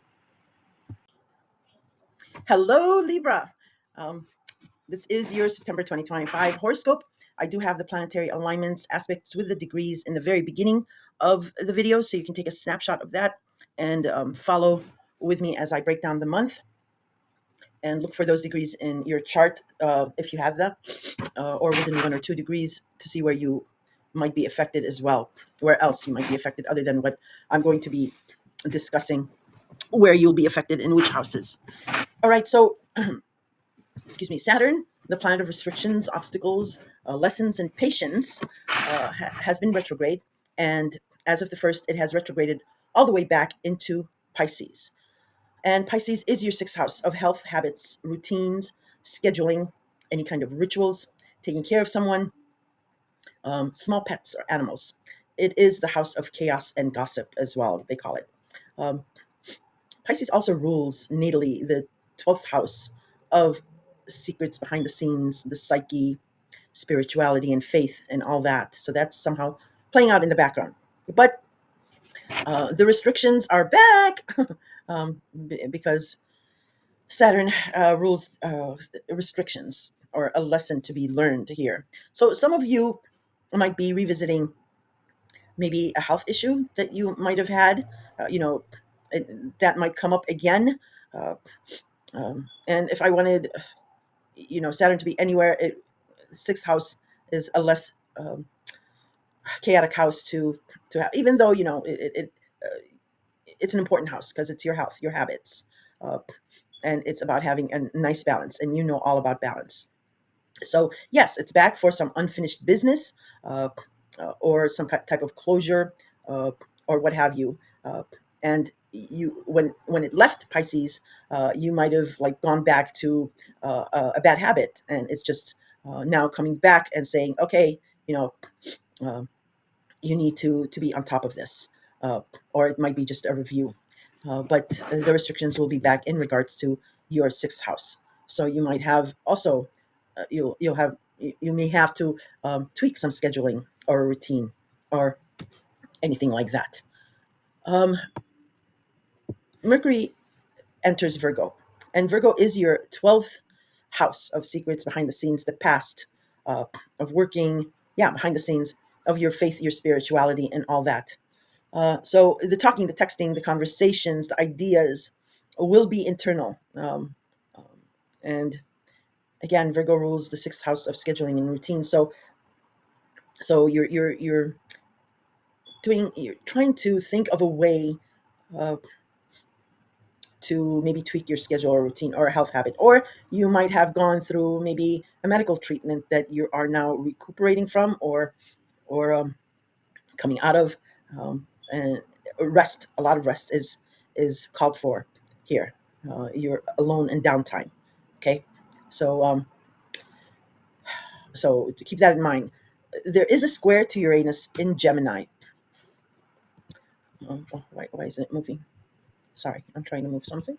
Okay, so yeah, there is a square to Gemini, and Gemini is your ninth house of higher education, long distance travel, foreigners, philosophy, the World Wide Web, and publishing. Um, so whatever you're working on behind the scenes, in intensity, and there's intensity and heat about something you're working on behind the scenes, or about faith, or what have you, it is squaring these changes that you've been experiencing in your ninth house since July. You might have gotten an extra load of something to figure out. Uh, maybe it's you're in higher education and things are becoming ramping up and becoming overwhelmed, or you may be overwhelmed with a school schedule or upcoming uh, tests, or what have you. Uh, so just and you're needing this alone time to go through whatever these changes have been coming at you hard and fast. Just hang on. Don't worry about it too much, because we will be having Uranus will be retrograding back in Gemini. So you'll have a second opportunity if this is becoming overwhelming, or you'll be able to change course of something. If it's, like I said, higher education, you might be changing classes, dropping something to make your load easier. Can be, sorry about the siren. If it's about long distance travel, again, the devil is in the detail. Maybe it's about a visa, or a passport, or getting a real ID card or something like that. If it's about publishing, maybe you have to redo a manuscript, or put the finishing touches on. Mars in Virgo will square Jupiter in Cancer as I am uploading this video. So on the 4th. Again, this intensity, this gumption and drive you have behind the scenes, you're feverishly working on something behind the scenes, or getting lots of needed R&R. You're wanting this alone time. It will square Jupiter in Cancer. Um, This doesn't have to be a bad aspect. As a matter of fact, this is probably a good square, because remember, squares can also be good. And Jupiter is, the jolly green giant, and it loves being in Cancer. And Cancer is a very nurturing sign. So whatever you're working on behind the scenes um, is very beneficial, might be very beneficial, and it will jumpstart something in regards to your career, your status, your reputation, or with authority figures. Excuse me, I need to drink some water. Because your career, Jupiter is right on top of your chart in Cancer. And this is a once in a 12-year opportunity for something about your career. Your career is going to take off, Libra. Something is going to expand bigly, as Trump says, bigly. Something is going to expand for you here in your 10th house. Authority figures are definitely going to be supporting you and boosting you. It might be raises, promotions. So get ready for that. Uh, and think back 12 years. Yeah, there was this same theme. And you might have planted something or started something then that is going to explode for the next year in regards to your career, your reputation, and with authority figures. Um, the 10th house also covers volunteering or philanthropy of any kind. So keep that in mind as well. Um,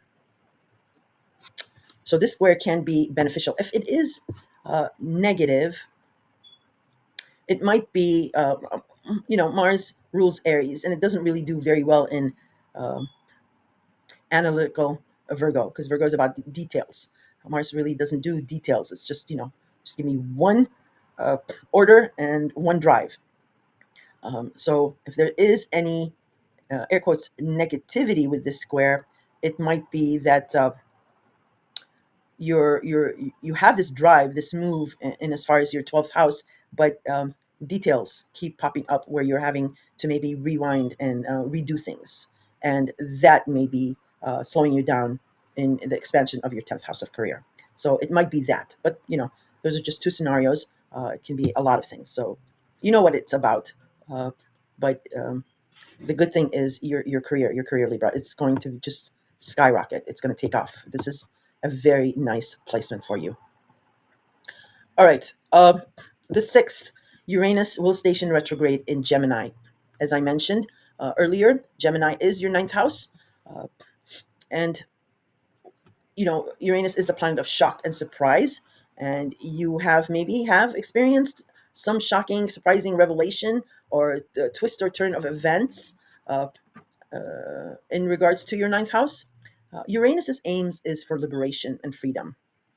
So liberation and freedom for you is going to come through your ninth house. Um, and now it's going to station retrograde, and you're going to be reviewing these shocking new changes. Um, and you will, when once Uranus goes direct, then you'll be making the tweaks and changes of what you want to keep and what you want to discard, or dealing out with any fallouts if there was any.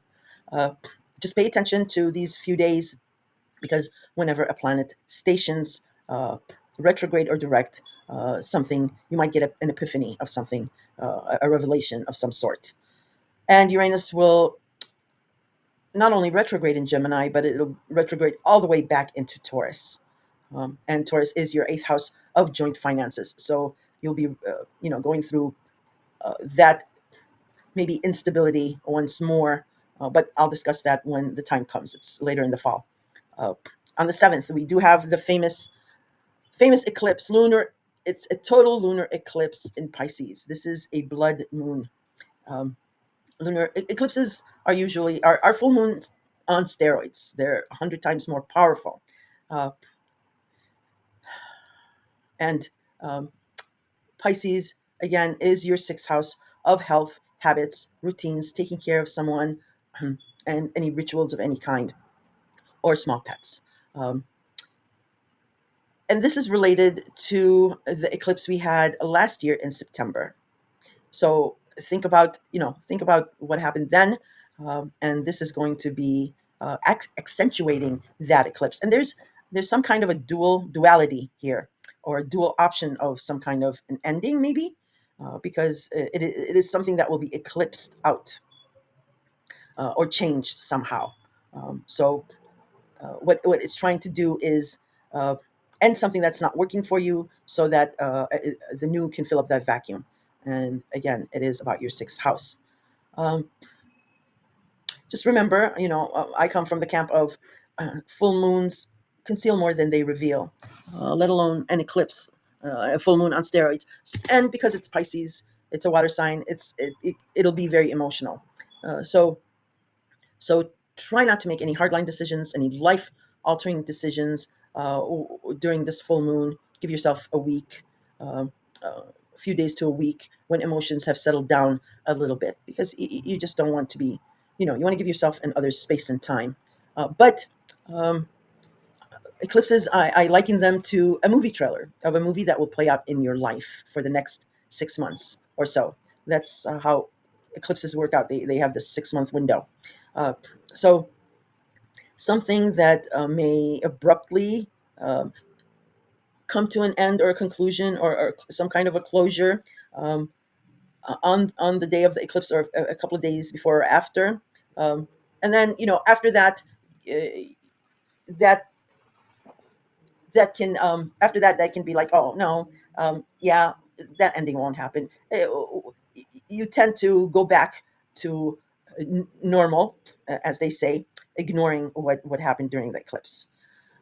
But in time, in the next 6 months, the tension will grow back again to where the finale of what you saw during the eclipse will manifest in 6 months' time. So the universe is giving you, yeah, a movie trailer of how this eclipse will have the finale at the end.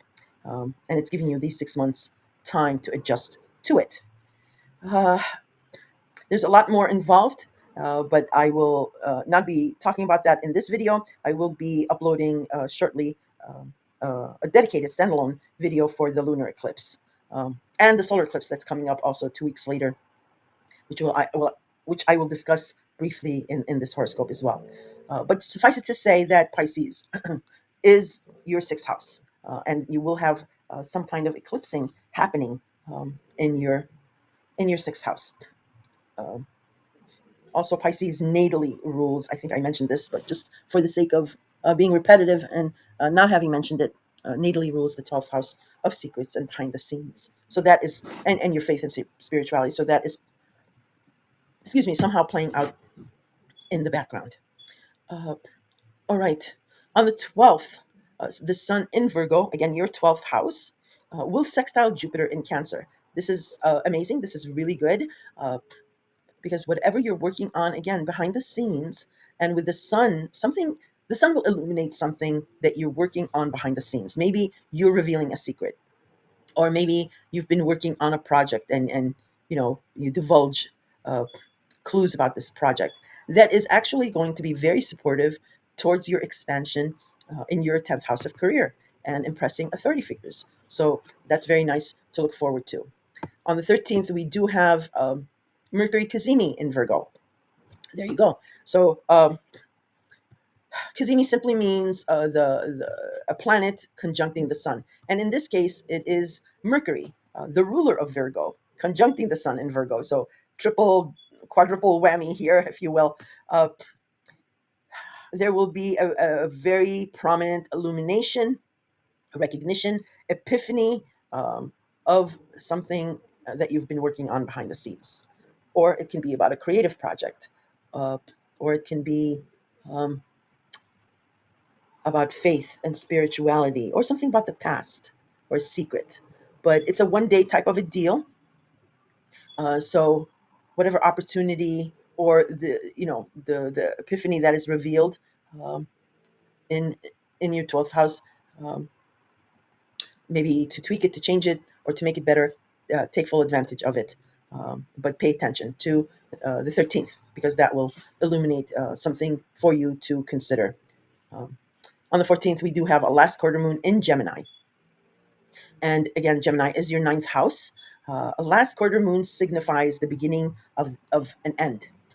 Uh, and you already know what this is about. You have a clue. If it's about higher education, maybe this is your final semester before you graduate, so you know this is the beginning of the end. Uh, if it is about higher education, if it's about long distance travel, maybe it is, you've been planning on this and you've been sidetracked. Well, here on the 14th, you may get a confirmation of a visa or a passport, or and you know that it'll take the next few months to get those items before you can travel.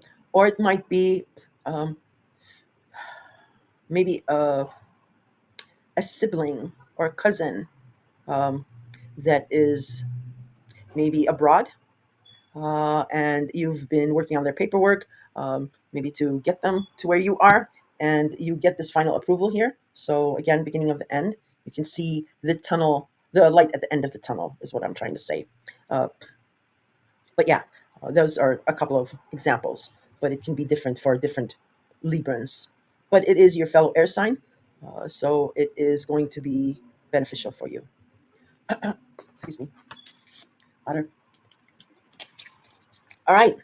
On the 15th, your ruling planet, Venus, has been in Leo. And Leo is your 11th house of friends, groups, associations, memberships of any kind.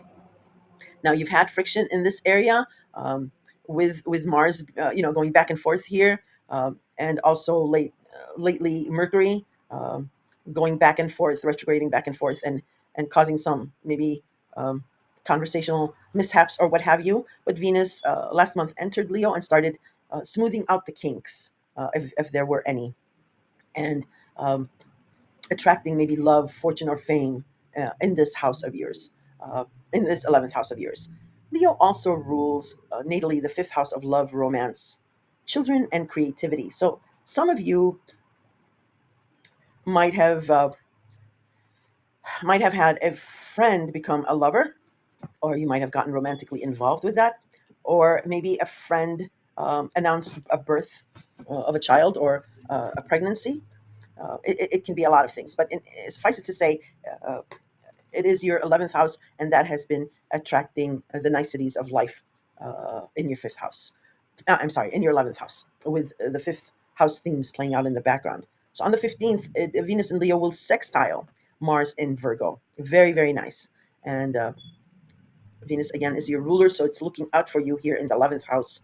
Uh, it's also the house of network. So she's working hard for you here, and it is whatever Venus is doing here, beautifying this 11th house of networking. It will lend a supporting aspect to your endeavor, your action that you're taking in your 12th house. Again, going back to maybe a romance situation. Uh, it, Again, it might have been a friend or someone in a group that you know that you started having a romance with. And it might be in secret for now.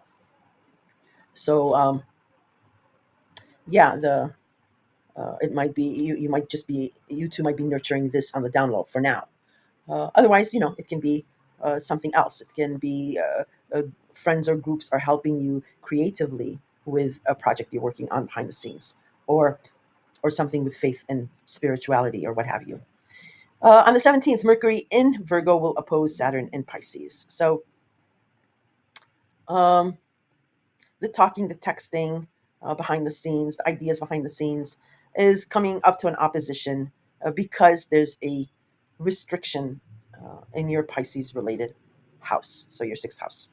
Uh, so you're needing to go back to the drawing board because Saturn is not allowing it to go through, or because of that restriction in your sixth house, you need more time to think through uh, this behind the scenes or 12th house um, conversation or idea.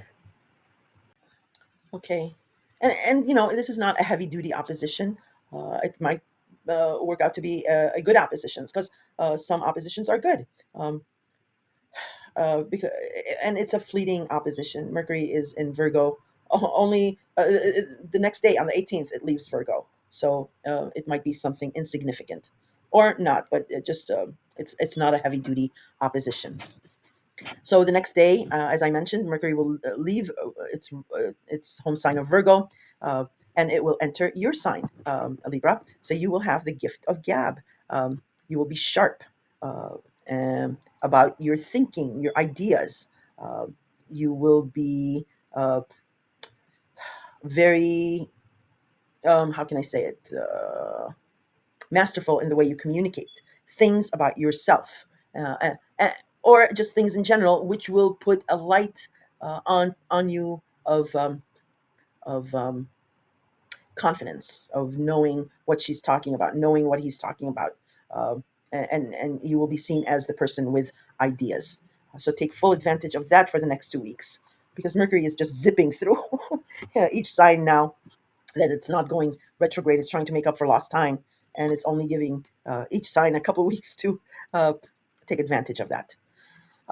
As soon as it does enter your sign, it will go on to oppose Neptune in Aries.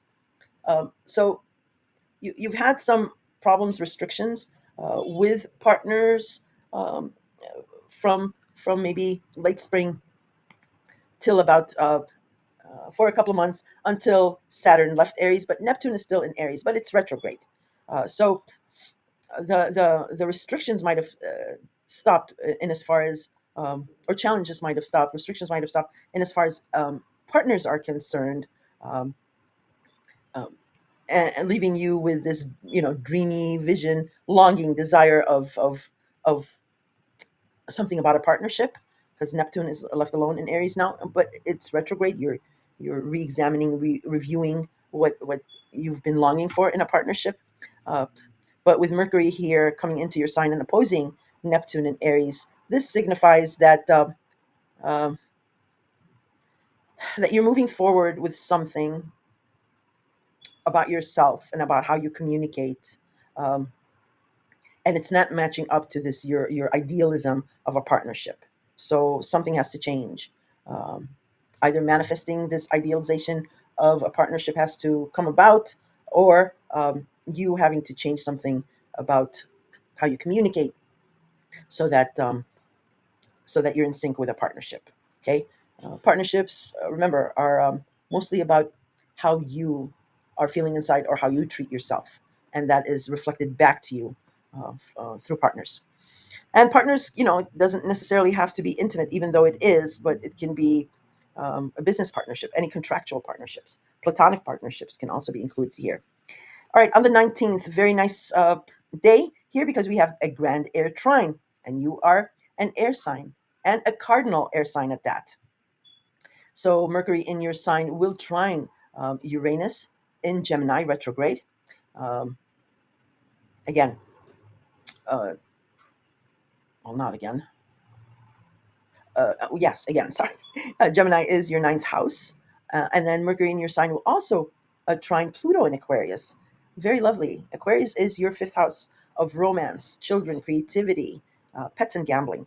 So, a grand trine here. Everyone is in sync. All the air signs are in sync with each other, helping each other out, and having each other's backs here. So your first house of image is front and center, and you have the gift of gab and this mercurial confidence about you, which is working out really well in your ninth house of higher education, foreigners, travel, publishing, and the World Wide Web, as well as it's giving a boost to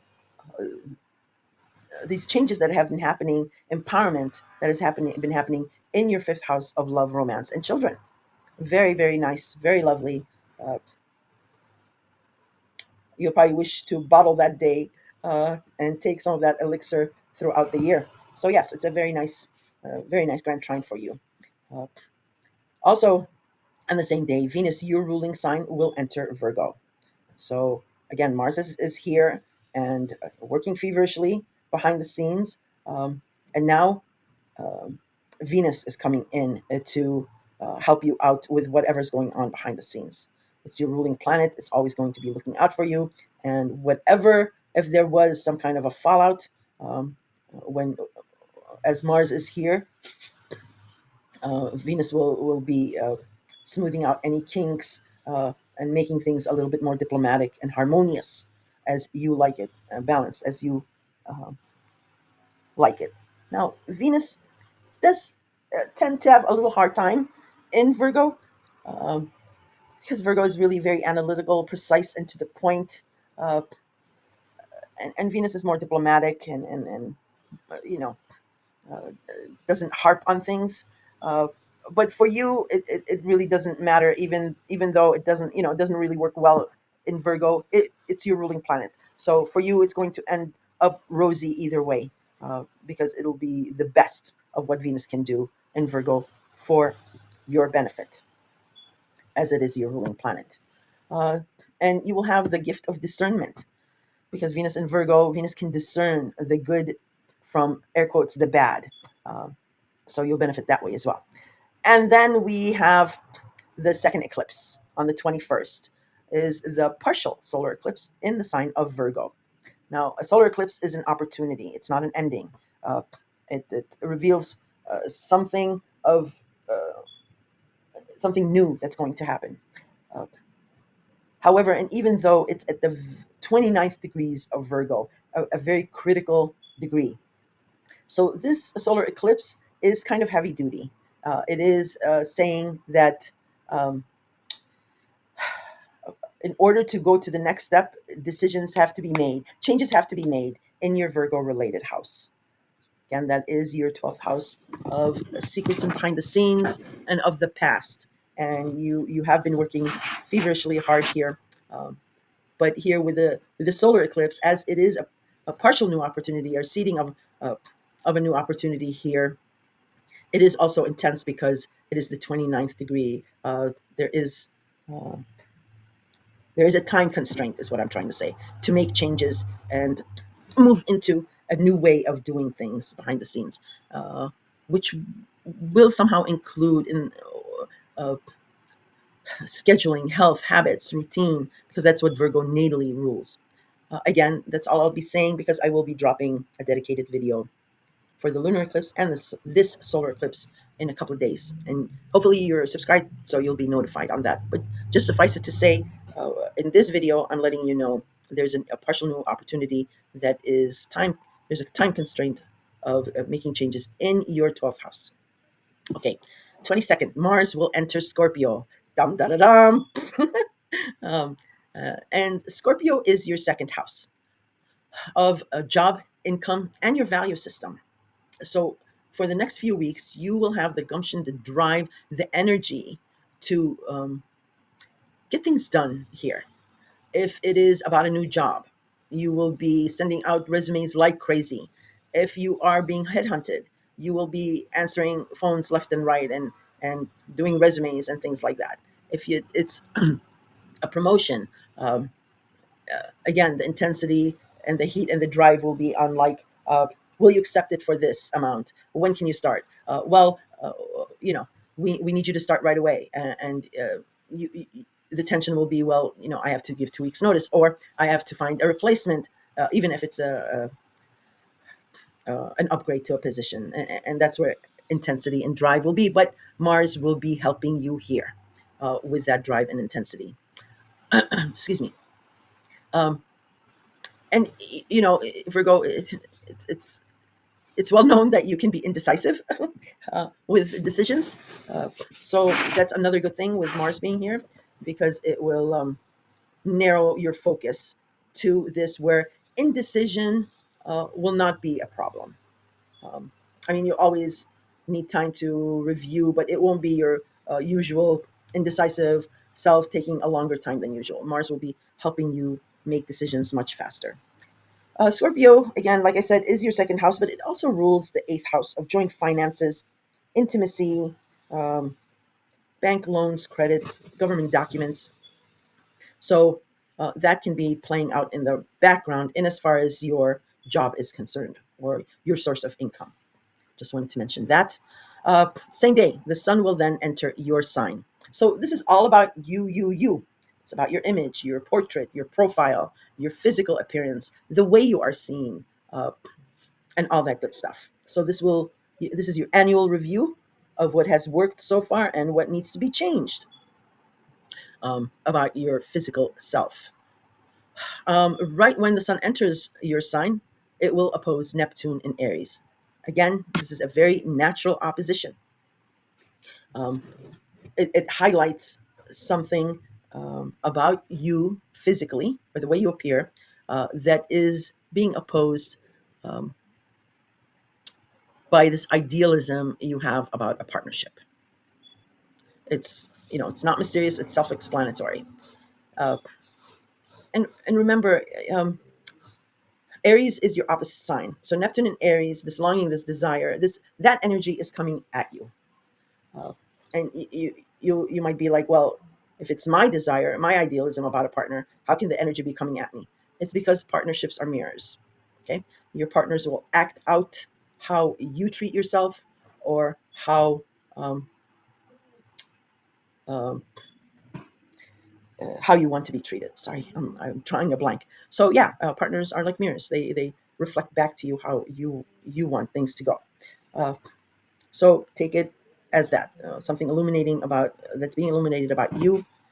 Your profile will be opposed by this desire that you have in regards to a partnership.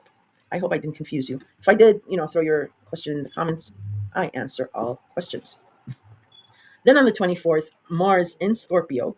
So this heat, this drive you have, um, excuse me, in your second house, will square Pluto and Aquarius. So if the previous squares and oppositions, I said there's an aspect of good to them, um, with maybe a negative.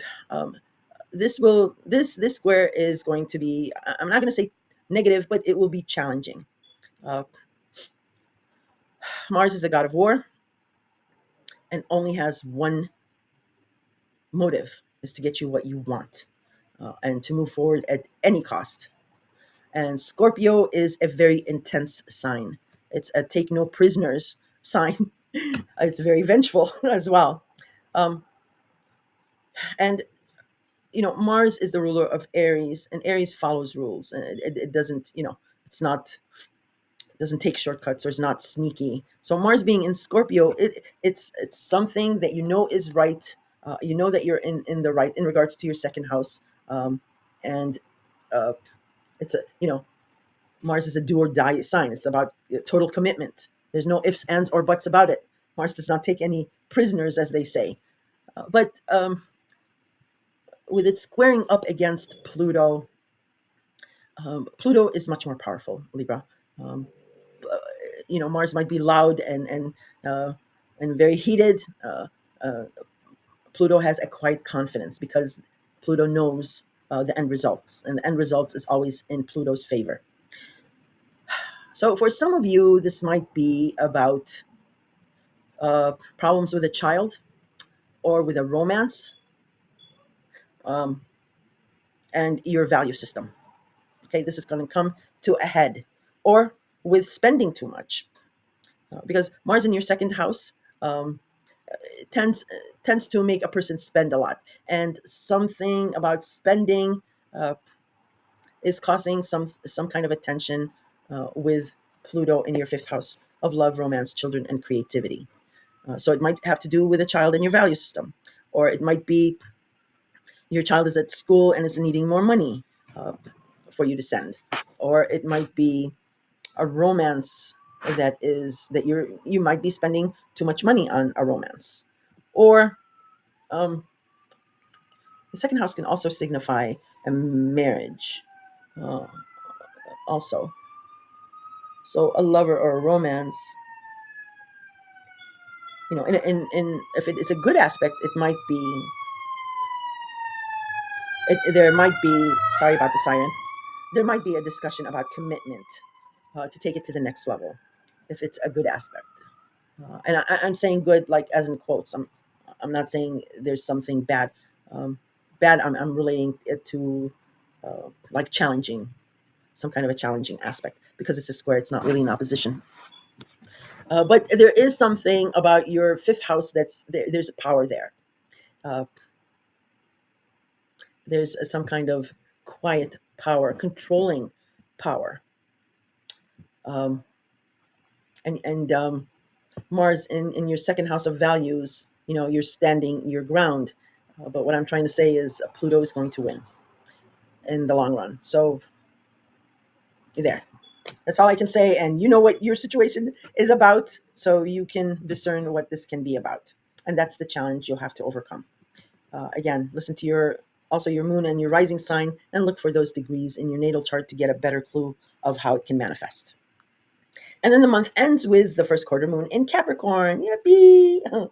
So a budding new opportunity that's been developing or is about to develop uh, in regards to your home and family. And there's something in the background about a law, the government, um, maybe money, or there's an age difference, a significant age difference of some kind, um, but or a business. Whatever it is, it's business and not personal, as they say. So whatever decision is being made or coming down or what have you, just remember, as the saying goes, it's not personal, it's business. Uh, so don't take it personally or emotionally if it is, again, air quotes, negative, uh, because there's not really anything negative. It's just challenging. Try to think of it in that sense. And this is how the month ends, Libra. So if you have any questions, throw them in the comments. I answer all questions, and hopefully you're subscribed, because then you'll be notified with two eclipse videos, standalone videos that I'll be dropping soon. Oh, and on your way out, if you found this entertaining or informative, maybe you can leave me a like. That would help me out a lot. All right, talk to you soon, Libra. Hello, Scorpio, and welcome to your September 2025 horoscope. I hope you're feeling well and doing well. I do have the planetary alignments, aspects, and its degrees in the very beginning of the video. You can take a snapshot of that and follow along with me if you wish as I break down the month for you. Okay, Scorpio. So Saturn has been going retrograde in Aries, and it has retrograded all the way back into Pisces as of September 1st. So Pisces is your fifth house of love, romance, children, creativity, pets, um, and gambling.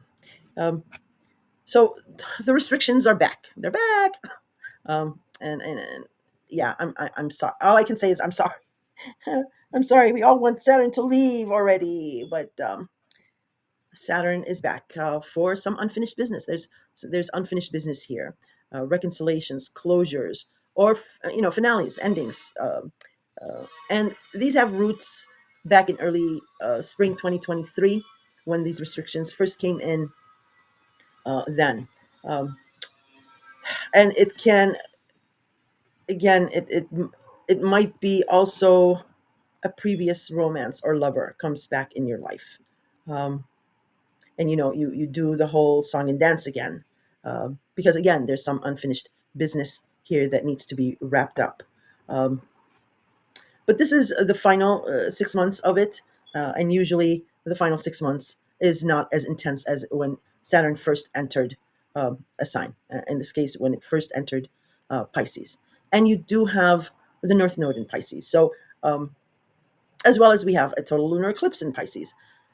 So what the universe is doing is it's trying to clear out some dead wood here, um, and with restrictions, because there's something on the horizon that's going to come in and fill this vacuum. If it is about a romantic individual, romantic partner, if you will. If it's about children, there's some kind of seriousness to children. Maybe there's a discipline issue, or maybe they're going through their own problems that is needing a lot of your attention and your discipline. Saturn is about discipline. It's about patience, and it can be testing you to your very limit, because you do have a lot going on. Um, yeah, a lot of heavy duty things that have been going on with you, and with maybe problems with children, it be exasperating. But it's going to need your attention for another 6 months. If it's about pets, same thing. I don't know if they're knocking on my door. Same thing applies. If it is about um, any gambling issues, just be really careful, because gambling is casino gambling. It is also the gamble we take on life. So again, be frugal with any gamble you take on life, or if it is about casino gambling, because you have Saturn here that is going to be restricting your winnings, maybe, or your spending. Um, on the second, we do have Mercury entering Virgo. Um, and sorry, I'm listening because there was this knocking, but I don't know. I don't want to pause because this doesn't have a pause. If I stop it, I have to re-record it or just upload this 5 minutes, and I don't want to do little incremental things. In any case, um, where was I? Mercury entering Virgo. Virgo for you is your 11th house of friends, groups, associations, memberships of any kind. It is also the house of your hopes, wishes, and dreams of the future, of how you want to be seen amongst these people. Um, the 11th house can also be um, a romantic house in the sense that it can be a third serious relationship. I don't. I just wanted to throw that out there. um, so the talking, the texting, the conversations are going to begin. The ideas are going to um, intensify um, for the next couple of weeks. Mercury is whizzing through the next few signs, as it was stuck in Leo for the last couple of months. It's making up for lost time. So take full advantage of whatever you want to be communicate or hear in regards to your friends or your groups. On the third, Mercury in Virgo will square Uranus in Gemini, um, and Gemini is your eighth house. Yeah, because Taurus is your seventh. So Gemini is your eighth house of joint finances, of intimacy, of government benefits, bank loans or credit. It is about the past. It's about taboo subjects. Um, it is about transformation. So here we have a square, which is a tense aspect, a challenging aspect, uh, between whatever you're communicating with friends groups and intimacy. And Uranus is the planet of shock and surprise. So when it first entered Gemini, there might have been something shocking or surprising that happened in regards to your eighth house. Um, and maybe you've been dealing with that fallout. Uh, Uranus's aim is to liberate. It might seem very destructive in the beginning, but it will be much appreciated in the long run. Excuse me. Um, um, and and here we have a square. So this might be overload um, of information. Um, if it is, or maybe a project being turned upside down. If it is, have heart and don't completely give up, because Uranus will be retrograding in a couple of days. I'll talk about that. Um, Otherwise, it can be a beneficial aspect. Squares doesn't necessarily have to be bad aspects. They do jumpstart things that may have been stagnant or stale. Um, for some of you, uh, Scorpio, for some of you, um, there's this distraught feeling about being lonely or lonesome, and rightly for some of you, because some of you have gone through a separation, an annulment, a divorce, or you're going through it now. The ones who've gone through it now had probably had earlier degrees, and that was, you were hit with that last year, and now you're feeling really refreshed and vibrant. For others, it might be taking place now, and there's this feeling of despair, of being alone, of um, what's the meaning of living then, if it's to always be alone or waiting or patient, because you're a very intense sign, and you need that intensity with a romance or a partner, and the universe is clearing out partners that do not serve you, that do not stimulate your mind and your psyche, that maybe can't handle your intensity. That's why astrologers keep saying it's going to take time. There's transformation involved. Um, and you do have patience. Scorpions are very, very patient, just like your animal counterparts. If you watch a Scorpio, it can lay still for a long, long time. But when it moves, it's fast as hell, and um, that's how what your personality is when you have made a decision and you want to move. That's it. You're not going to um, be like stopped in your way. But um, with Saturn, Saturn wins. Saturn will put up obstacles and things like that. In any case, I just wanted to mention this one point, because yeah, there's some Scorpions that are almost at the point of despair, um, and Virgos, poor Virgos. But I'm mentioning it because I want you to have hope. Just hang on. Anyway, in regards to this square between your 11th house and your 8th house of intimacy, or the past. Um, this square can manifest in a positive way, where your friends, your groups, or associations are noticing this despair in you, um, and will come to your aid and help you, and get you out of this rut. And the eighth house, you rule the eighth house. You are ruled by Pluto, so it's not something where I'm too worried about you guys. But I just wanted to mention that. Yeah, now I'm whispering because I don't know if somebody was knocking on my door and I don't want them to hear me. Anyway, moving on. On the 4th, we do have Mars in Virgo squaring Jupiter in Cancer. So, Virgo, we've established, is your 11th house.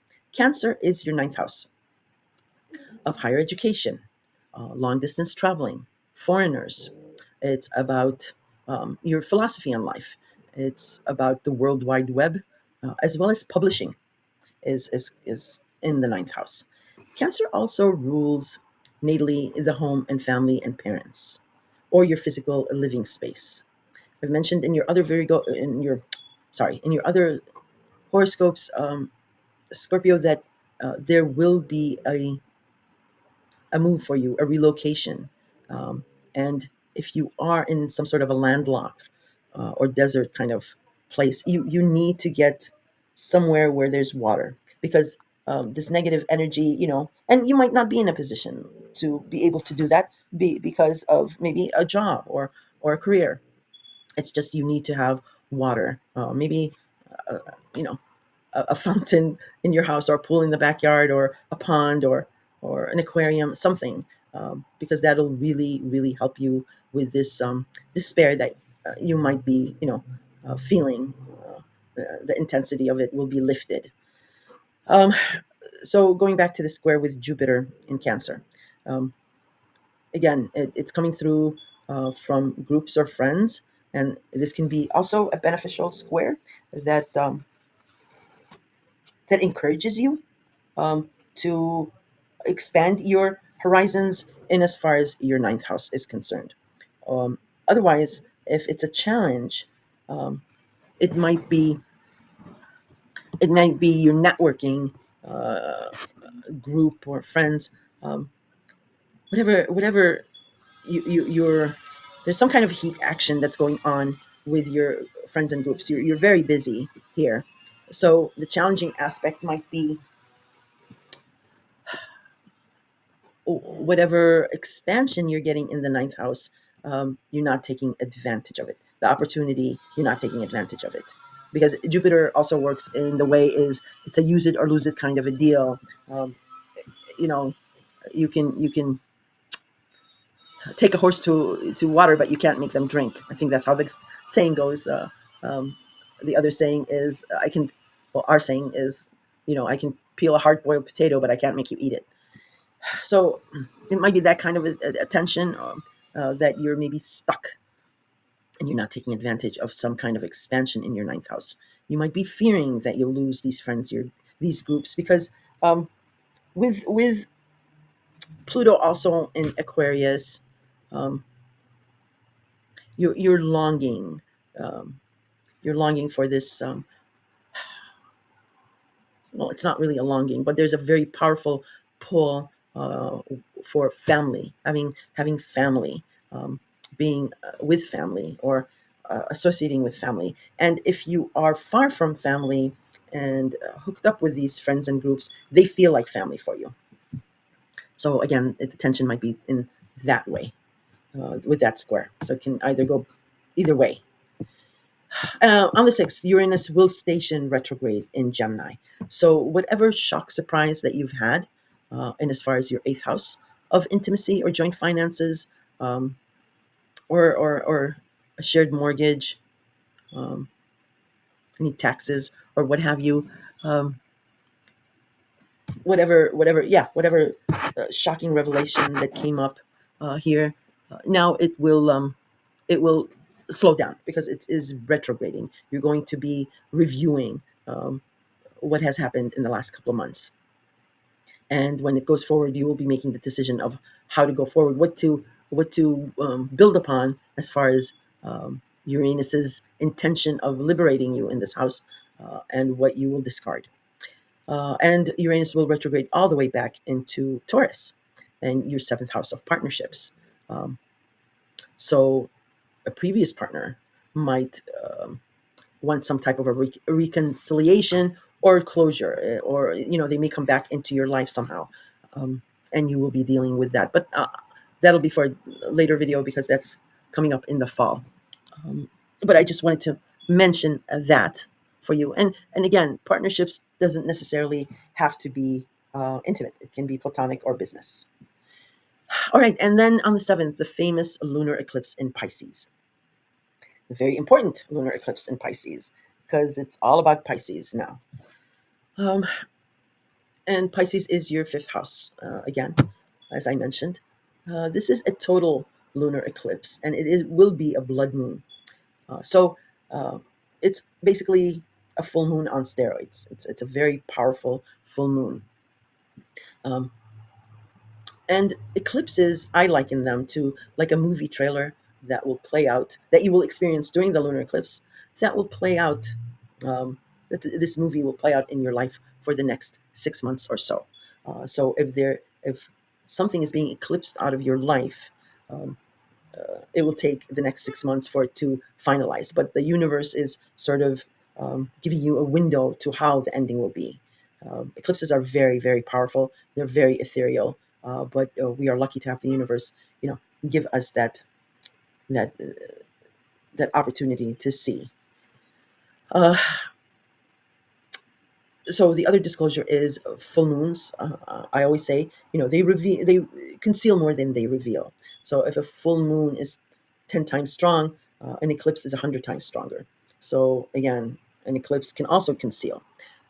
Why I'm saying this is try not to make any hard line, life altering decisions during a full moon, or even if you can wait like a week for emotions to calm down a bit, because Pisces is a very emotional sign. It's a water sign. It's your fellow water sign, um, but and you're able to handle it. But emotions are high. Something might be concealed, and just the opportunity of giving others space and time too, before being it's now or never kind of a deal. Um, the other thing I want to mention about this eclipse is there's some kind of a dual option or duality about it, or a dual ending.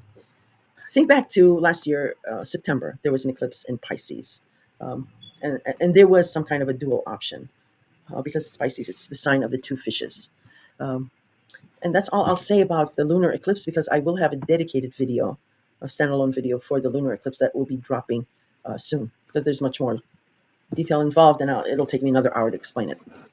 Just suffice it to say that it will affect your fifth house. On the 12th, the Sun in Virgo will sextile Jupiter in Cancer. Hallelujah, finally, a nice aspect. No, I'm joking. But this is a very nice aspect. This is a supportive aspect taking place between your groups and your friends, your 11th house, and this expansion that you are experiencing um, in your ninth house. Sorry, Cancer is your ninth house.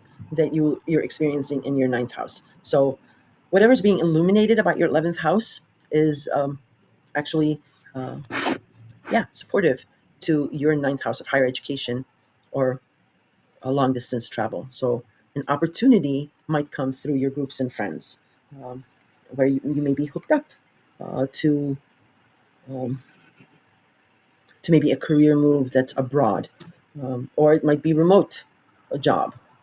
It can be about that. Now, on the 13th, we do have Mercury Cazimi in the sign of Virgo. And Cazimi is basically a planet conjoining the sun in that same sign. In this instance, it's Mercury, and he is the ruler of Virgo, and the sun is in Virgo. So this is a double, triple kind of a whammy.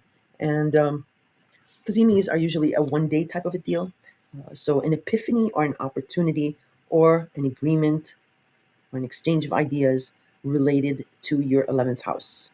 Um, that's going to be very beneficial. So look to the 12th and 13th, but Kazimi, especially the 13th, that 1 day type of a deal. There might be a time restraint if it's an opportunity. Um, Otherwise, like I said, it might be a an epiphany that clues you in on something about your 11th house. On the 14th, we do have a last quarter moon in Gemini, and last quarter moons signify the beginning of an end.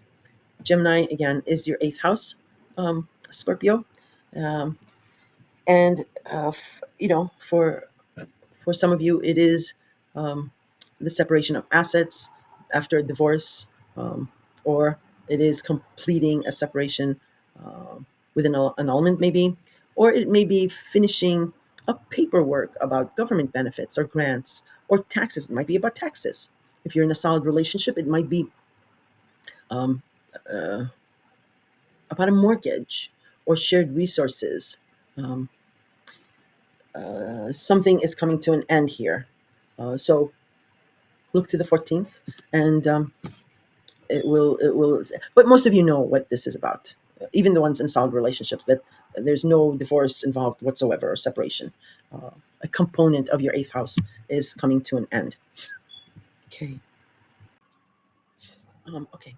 And moving on the 15th, Venus in Leo will sextile Mars in Virgo. Um, So you've had some issues regarding Leo, or your Leo related house, which is your 10th house of career, status, authority figures, and so forth, since back in November, December. And then in March, April, maybe April, May, There was Mars was in Leo going back and forth, so there was issues there that might have been blown out of proportion, as well as the last couple of months. Mercury was in Leo dancing back and forth, so trying to pin a conversation or an agreement down, that might have been an issue. Some of you could have lost a job during this Mercury in Leo retrograde. Um, um, but Venus last month entered Leo and um, started repairing any damages that Mars and Mercury have created in your 10th house. It's starting to beautify this area for you. Venus attracts money, love, fortune, and fame. So any one of those aspects can now begin to be coming in through your 10th house or from authority figures. And we see a lovely aspect here, which is your 10th house will be sextiling whatever your endeavors are in reference to your 11th house, because it's Mars and Virgo. So you're there's a lot of heat and action that you're doing in the 11th house, and your career and status is lending a very supportive aspect to your 11th house, to your endeavors in your 11th house. Um, you might be setting up a group, uh, maybe a previous boss or maybe an authority figure is giving a talk as a favor to you, to a group endeavor. You know, just as an example. Um, Leo also natally rules the fifth house of love, romance, children, and creativity. So there might be something creative, or it might be involving a child, or something like that. Um, yeah, I just wanted to mention that. On the 17th, Mercury in Virgo will oppose Saturn in Pisces. So not only do you have these restrictions back um, in your fifth house, not as intensely, remember, um, but you whatever you're discussing, you're talking, texting, agreeing to in your 11th house um, is coming to an opposition to your fifth house, um, a restriction that there's in your fifth house. And this is a somewhat of a natural opposition. It's not necessarily horrible. Oppositions in general are not horrible because both sides know where they stand. And moving forward, then you know how to navigate. And here it might be because you're so busy, because you have Mars, you have the Sun, you have Mercury, all in Virgo. So because you're so busy with your 11th house, um, that is why the intensity and the challenge is coming up. This opposition is coming up with your fifth house. So even though it's your fifth house of lighthearted romance and love, there's a restriction that Saturn is putting on you. Like you can't just it just can't be just all take take take. It has to be some give. So you need, maybe it's paying more attention to a romantic figure, or it might be simply having fun in a constructive way would benefit you more. Because I don't want to say, it's just about the fifth house is about lighthearted romance and fun. We still have Saturn here. So we got to define what restriction, obstacle Saturn is demanding of you. Yeah. Um, so it might involve that. Um, that opposition might be interpreted that way. It might be that example. Again, listen to your sun, rising, and moon, and look for those degrees in your natal chart to get to narrow it down a little bit more to know what it might be about. Um, okay, on the 18th, Mercury will finally leave Virgo. Well, not finally; it just whizzed through Virgo. You only had like 2 months of Mercury in Virgo, but it leaves on the 18th and then enters Libra. And Libra is your 12th hidden house, your house of secrets and the past, spirituality and faith, um, taking care of someone. So, and Libra rules all types of relationships: business, platonic, intimate, personal, and so on and so forth. So now the talking, the texting will begin in earnest um, about a secret, or about the past, or about something you're doing behind the scenes. or you might find yourself talking more about spirituality or faith. But as soon as Mercury enters Libra, it goes on to oppose Neptune in Aries. And did I make a mistake? Let me just check, please. Give me a second. No, I'm fine. I didn't make a mistake. Okay, so it opposes Neptune in Aries. Where did it go? I was losing my. Sorry, let me just find where I am. Okay. Um, so whatever you're feverishly maybe talking or thinking in secret or about the past, um, it comes to an opposition with a desire, a longing um, that you have, or an escape that you have in regards to your sixth house of health, habits, routine, scheduling, um, maybe taking care of someone, maybe small animals or pets. You might be thinking like the best job for your career might be, rescuing animals, for example. I mean, it's just an example, and that you might have been longing for that, or you'll be longing for that, and whatever you're thinking about or talking about, discussing behind the scenes or about the past, it's naturally opposing. This is a natural opposition. Libra is on the complete opposite side of Aries. Um, so it's a natural opposition, but it doesn't mean as in a negative opposition. It can mean a negative opposition, but it doesn't necessarily. Some oppositions do benefit both sides. Um, they like lock horns and both realize that, it's to the detriment of each other, not only of the other person. And there's a benefit there. So try to think of it in that perspective, with that perspective in mind. Um, yeah. Um, so your sixth and your 12th house, because the sixth house is the house of busyness, because you've got your health, you've got your schedule, like your routine, like breaking up the day in 8-hour increments, 8 hours for sleep, 8 hours for work, 8 hours for entertainment. And sometimes you'll skip on some things. It's about burning the candle at both ends. And then, your Libra house, your 12th house, is begging you to wind down and take time for yourself and be alone and enjoy that. So that's why I'm saying it's a natural opposition. And it's Libra. So it's all kinds of relationships as well as finding some kind of a balance. Okay.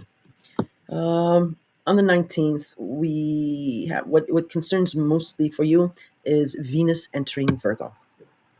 So all this, that communication that you had with Mercury in Virgo, and then Mars in Virgo, bringing up heat and action and whatever, um, it might have ruffled some feathers. There might have been some miscommunication. Well, Venus is coming to save the day. It's coming to, again, just like it came into Leo and tried to smooth things out, it will come into Virgo and try to smooth out any kinks or any ruffled feathers. It will bring the diplomacy, the gift of diplomacy for you to take advantage of. It will bring, Venus attracts money, love, fortune, fame. So it might be bringing those things to your 11th house. So, yeah, starting the 19th and going forward, look for those kind of benefits coming to your 11th house. And Venus in Virgo is very discerning. It can root out the wheat from the chaff.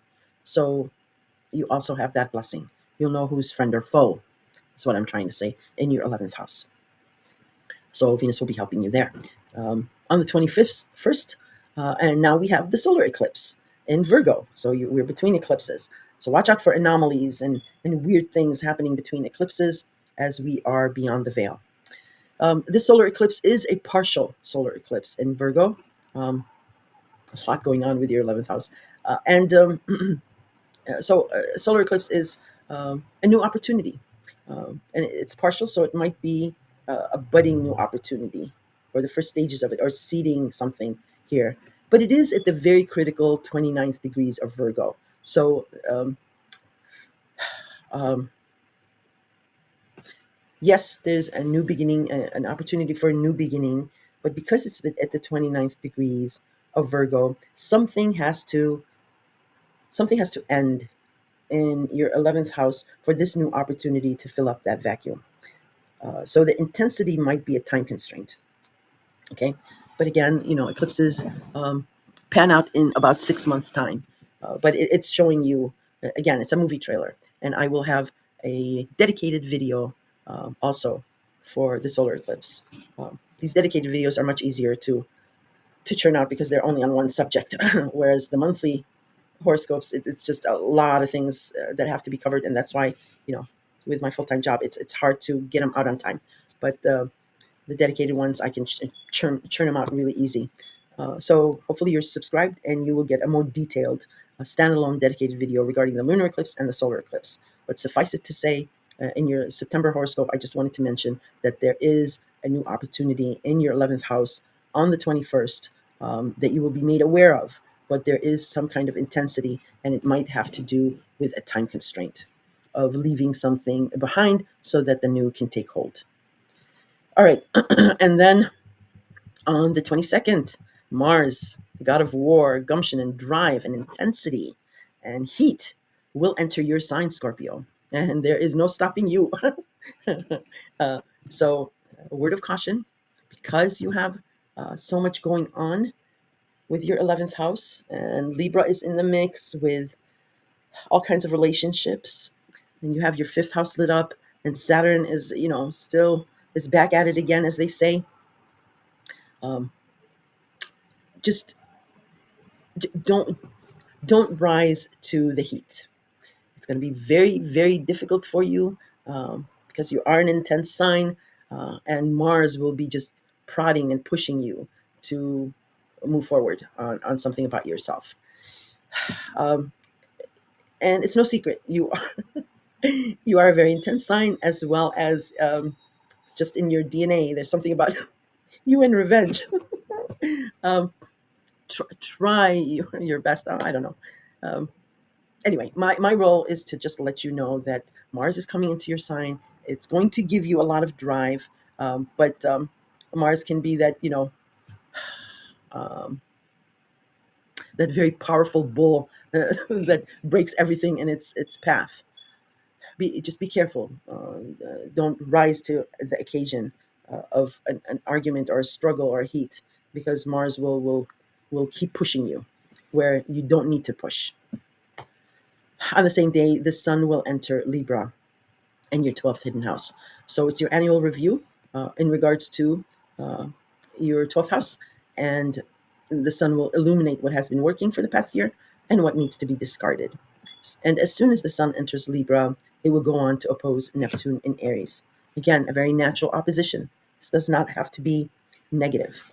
Um, so whatever is being illuminated, maybe a secret is coming out, maybe something you've been working on behind the scenes is being revealed, um, maybe something about faith or what have you, is whatever changes that's been happening here is coming to an opposition of a longing, a desire you have in your Aries related house, which is your, it's not your, is it your fourth house? I believe. No, it's your sixth house. Sorry. Uh, so yeah, this is a very natural opposition. You're going to be pulled in two ways.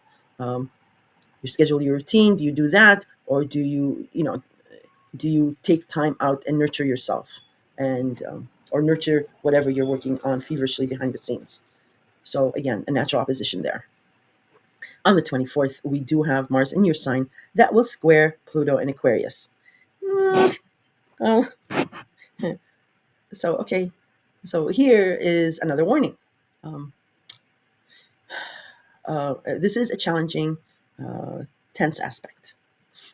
And because Mars is in your sign, uh, egging you on, pushing you forward, making you fearless. And remember, you're an intense sign, sometimes vengeful. Um, you're going to come up to a very powerful fourth house. Your fourth house is already very powerful because it's got Pluto there. There's a quiet power there that can make or break you, Scorpio.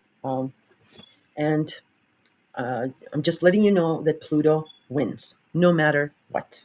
Mars is the god of war, but Pluto is the god of the underworld, small g's. So there's a quiet confidence and power about Pluto. That's why I'm saying Do not rise to the heat. Do not escalate an argument. Um, do not push. Um, and here, especially on the 24th, with Pluto, even though Pluto, even though, and because Pluto is retrograde, it might be muted, but it's just as powerful. You just don't want to get in an altercation with anything having to do with family. Otherwise, as I mentioned to in one or two of my videos, um, because you're going to be intensely seeking out some kind of family um, substitute if you're far away from family. Um, I mentioned the don't join cults thing for you guys. Um, you know, this square might happen naturally because you might find out that you may have been led astray by a group that is almost family to you. It can play out that way. That's all I'll say about that. I won't go into further um, delineations unless you are confused or you have questions. You can throw them in the comments. And the month ends with, on the 29th, the first quarter moon in your very cherished third house of Capricorn. Many, many Scorpions have Capricorn friends as well.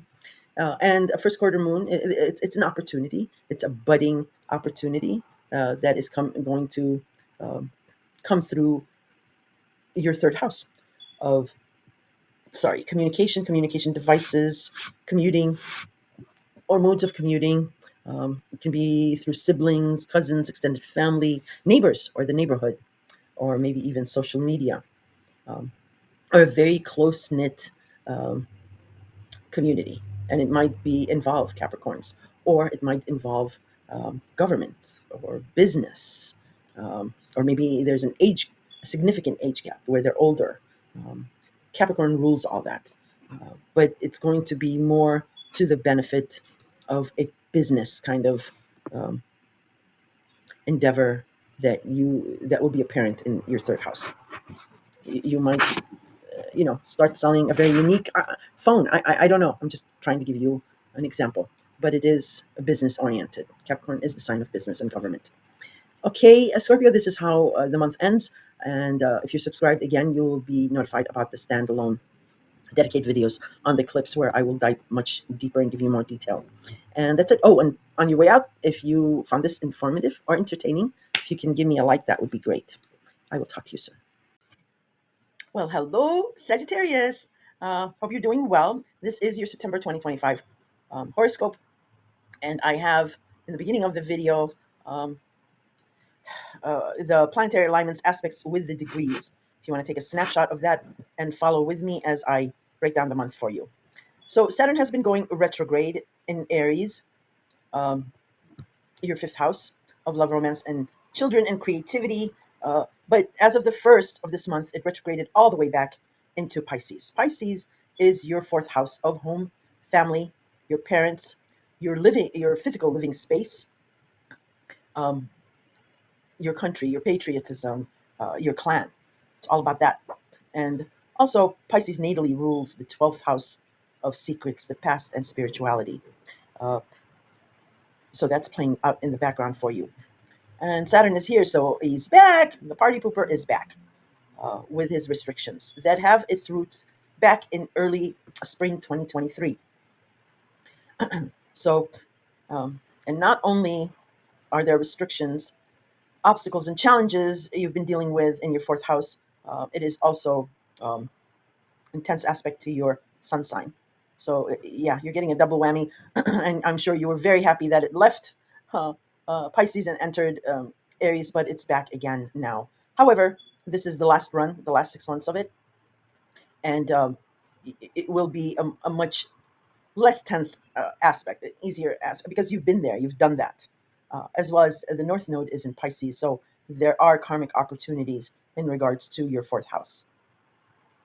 On the 2nd, Mercury entered Virgo, and Virgo is your 10th house of career status, your reputation, and authority figures. Excuse me. The talking, the texting, the conversations, the ideas, thinking is now focused on your 10th house of career and status or with an authority figure.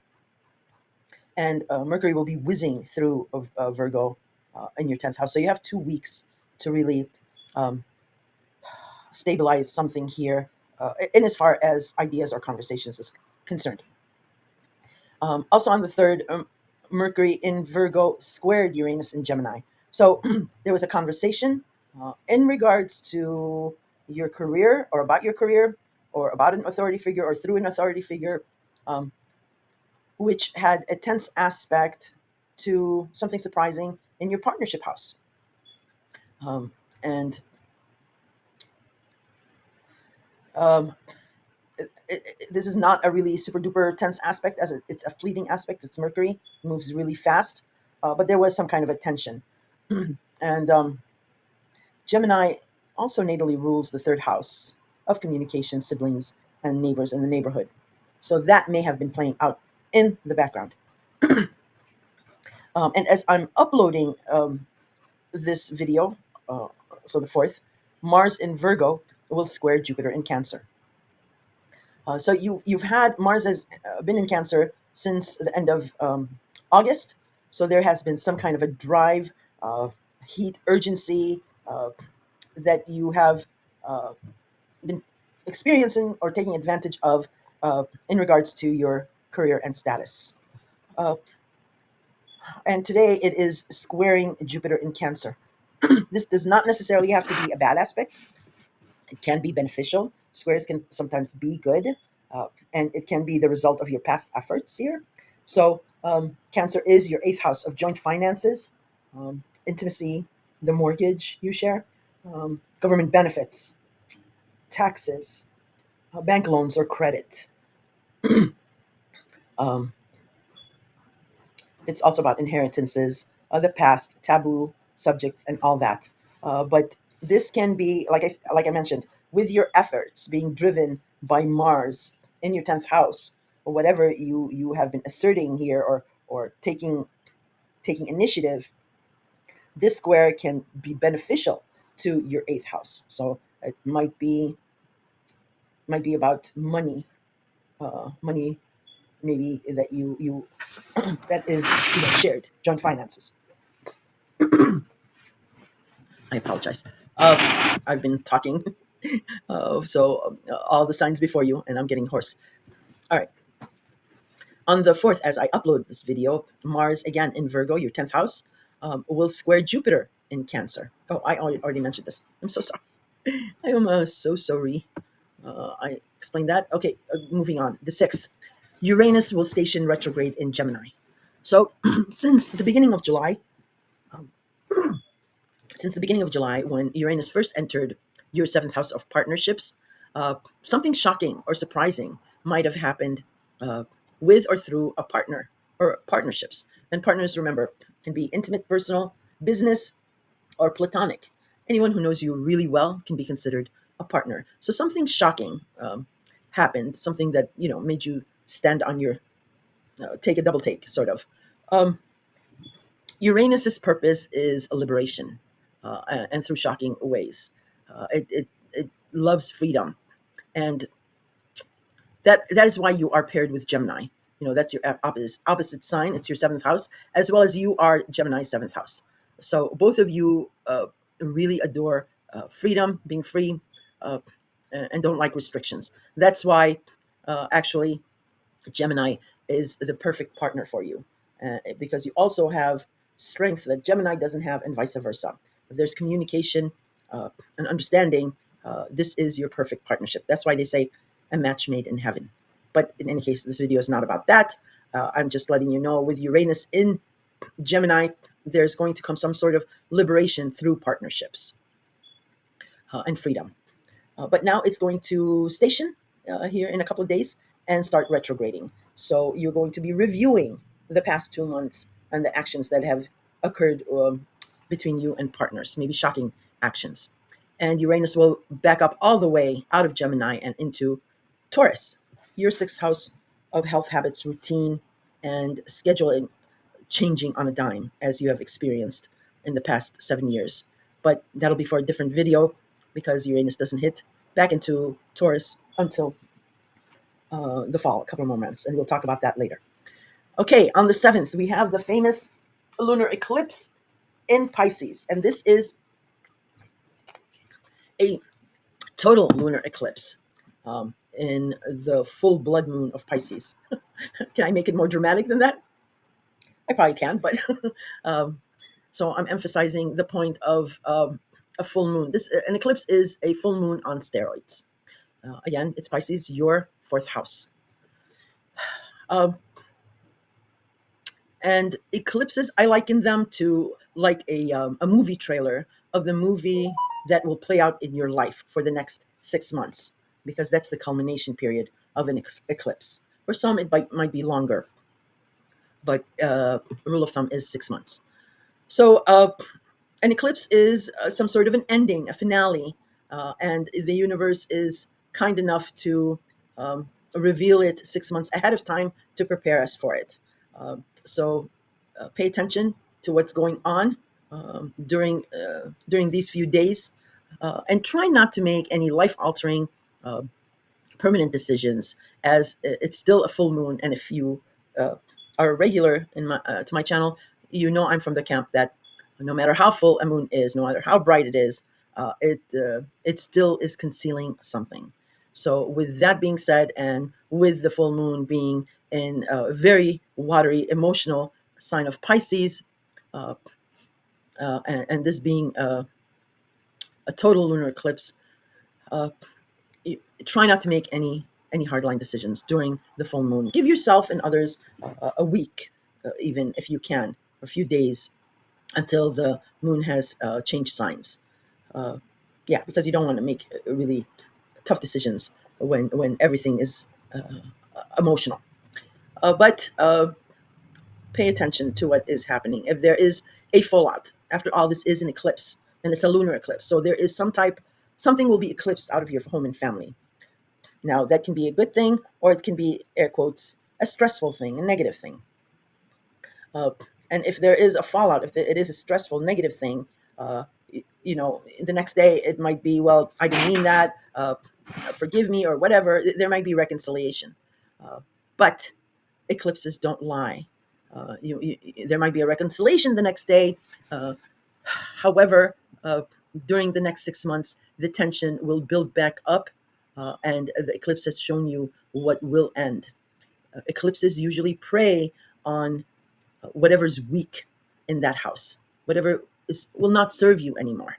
Uh, because, that's all I'm going to say about the eclipse, because I will have a dedicated standalone video for both this lunar eclipse that I'm talking about and the solar eclipse in Virgo, uh, opposite sign of Pisces, that I will also mention briefly during this horoscope. But there's much more involved, and it would take an hour or so to explain it. So that's why I'm going to do a dedicated video. But suffice it to say that there's some kind of ending or an eclipse. Something will be eclipsed from your fourth house. Uh, and that is necessary because whatever eclipse happens, then that vacuum will be filled with something newer and better. And the North Node is in Pisces. I don't know if I mentioned that before, but there's karmic new opportunities waiting to come in and fill up that void. A lot of you have moved. Some of you have not, but the remainder of you who have not moved will move. Even the ones who have moved will move again. Something about that going on, right? Now, on the 12th, we have the sun in Virgo, your 10th house, that will sextile Jupiter in Cancer. Very nice. So the sun is illuminating something in your 10th house, and whatever that's coming to, because it's illuminating for you and others to see. So whatever is being illuminated is actually very supportive to this expansion that is going to be happening in your 8th house of intimacy, joint finances, um, uh, a mortgage. You might be entering into a mortgage with someone. Naturally, if you're getting married or engaged, and you guys deciding on purchasing something that may apply. But this is a very supportive aspect. On the 13th, Mercury will be Cazimi in Virgo. So pay attention to the 13th, especially because a Cazimi is a 1 day type of a deal. And what a Cazimi is that a planet conjuncts the sun in a certain sign. In this case, it's Mercury, the ruler of Virgo, conjuncting the sun in Virgo. Very powerful.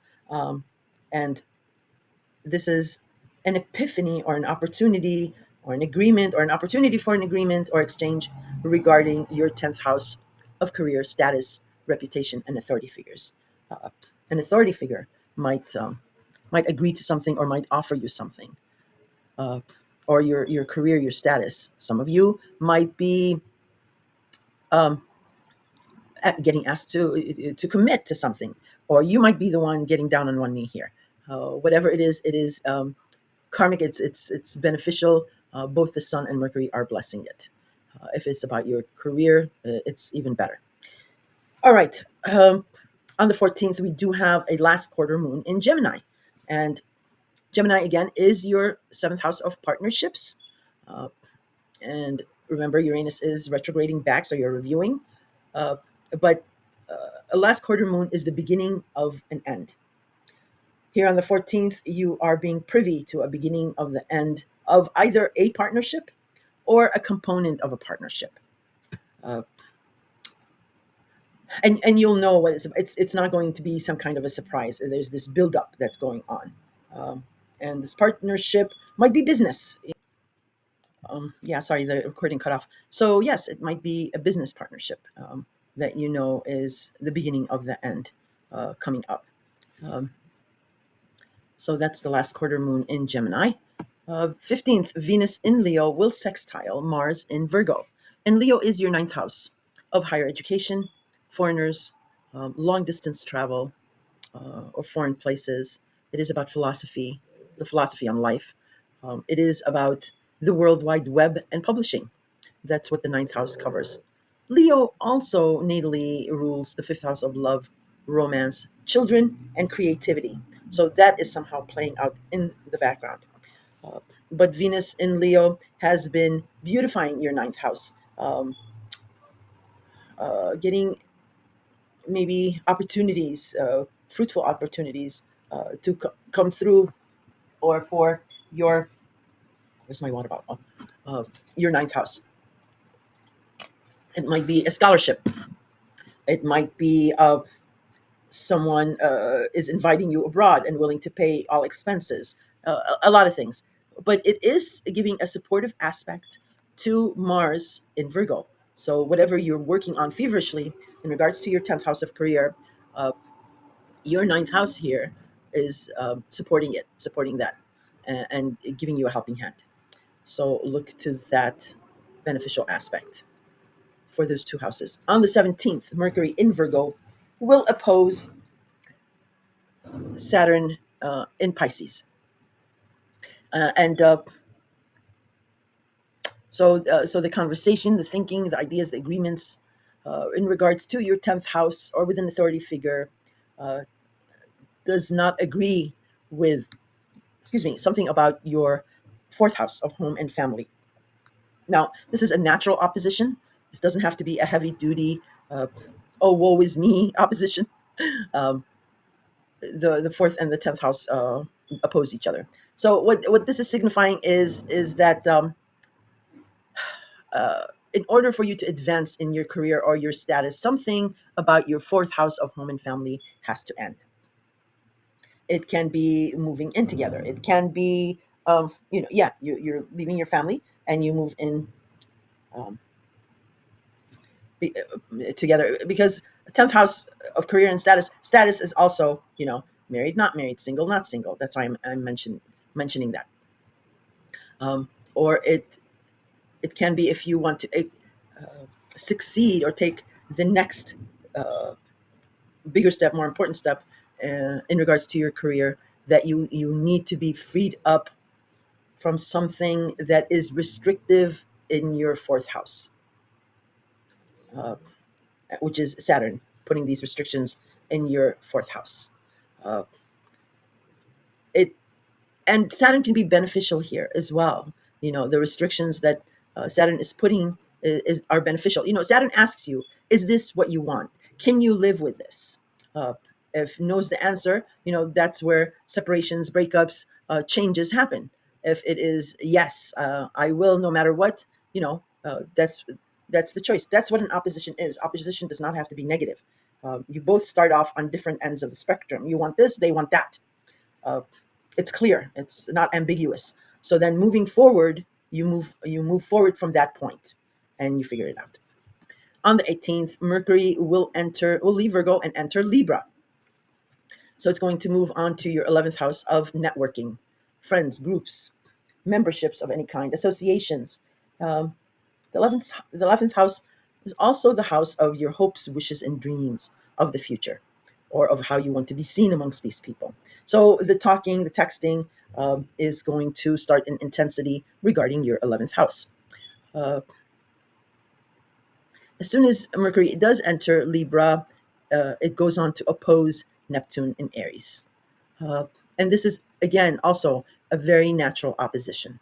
Libra and Aries are opposite each other, just like you and, and Gemini are opposite each other. So, natural opposition, which can be beneficial, which can be good. Uh, Oppositions uh, like these can translate into partnerships, marriages, engagements, something very unifying, uh, which you might think is an oxymoron because it's an opposition, but just take my word on it. Believe me, some are very beneficial. Of course, there are negative ones where something can become um, a shouting match, and the opposition ensues because we are talking about Mercury. Um, so this opposition is happening between your 11th house and your 5th house of love, romance, children, and creativity. And this might simply be making a friend into a lover, or you're the friend and you're being asked to become a lover. Uh, or it might, it can be maybe positive or negative in that aspect. Or it could be um, the time you are speaking, spending with friends, um, is in opposition to maybe a romance or a child. You have to choose one or the other. Maybe you can't go out anymore because you have a child to take care of. Or it can be a creative project, and again, it can be either negative or positive in as far as a creative project, because it can be a creative project that you know comes through a group or a network. Or if it's at work, you need to not spend so much time talking to friends and work on your creativity because they're taking time away. Either or. On the 19th, very nice, there's a grand trine, grand air trine. And air is very compatible with your energy. It's very supportive. So we have Mercury in Libra, your 11th house, that trines Uranus in Gemini. That is supporting, it's beneficial to whatever changes that have happened with your partnership. There's also Mercury in Libra is also trining Pluto in Aquarius. Impressive. Again, your 11th house, and Aquarius is your third house. So what that might be social media, whatever you're communicating to a group, Libra, is is is benefiting maybe your endeavor in your third house of communication. And like I said, maybe it's social media, or it could be about siblings, um, or cousins or neighbors. So in any case, very feel good, very cooperative, benefiting factors for these houses for you. All right. Same day, Venus will now leave Leo and your ninth house, and it will enter Virgo, your 10th house, and start blessing it with the power of diplomatic Venus, alluring Venus. So it'll start attracting money, love, fortune, and fame uh, through or from or in regards to your 10th house of career and status.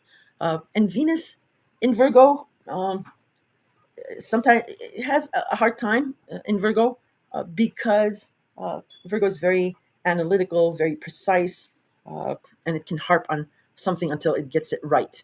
Venus is not about being harping or doing that. It's more diplomatic, more like uh, eh, soft.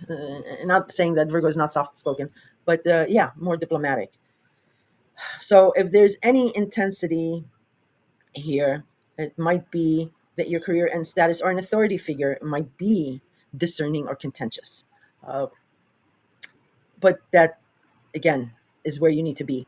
Otherwise, that might be a small, tiny minority percentage.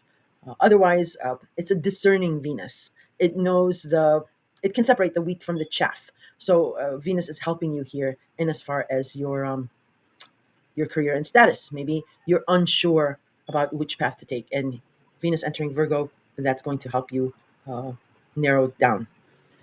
On the 21st, we do have a solar eclipse in Virgo. Hey, and this is the partial solar eclipse. Remember, we're between eclipses, so watch out for the anomalous, the weird, because you're between the veils. You can glimpse and get an epiphany of what this is all about. Having said that, this solar eclipse in Virgo, it's a partial solar eclipse. So with solar, it's a new opportunity. Uh, and it might be a partial opportunity or the beginning, seeding of a new opportunity. So nothing bad about that. However, it is at the very critical 29th degree of Virgo, which that translates to some kind of intensity involved with this opportunity, and it may be a time constraint because it's the 29th degree, so something has to be released in order for something to fill up that void. But there's a time degree because it's at that 29th degree. So take it seriously, and yeah, it's like time is up. You got to make up your mind, make a decision. Uh, but I will have a standalone videos for the lunar eclipse in Virgo as well as the solar eclipse in I'm sorry, lunar eclipse in Pisces and solar eclipse in Virgo, because there's much more to discuss that um, would not really serve you here. And those are easy for me to knock out because it's only one subject. Whereas these monthly horoscopes, there's much more that needs to be done. You can see I'm at like 6 hours already, I think, and I still have four more signs to go. So yeah, they're much more detailed. They take much more time, and as you all know, I do work full time, so that's why sometimes I upload them late because I'm always trying to catch up. But dedicated standalone videos on one subject are easy to just pop up. All right. So yeah, that's all I'm going to say about the solar eclipse. That's all that needs to be said here. Just know that it's a partial um, solar eclipse, a new opportunity regarding your 10th house. On the 22nd, Mars will enter Scorpio. Scorpio is your 12th hidden house. It is about the past. It's about secrets. It's about your faith, your spirituality, um, taking care of someone, and so on and so forth. And Mars is the god of war. Now it is entering Scorpio, and you will be feverishly working behind the scenes on something. You will have the gumption, the drive, the intensity, the concentration uh, to work on something here. And I have no clue what it can be. uh, so, yeah, starting the 22nd, Mars gives you that energy. On the same day, the Sun enters Libra and your 11th house of groups and friends. And as soon as the Sun enters Libra, it will go on to oppose Neptune in Aries. Saturn has moved out of Aries and into Pisces. Neptune is still in Aries, backtracking. Aries is your 5th house of love, romance, children, and creativity. And Libra is your 11th house. So again, whatever's being illuminated in regards to friendships, groups, associations, and all that, it is opposing a longing, a desire you have in as far as love, children, romance, or creativity. This can mean a lot of different things to a lot of different people. It can be a longing, a desire to have a child, uh, but your 11th house opposing it might simply be your hopes and wishes and your dreams of your future self uh, does not is not going to be completed or fulfilled if you uh, get pregnant or have a child. It can play out that way, or it can play out like I mentioned earlier, that a friend becomes a romantic figure, or you are the friend and you become a romantic figure. Um, it can also play out, and again, this is a natural opposition, though, so there may be a benefit here, or this could be a good opposition. In any case, that is what you will be encountering on the 22nd. If you have more questions on that, you can leave them in the comments. I'll elaborate more. On the 24th, Mars in Scorpio will square Pluto in Aquarius. Dum dum dum. This is the other oppositions and squares that I mentioned that can be good and don't worry about it. This one, worry about it. This can be, well, don't worry about it. I mean, it's meant to be. You are where you need to be, and everybody's going to feel this square, uh, and it can be beneficial. Again, squares can be challenging and intense, but at least they jumpstart something. They make clear something, so you know how to deal with it. And this is between your 12th hidden house, or behind the scenes, or your secrets, um, or faith and spirituality and all that. Um, that will that will have a challenging aspect, and it will square up to a very powerful Pluto. Now, Mars is a very intense sign. It takes no prisoners. It whenever it's harmed, it will take revenge, no matter what. It has to, otherwise, it will never ever um, release it. And Mars is the god of war, so very volatile situation here. Uh, but again, it's within your power, and this is happening in two of different houses of yours. But what I'm trying to relate to you is, as powerful as the god of war is, in deep, uh, intense, dangerous sign of Scorpio, it does not match Pluto. Pluto is way more powerful, and if Mars is loud and proud, and Scorpio is, "Rrrah," um, Pluto in Aquarius is a quiet self confidence, like, it's like, come on, really? So you have some sort of power in regards to, you hold some kind of power in regards to your third house of communication. You know how to deliver something with the desired effect that you want. Uh, you have a mastery of something here. And if you don't, you're learning really quickly, because it is Aquarius. It's a very uplifting sign. It's an air sign compatible to yours, and it's empowering you with the gift of gab and thinking. Third house is also how you think, and your Aquarius is the genius of the zodiac. So how you think is genius. It's about siblings and cousins and neighbors in your neighborhood. So you have this power, this expertise, um, and it will not bend the knee to Mars in Scorpio. So simply, you might be wanting to be alone, uh, to work on something behind the scenes, uh, but Pluto is saying, no, you cannot be 24/7 locked away. You need to get out there and do go and fro, and what have you. Or it can be, um, I'm drawing a complete blank. Um, it might be this alone time that you're wanting. This square might be, taking you away from maybe neighbors. Uh, Maybe you're distancing yourself from a sibling, and if it goes on and continues, it'll be a very wide divide. Blah blah blah. Uh, so be aware of that. Or if it's about communication devices, uh,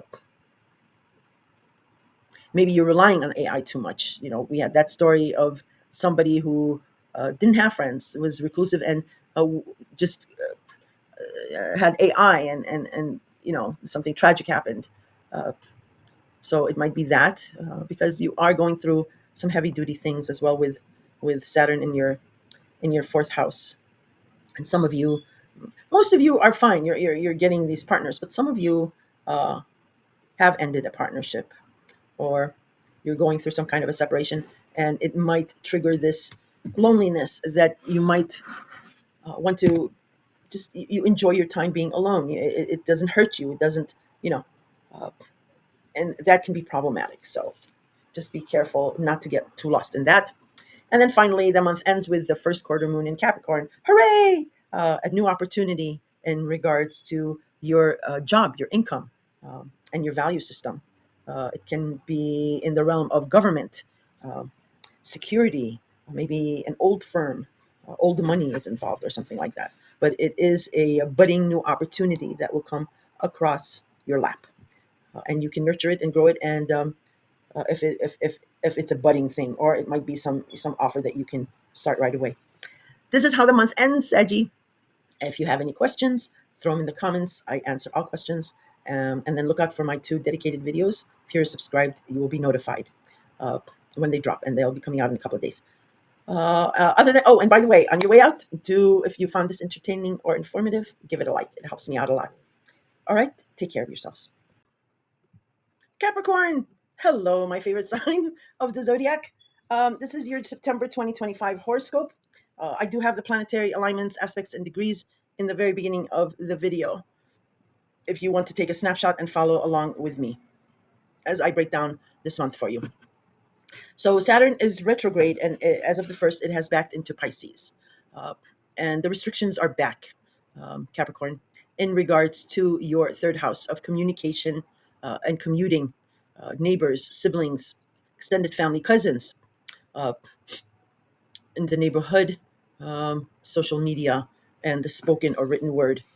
You might be having restrictions. Maybe you're having problems with your communication devices or your mode of commuting. Short trips are becoming restrictive again because it's Saturn.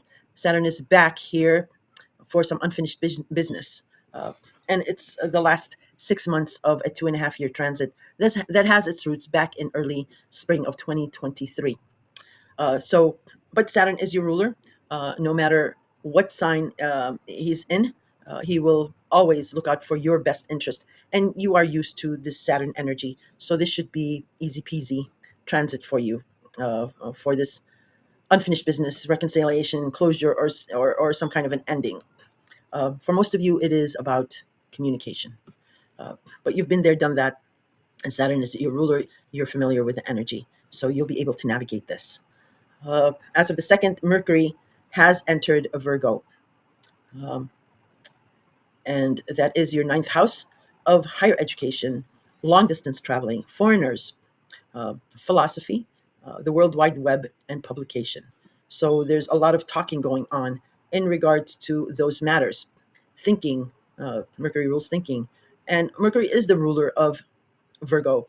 So you are going to have the full benefit of clear and concise communication in as far as your ninth house.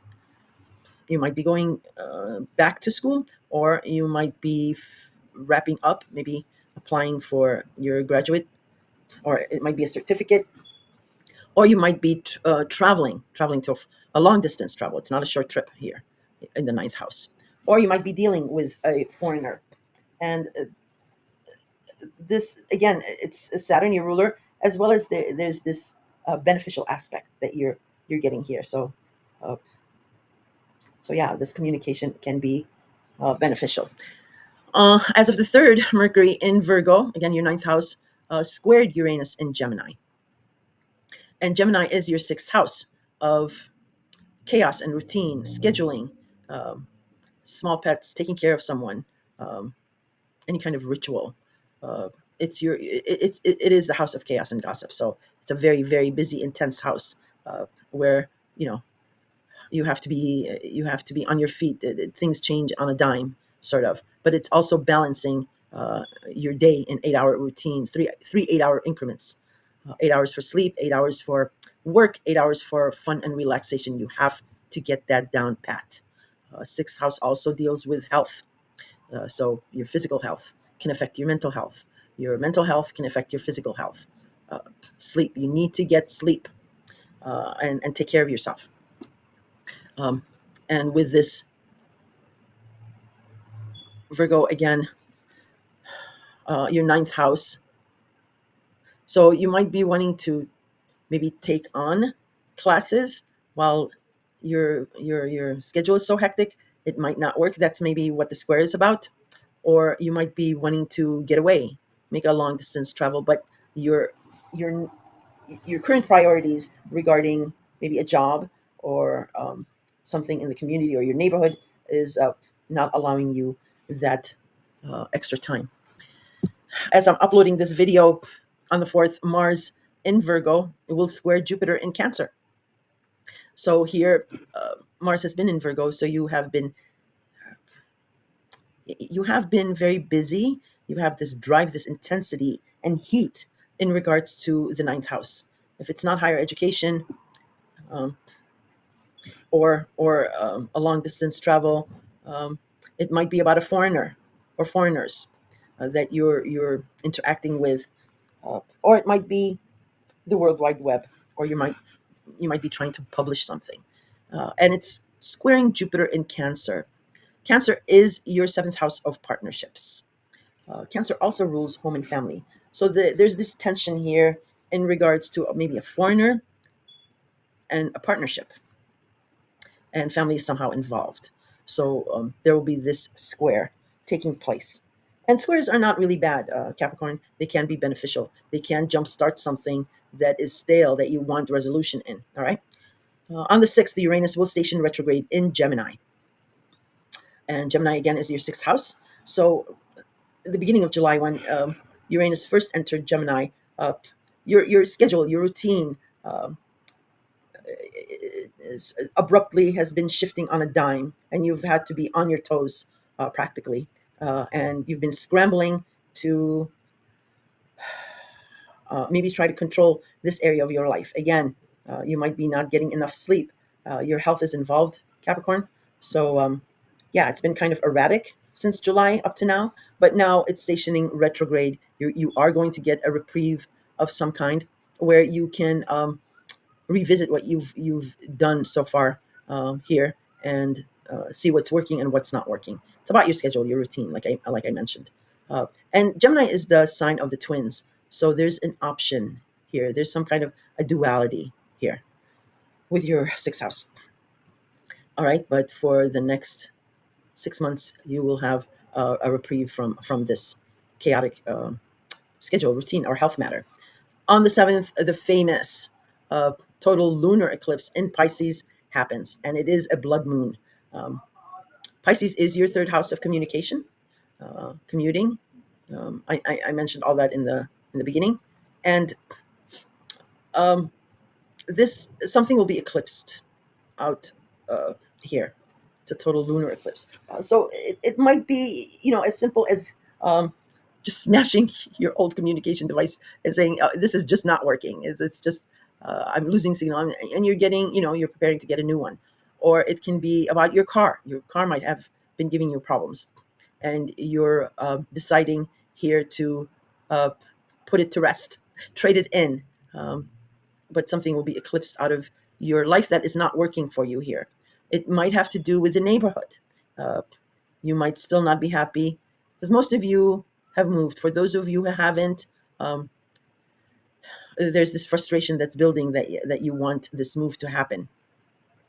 Some of you that have moved are not happy, and you want to change your neighborhood. Maybe it's the neighbors, but whatever it is, um, an eclipse, I liken them to like a movie trailer. So it shows you what the movie that will play out in your life for the next 6 months, but it is fast forwarding you to the finale, the eclipses. Um, you might not take action right away and say, this will never work out, but whatever did work out or whatever ended will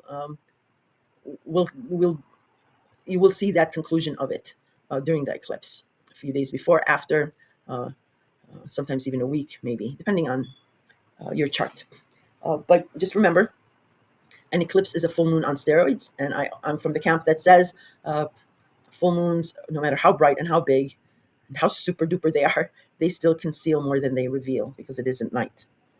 So try to delay any hard decisions, life altering decisions, until at least a few days, if not a week, until the moon changes signs, because full moons are emotional as it is, and a lunar eclipse, a powerful lunar, is going to be very emotional, and it is in the emotional sign of Pisces, let alone the dual sign of Pisces.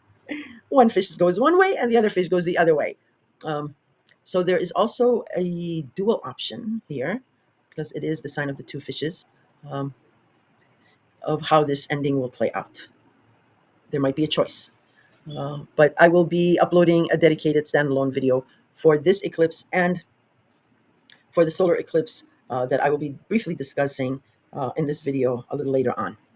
All right, on the 12th, the sun in Virgo will sextile Jupiter in Cancer. Nice. Um, Very nice. So here again, your ninth house, um, and it's the sun. It's illuminating something here for you and others to see. And whatever is being illuminated in regards to your ninth house, it is actually supporting uh, your expansion in a partnership realm, in your partnership house, whether it be personal, intimate, business, or platonic. So, and also Cancer is the sign of home and family. So something about that is playing out in the background.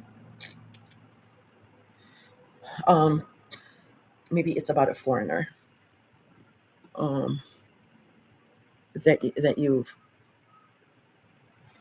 that you're dealing with, interacting with, maybe have a relationship with, and this expansion in partnerships is related somehow.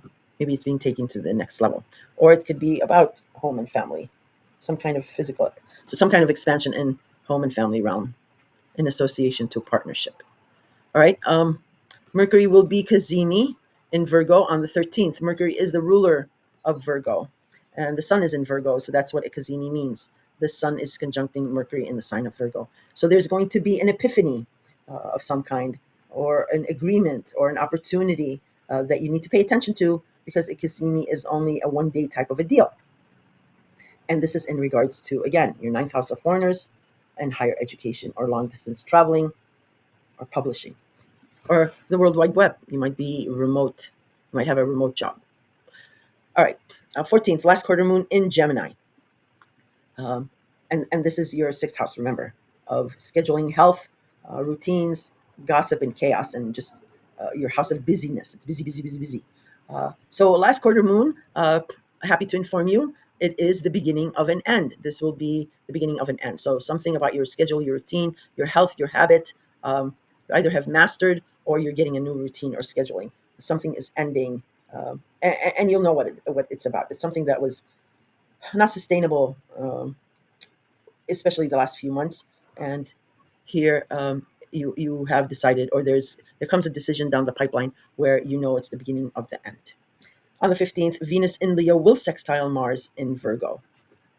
Leo is your eighth house of shared finances, intimacy, a shared mortgage.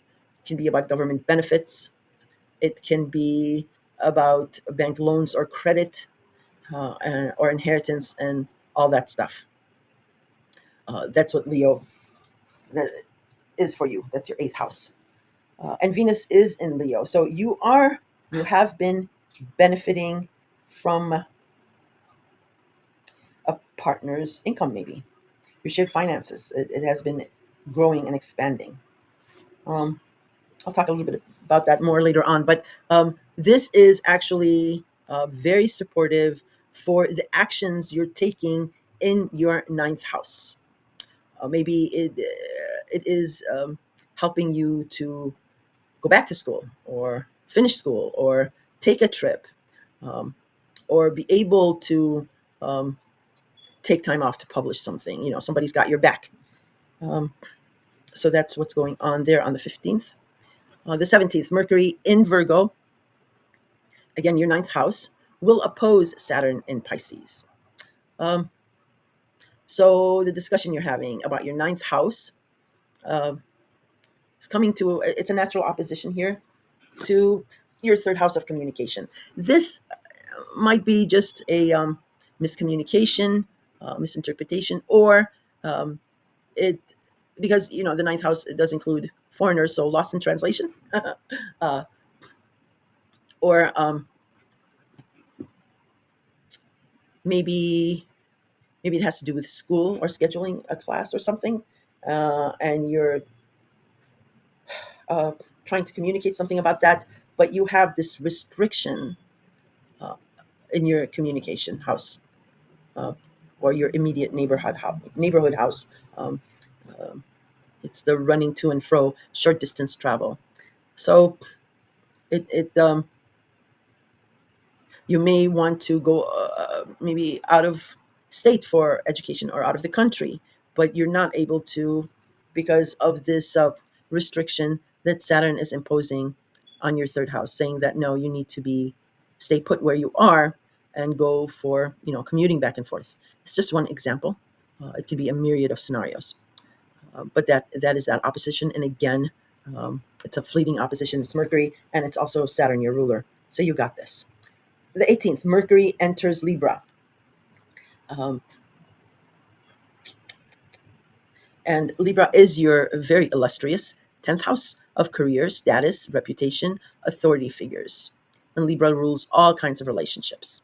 Um, Now the conversations, the talking, the agreements starts in intensity in regards to your career status or with authority figures.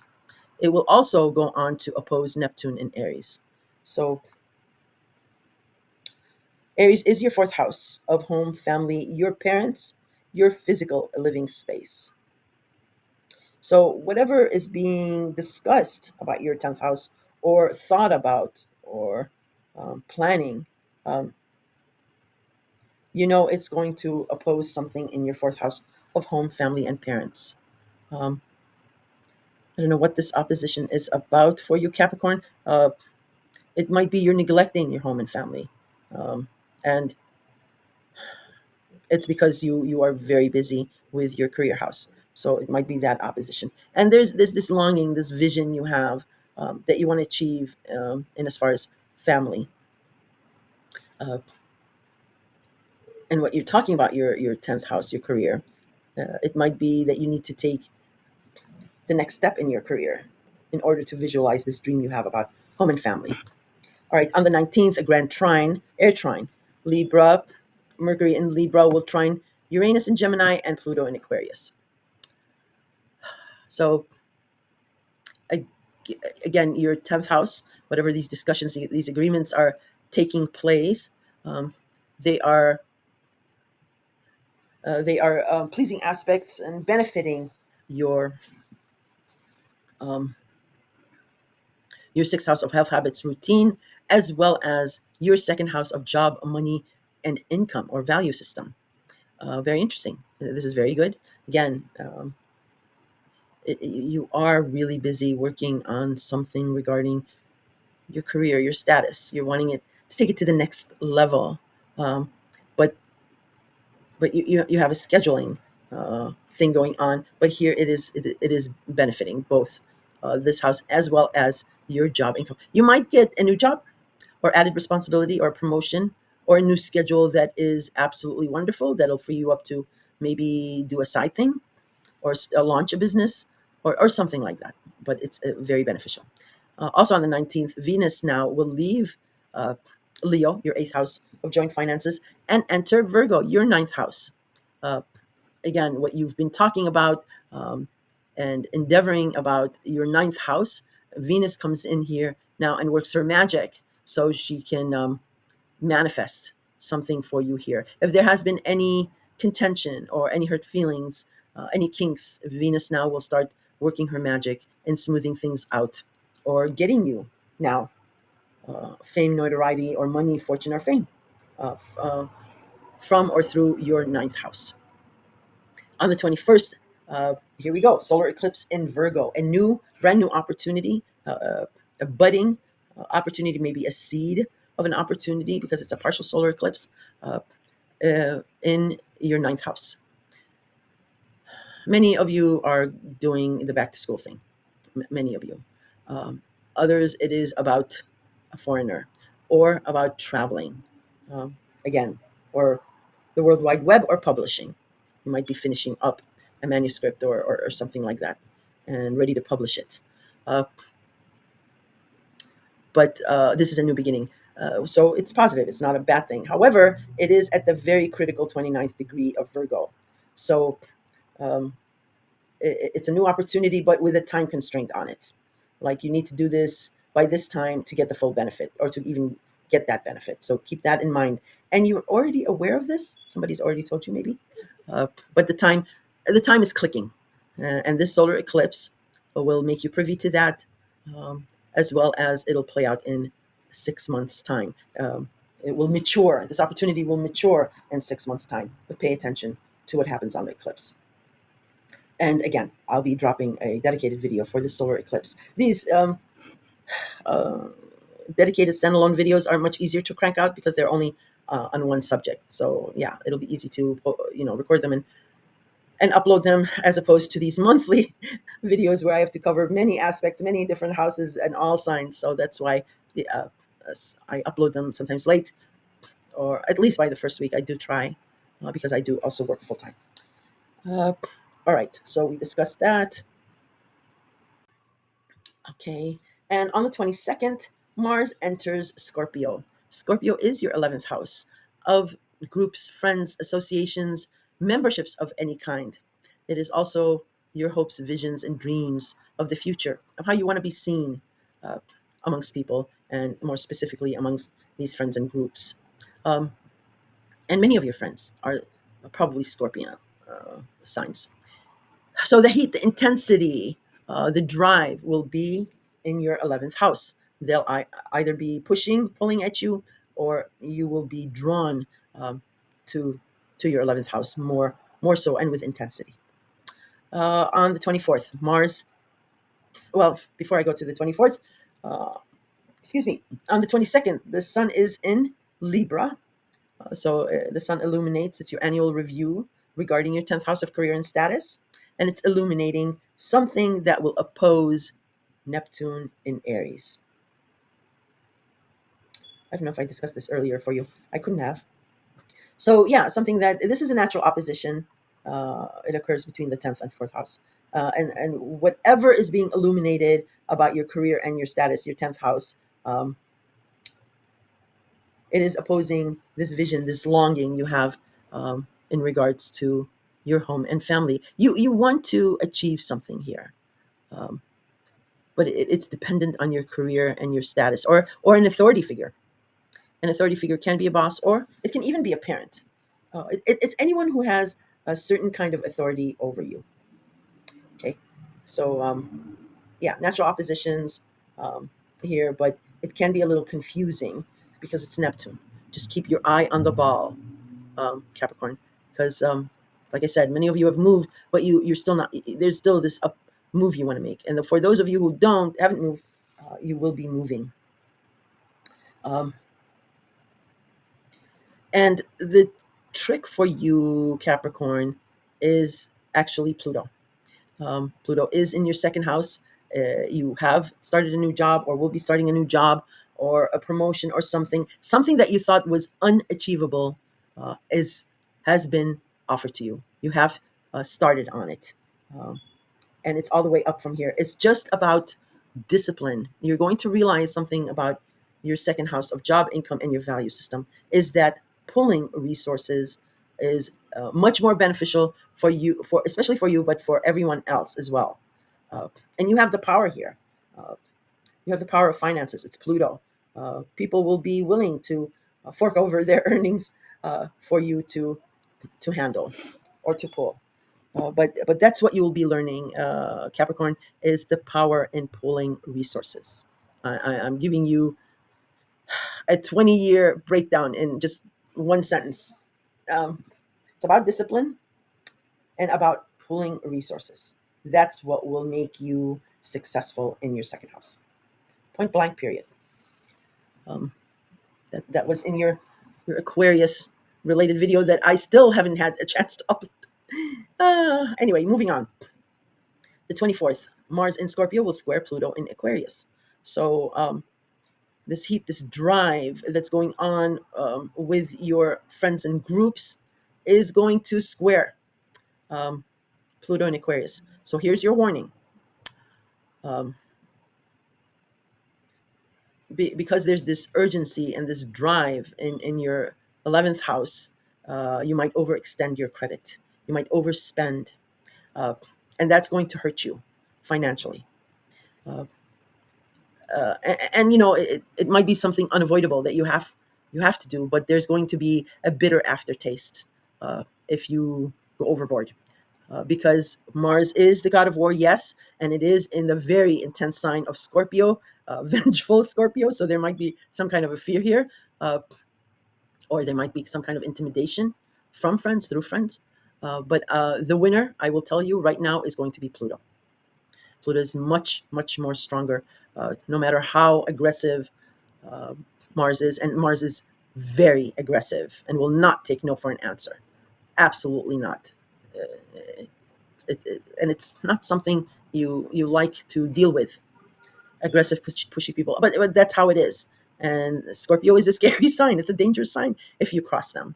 Um, uh, but as intense and as scary and as pushy as Mars and Scorpio is, Pluto is a very powerful, quiet, confidently powerful uh, sign that will blow away Mars. So I would choose Pluto.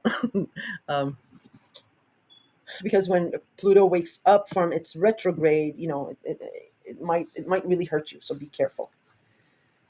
If you have questions about that, you can leave them in the comments. Then the month ends with on the 29th with the first quarter moon in your sign, Capricorn. There you go. Um, there is a budding opportunity about your image, about the way you appear, the way you physically appear, um, your profile, maybe your wardrobe, maybe a change, a hairdo change, or something. But it's a budding new opportunity to change something about you, um, and it can be about business or something like that. So that's how the month ends. Capricorn, take care of yourself. Watch for those two videos that'll be dropping that I'm going to dive much deeper in. Um, and on your way out, if you found this informing or entertaining, giving it a like will help a lot. All right, talk to you soon.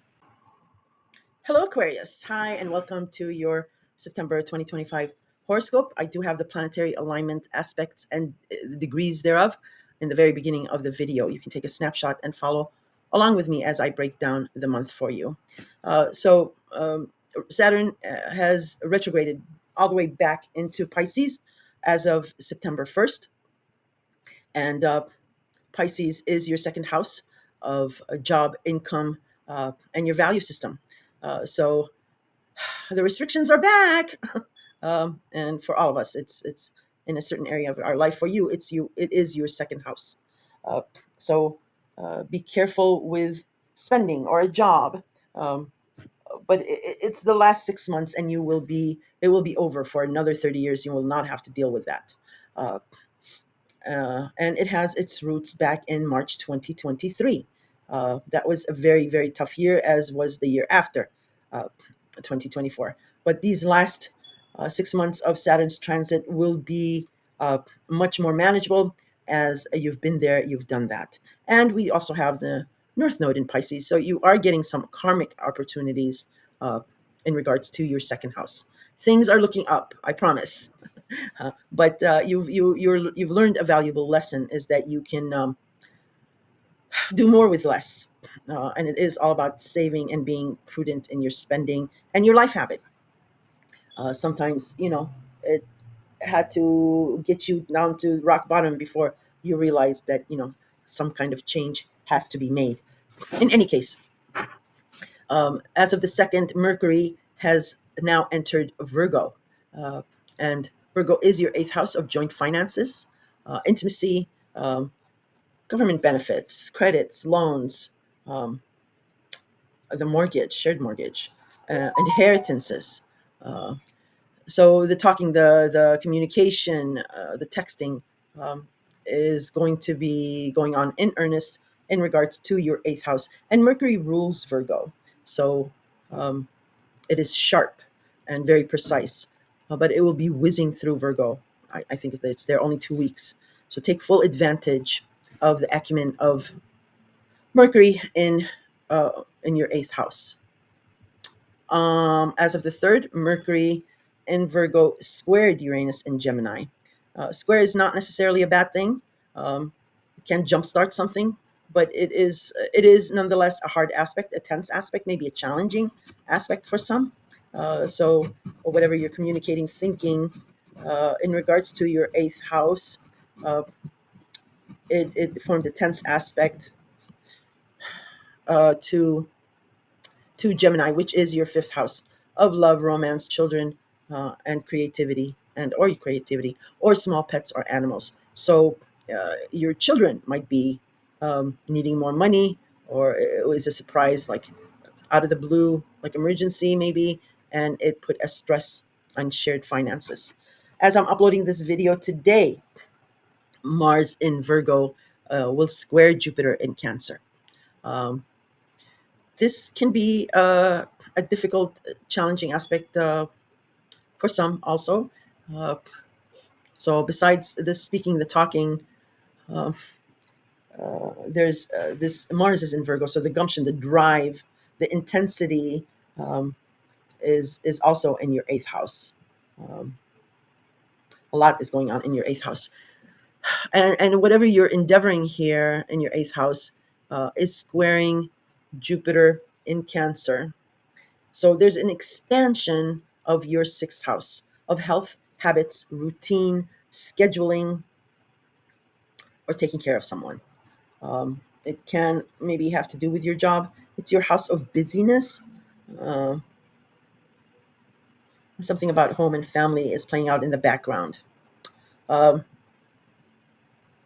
so this heat that you're endeavoring in your eighth house is causing some kind of attention, uh, making your sixth house even more chaotic. Just take care of your health. Be conscious of that, please, because it is Cancer and it is the sixth house. Don't burn the candle at both ends. Yes, you might make ends meet, but that's not going to mean anything if you can't function properly. On the 6th, Uranus will station retrograde in Gemini. Um, and you will get a reprieve from maybe a shocking or surprising situation that happened in July. Um,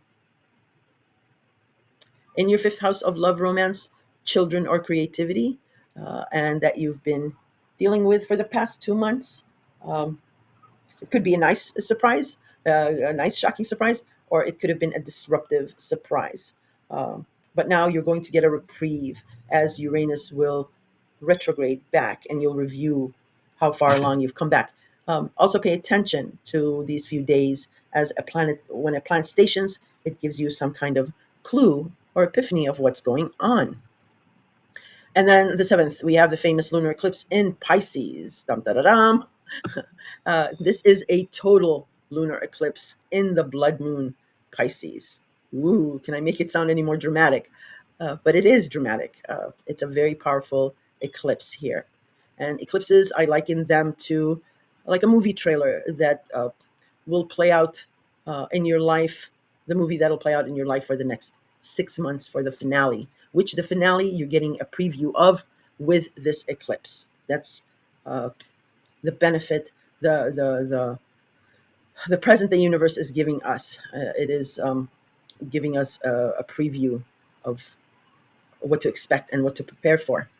Um, for you, it is your second house of job, income, um, and your value system or your value system. So something is being eclipsed out here, Aquarius.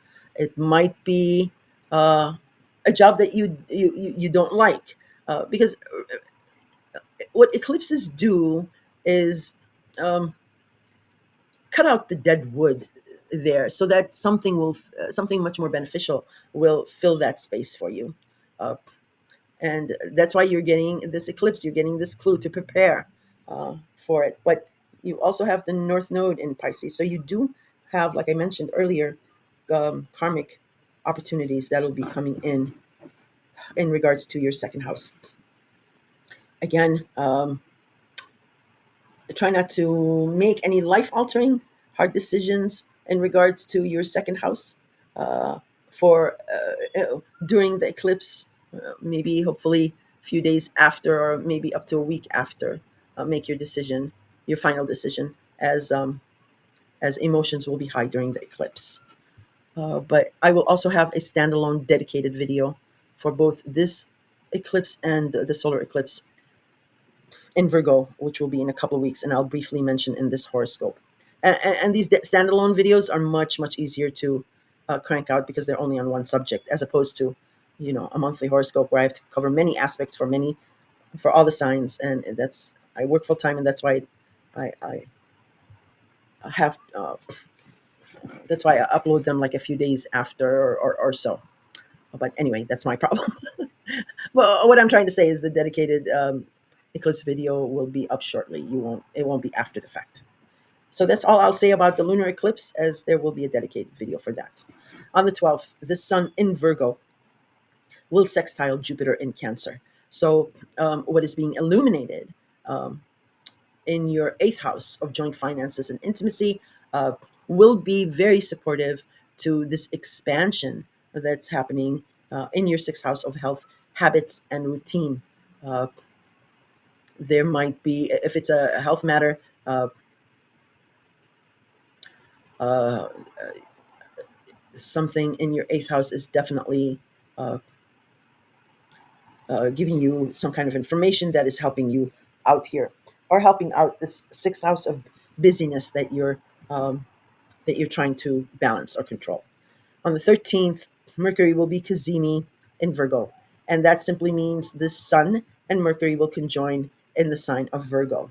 And Cazimis are usually a 1 day type of a deal, because nothing that close to the Sun can survive more than a few hours or a day. So this is a either an epiphany or an opportunity, some kind of agreement in regards to your eighth house. Look for the 13th for that communication. And it is beneficial because Mercury does rule Virgo. So again, it is at its height of its power. On the 14th, there is a last quarter moon in Gemini.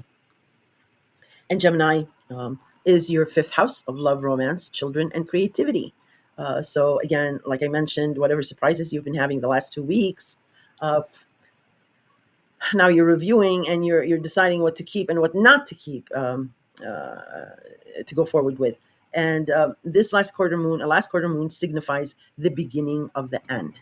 So it might be here that you decide, okay, I don't want this type of a deal in regards to my fifth house, and this will be the beginning of the end. Uh, you will be preparing for a wind down here. On the 15th, Venus in Leo will sextile Mars in Virgo. Very nice. This is very, very good. Leo is your partnership house, and you do have the upper hand here since Pluto is in your sign, giving you some kind of uh, allure of authority and dominance. Um, and partners are deferring to you. Uh, so and also Venus is now blessing your seventh house of partnership, um, and smoothing out any problems maybe, or any kinks that you might have experienced with Mars and Leo going back and forth, uh, with Mars and Mercury going back and forth in Leo. Uh, and here on the 15th, something about your partnerships is going to support your endeavors in regards to your eighth house matters. Your partner might get a new job or a raise, or something like that, or it might be a business partner that brings you on board for a creative project. So look to the 15th for that sextile and information about that. On the 17th, Mercury in Virgo will oppose Saturn in Pisces. So communication um, about your eighth house matters um, um, is going to be in opposition to your second house of job and income. Um, and it might be in opposition because there's a restriction in regards to your second house of job and income. You might Okay, so your this talk that you're having in your eighth house, it might be about taking out a second mortgage or a mortgage, or something like that, but it's opposing it because Saturn is restricting maybe your income, or you're having to wait for a raise, or maybe a new job. You're having to wait for that to go through before making this commitment in your eighth house. It can play out in a myriad of scenarios. It could be about a new job, but they might do a credit check. Many jobs, have those background features, and that might hinder that position, and you're having to wait, maybe to clean up your credit. I mean, I'm just giving you an example. It might not even be that. And Aquarians really don't have too many problems with money. It's uh, with Aquarians, it's like whenever you need money. I mean, there has been times where you've been down and out, but um, funny enough, Pisces is about sometimes about money, not only your second house, but about abundance, about this reservoir it can always tap into. So money has always been accessible. In any case, we'll move on, but look for that opposition. On the 18th, Mercury will leave your eighth house of joint finances and now enter your ninth house of higher education, long distance traveling, foreigners, foreign places, publishing, and the World Wide Web. So, communication discussions will be in earnest in regards to these areas of your life. And as soon as it enters Libra, it's forming an opposition to Neptune in Aries. And Aries is your third house of communication and commuting, of neighbors, siblings, and cousins, social media. It's the spoken and written word. So maybe you're publishing something and you're having to rewrite it or fix any quinky dinks there might be about it. That's just one example. But it's a natural opposition. Libra always will be opposing Aries. So it could be a good opposition. It could be beneficial to both parties. Um, yeah. Uh, the 19th is a very, very lucky day for you, and you might be feeling it before the 19th even. It is a grand air trine, and you are an air sign. So Mercury in Libra here will not only trine Uranus in Gemini, but it will also trine Pluto in Aquarius. Very nice, very auspicious. Again, it's your ninth house. What's involved in this trine, in this three, is your ninth house, your fifth house, and your first house of self, uh, and how you are seen, uh, your profile and your image. It's very uplifting to these three areas of your life. Uh, and then, right on the 19th as well, Venus will enter Virgo. So the queen, the kinks that you might have encountered in regards to your eighth house. Now Venus is coming in to smooth all that out and use her charm and diplomacy to get things back on track. You might even see extra money coming in through your eighth house because it is Venus, and it will attract those fame, fortune, and money um, through whatever house it touches. Uh, it also can be a discerning kind of uh, energy because Virgo knows what is friend or foe. So again, it'll be helpful for you because you'll be able to discern in as far as joint finances, what is friend or foe, what is good or bad. Uh, then we have the second eclipse happening on the 21st, and it is a solar eclipse in Virgo. Aquarius, this is a new opportunity in regards to your eighth house. Either you or a partner, something about your finances is changing and for the better. It not it, and it's a solar eclipse, so it is uh, a new opportunity or beginning. It's not a lunar eclipse. It's not an ending. Um, it's not eclipsing it out of your life. It is eclipsing it in. It's the sun. However, it's at the very critical 29th degree of Virgo, which means that the only stressful aspect may be a time restraint on this opportunity. So keep that in mind. The 22nd, Mars will enter Scorpio.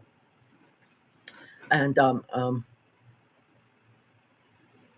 the heat, the drive, the gumption, and all that will set a fire in your 10th house of career, reputation, or through an authority figure.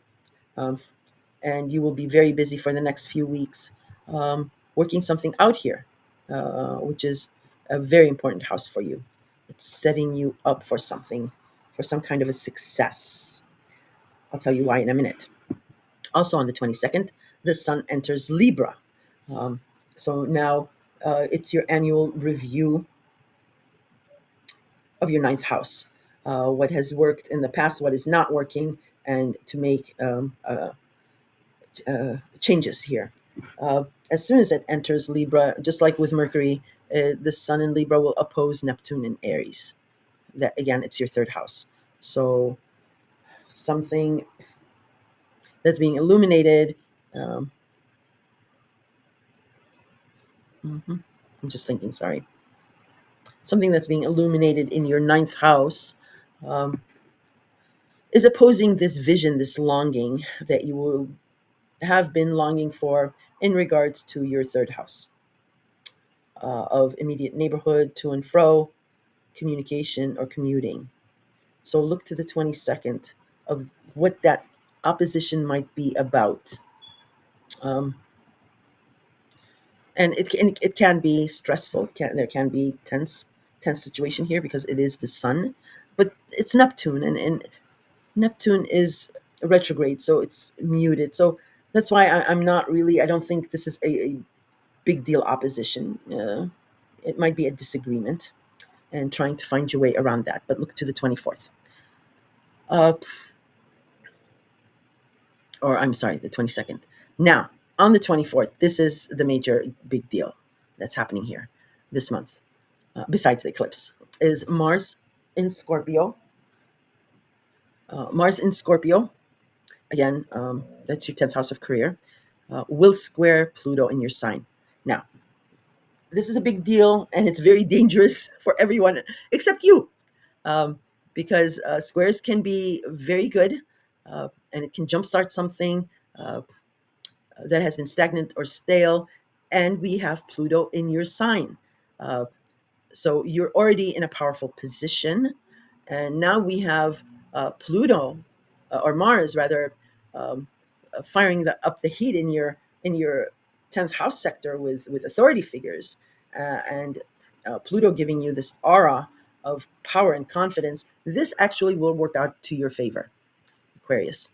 This is has the potential of elevating your position in your career sector. Definitely, unless you have something quinky dink in your natal chart, you know, something malefic in your natal chart. And then the month ends with the first quarter moon in Capricorn, and Capricorn is your 12th house. So it's a budding new opportunity that you will be working on behind the scenes or in secret, or about faith. Um, and it might be about a business endeavor or a government opportunity, and so on and so forth.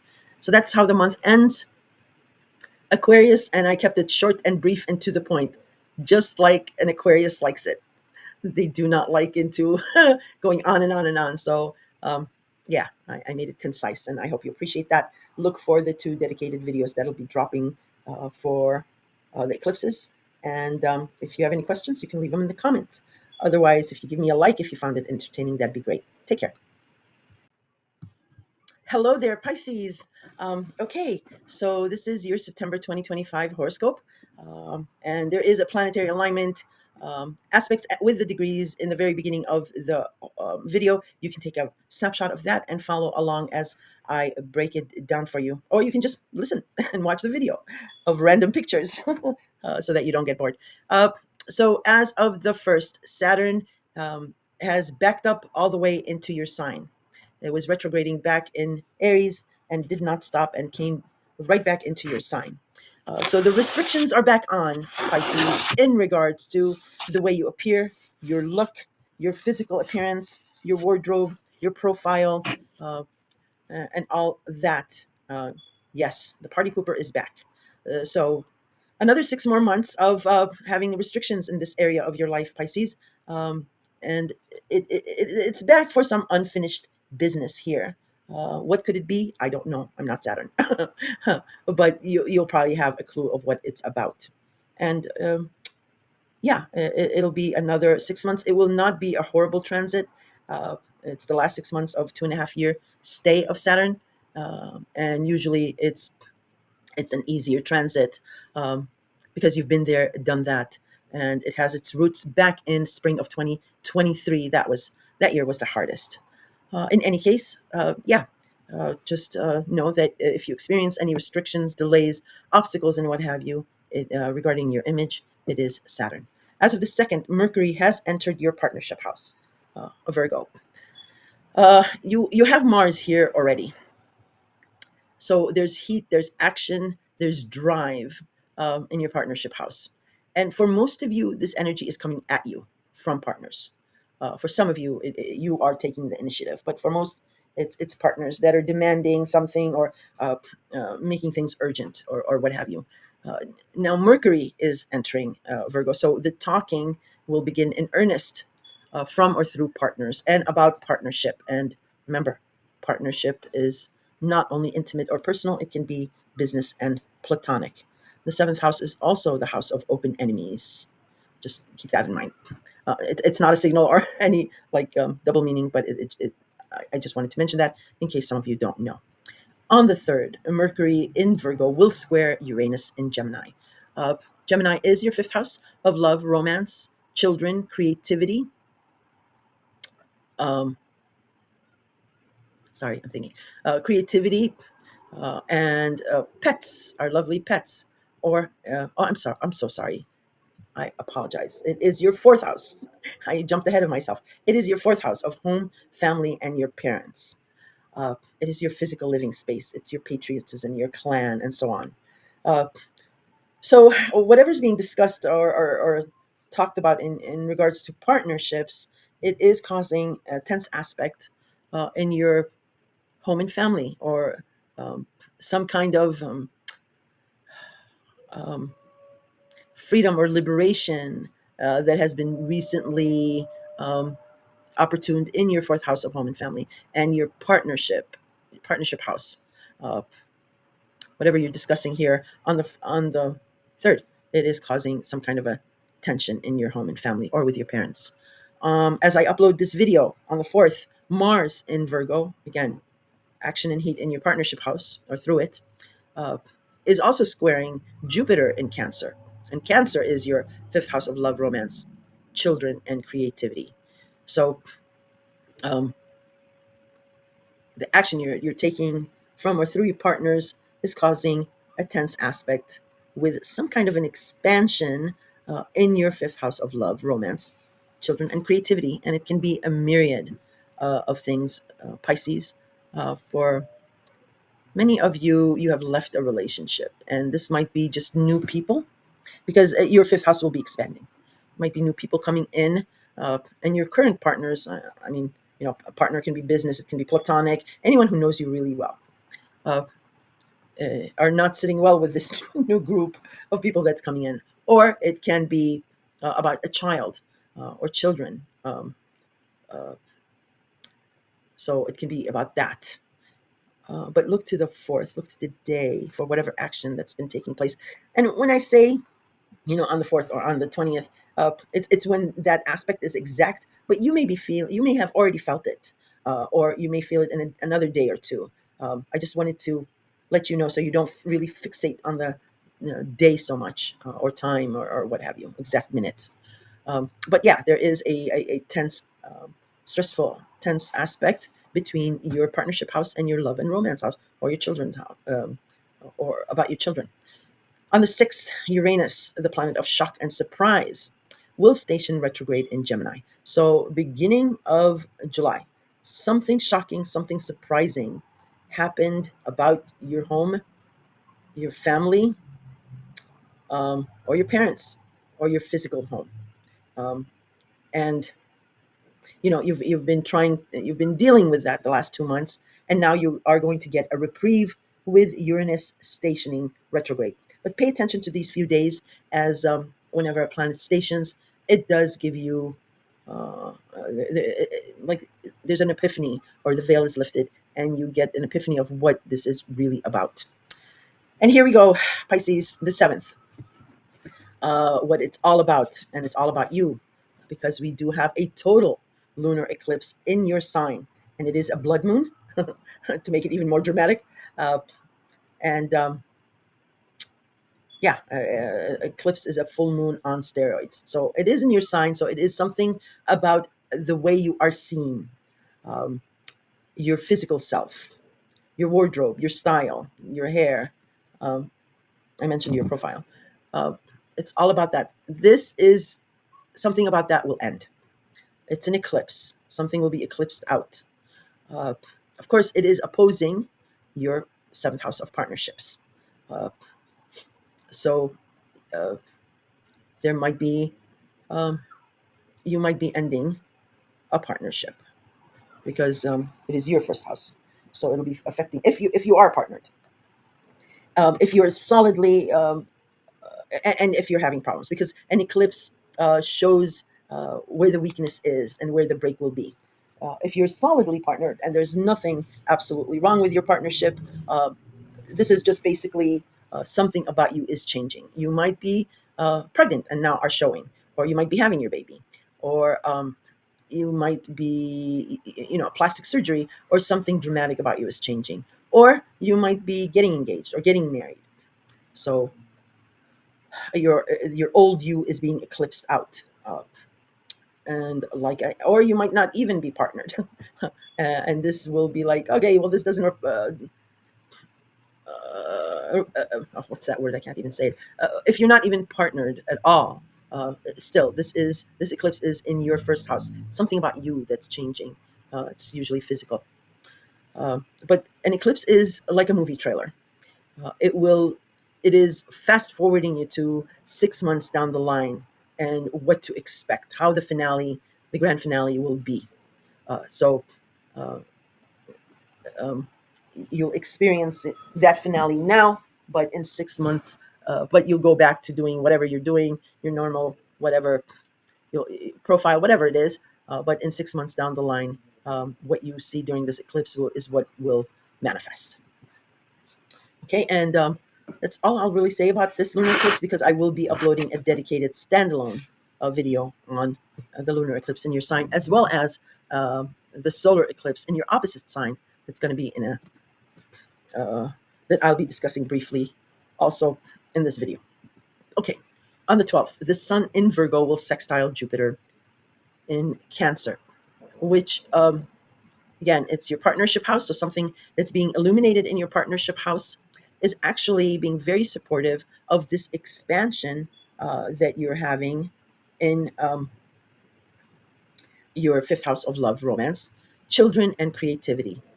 Again, just think of the different scenarios. If you're partnered, it might be about your children. If you're not partnered, it might be someone who knows you really well is introducing you to somebody that's maybe romantic in nature, and so on and so forth. But just suffice it to say that it is uh, your annual review of your partnerships, because it can be also business or platonic. Here with the sun, it's your annual review of what is working, what is not working, what you want to change, what you don't want to change, and all that. So something that is being illuminated is supporting um, Jupiter's efforts of expanding your fifth house of love and romance. On the 13th, Mercury will be Kazimi in its home sign of Virgo. Mercury rules Virgo, not the sun. Uh, and Kazimi means a planet and the sun conjunct in a certain sign. In this case, it is Mercury conjuncting the sun in Virgo. So this is quite powerful because Mercury rules Virgo, uh, and and it's very Mercury is sharp, Virgo is sharp. So there is going to be some kind of epiphany or an opportunity about a partnership, Pisces, that is a 1 day type of a deal, because it is a Kazimi. Nothing that comes that close to the sun can survive more than a few hours to a day. So uh, set a reminder for the 13th, because there will be some kind of an epiphany or opportunity, or the seeding of an opportunity about partnership or ships. On the 14th, we do have a last quarter moon in Gemini, and Gemini is your fourth house of home and family. Many of you want to move, but you're waiting on something. Others of you um, want to do renovations or expansions. A small sliver want to downgrade. Uh, but there's also some Pisceans that, for some reason, have two separate homes that you commute back and forth from and to. And, you know, you can be a stewardess, an airline stewardess, or you can be, a grandparent with your child having a new baby and you're going back and forth. It can be a lot of different scenarios. But it is about something about your home and family. And again, don't forget something surprising that's happened in the last 2 months that's changed family dynamics. In any case, on the 14th, this last quarter moon signifies the beginning of the end of something in your home and family. If you have been commuting between two homes and you're absolutely sick and tired of it, you can see the light at the end of the tunnel and how this will end. Or if you're looking for a place, again, this might be a clue for you here. If you're renovating, same thing. So that's the last quarter moon in Gemini, and the finale will probably be the full moon in Gemini down the line. All right, the 15th, we do have Venus in Leo, which is your sixth house of health, habits, routine, scheduling, taking care of someone, um, small pets. And it is called lovingly the house of chaos and gossip, the sixth house. And Leo is that for you. Leo also natally rules the fifth house of love, romance, children, and creativity. And that is somehow playing out in the background.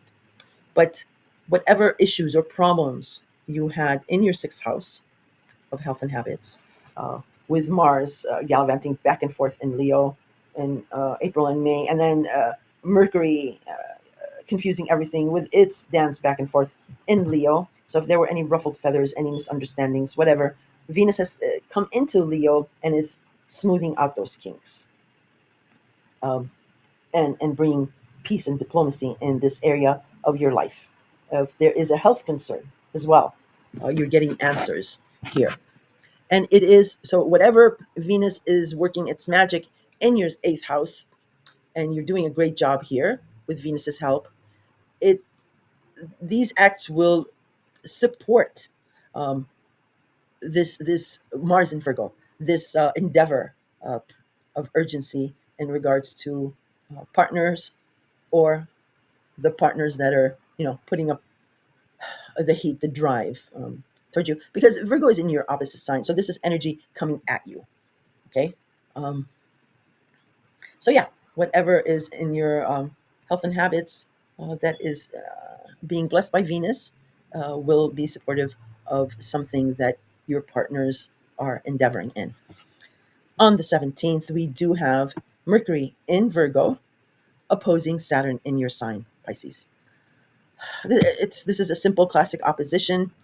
Your partners are discussing some kind of a change uh, about you that they are in opposition of. Might be the way you're dressing. It might be your hairstyle. It might be the profile pic you chose. It might be, different kinds of things. But it is about your image and the way you appear. Um, and it's your partner saying like, either yes, this is great. Why are you stopping? Because Saturn is now going to stop you to slow you down here with any more physical changes. So it might be your partner saying, well, why did you stop? It was looking great. Or it can be maybe changes already that's happened that they don't approve of. So that's that opposition. But it's a fleeting opposition, Pisces, because it is Mercury. Um, and like I said, Mercury is just whizzing through Virgo. On the 18th, Mercury then leaves your partnership house and then enters Libra. And Libra is your eighth house of joint finances, um, intimacy, a mortgage, a shared mortgage, inheritances, government benefits, bank loans or credit, um, transformation, anything taboo. So yes, the talking, the agreement, the discussions will be in earnest about these things in your life, and it will Mercury in Libra will oppose Neptune in Aries. So again, whatever discussions you're having about joint finances or government benefits or taxes is opposing this longing or vision you have about a job, an income, or your value system. All right. Um, and for many of you, you have had to deal with how you value yourself or how others value you, um, and that might be a stickling issue. So this is maybe why this opposition is coming up. Um, Pisces, you're a very, very compassionate, soft-spoken sign, and sometimes um, you're even afraid to speak up or ask something or clarify something. I mean, not all of you. You're certainly no wallflower, but some of you are. Uh, you're unsure of yourselves, and that is changing, and that's what you need to uh, get over. Um, uh, you have value, uh, and you have a right to ask. Well, what do you mean by that? Can you repeat that? I know it's not in you. On the whole, it's not in the nature of Pisces to do that, but just mentioning it. Um, all right, on the 19th, we do what is pertinent to you. Oh, uh, is we do have a grand air trine, Mercury in Libra, again your eighth house, will trine Uranus in Gemini, your fourth house, and will also trine Pluto in Aquarius. Let me get that. I'll be right back. So yes, I was talking about the grand air trine from your eighth house to your fourth house and your 12th hidden house. So whatever discussion you're having about your eighth house is very beneficial to your fourth and your 12th hidden house. Maybe you're working on something behind the scenes in regards to your home and family, or a renovation, or a move, or a purchase, or a sale of a home. But look to the 19th for that trying to take place. And usually trines are soft aspects, so I don't really mention them that often. But with this, it's a grand trine. You will feel it, and it is very beneficial for you. Also on the 19th, Venus now enters Virgo. So whatever kinks that might have happened in your partnership house, or disagreements or arguments or what have you, Venus is now coming in to smooth that out and uh, uh, reconcile, or be the diplomat. So again, this energy is coming at you. So your partners will be very kind and soft spoken and reconciling in a way or in a fashion. Venus doesn't really do well in Virgo because Virgo is very detail oriented. And not that Venus doesn't care about details, it's not Sagittarius, but it doesn't, it's not a stickler to a point. You know, it smooths things out. So there might be some intensity, but on the whole, it's a good aspect. Your partners will have the fortune of Venus here, so they'll be alluring, they'll be more receptive, and what have you. And your partnerships will be very helpful to you. You might even gain from your partners of the benefits of Venus, which is love, money, fortune, and fame. And it is Venus in Virgo is a discerning Venus. It knows the friend from foe, as they say. So for the next few weeks, you will see this amicable uh, reception in your seventh house of partnerships. Now, on the 21st, we do have this solar eclipse in Virgo. It is a partial solar eclipse, so it's a budding opportunity, a new opportunity, a seeding of a new opportunity, in as far as a partnership or partners. Um, and again, this will manifest in 6 months' time, but it is giving you a peek, a window, a movie trailer of how it will play out. Uh, so it's the sun, so it's a good thing. It's a new opportunity. However, it is at the very critical 29th degree of Virgo. So the intensity here is some type of a time restraint.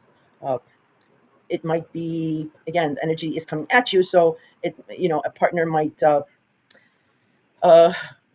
give you an opportunity, but it might be like it, with a time restraint, or you may feel that something has to give with a partner in this amount of time, or it's not going to work.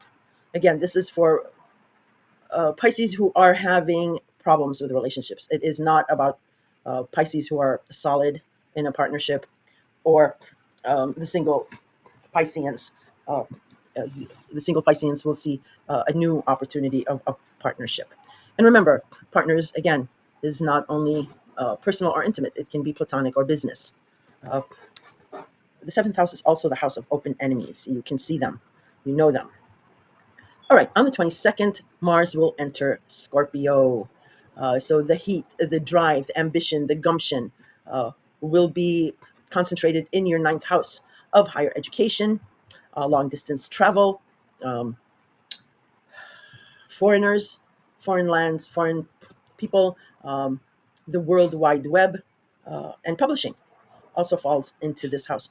So that's where the heat and the drive will be. That's where your energy will be. Um, excuse me. And Scorpio is a very intense sign, so your intensity will be driven even that much harder in regards to your ninth house matters. On the same day, the sun will enter now Libra.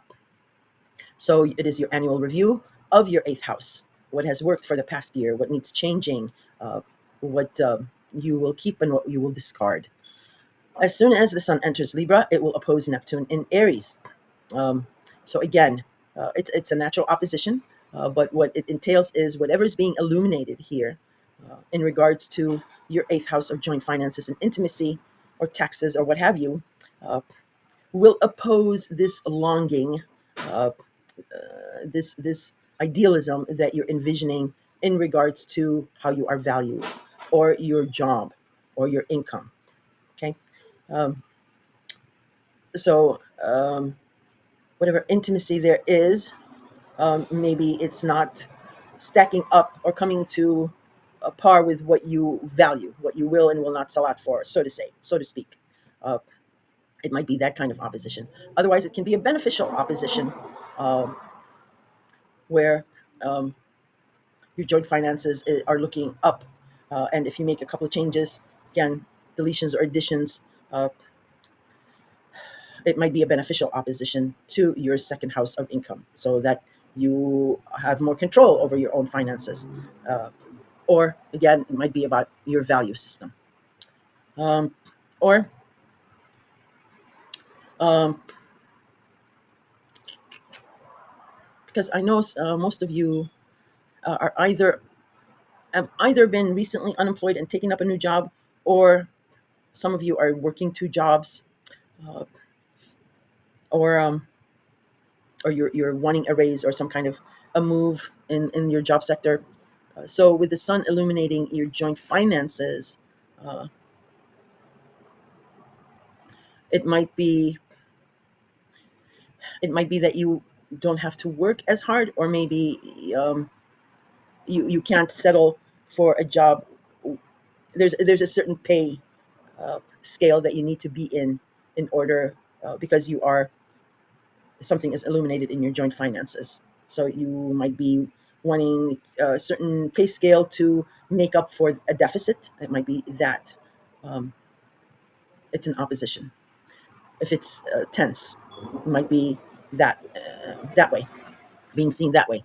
And on the 24th, Mars in Scorpio will square Pluto in Aquarius. This is a hard aspect. It is a tense aspect. Um, Again, Scorpio is your ninth house, so your drive here and intensity uh, will will tense up, will square something in your hidden house. Um, in your, it will affect your maybe a secret, or something you're holding close to your chest, or maybe it's about the past, or spirituality and faith. Um, just two things. One is Mars is the god of war, so it's very powerful, and it doesn't care how it goes about getting what you want. Um, and Scorpio is a very intense, sometimes dangerous sign. So having Mars, the god of war, here, you want to keep above board with your actions, because it's Mars, it's action. It's not Mercury, or it's not about talking. It's about your actions. You want to keep above board, uh, and be sincere, because Scorpio is famous for its revenge tactics. So you don't want to deal with that. Having said that, Pluto is much more powerful than Mars. It has this quiet confidence. And in your psyche, you have that. You have this quiet confidence about you. Um, so, whatever struggle or tension or issue here, I really don't think you will suffer greatly. But it's still Scorpio, it's still Mars, and it's still Pluto. So just to err on the side of caution, just be above board, and sincere. If there has been a wrong, or some misunderstanding in regards to your ninth house, or with a foreigner, or about school, maybe higher education, um, publishing, anything like that, you want to reach out to make amends, to smooth things out before this square takes place, or before Pluto wakes up and starts going direct in a few months. It is now going retrograde, so it's a little muted. Um, yeah, that's the only cautionary thing that I will advise. And the month ends on the 29th with the first quarter moon in Capricorn.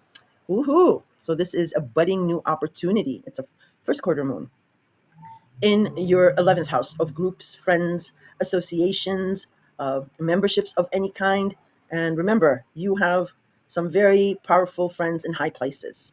Uh, Either they're in government or law, or they are they know how to navigate these areas, or they're business experts of some kind, um, or they might be rich as in old money, um, or they may seem you'll recognize them in as far as they seem older for their age, or there might be a significant age gap between you and these powerful um, people who know business, law, government, and security, um,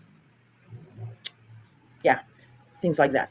But this is a very very nice um, budding opportunity that you will be aware of on the 29th. And with dealing with this a budding opportunity, because it is Capricorn, just remember, it's if there is any tension, which I don't foresee, but if there is, just remember, don't take it personally. That saying that goes, it's not personal, it's just business. And you're able to discern that. Yeah, you're the sign of the two fishes, so you can understand and empathize both sides. But that's how the month ends, Pisces. If you have any questions, throw them in the comments. I answer them. And look out for these dedicated videos that I'll drop for both the total lunar eclipse in your sign and the solar eclipse in your opposite sign, in your partnership house. Those videos are easy to crank out because they're only one subject. Sorry, I'm going to let this siren pass.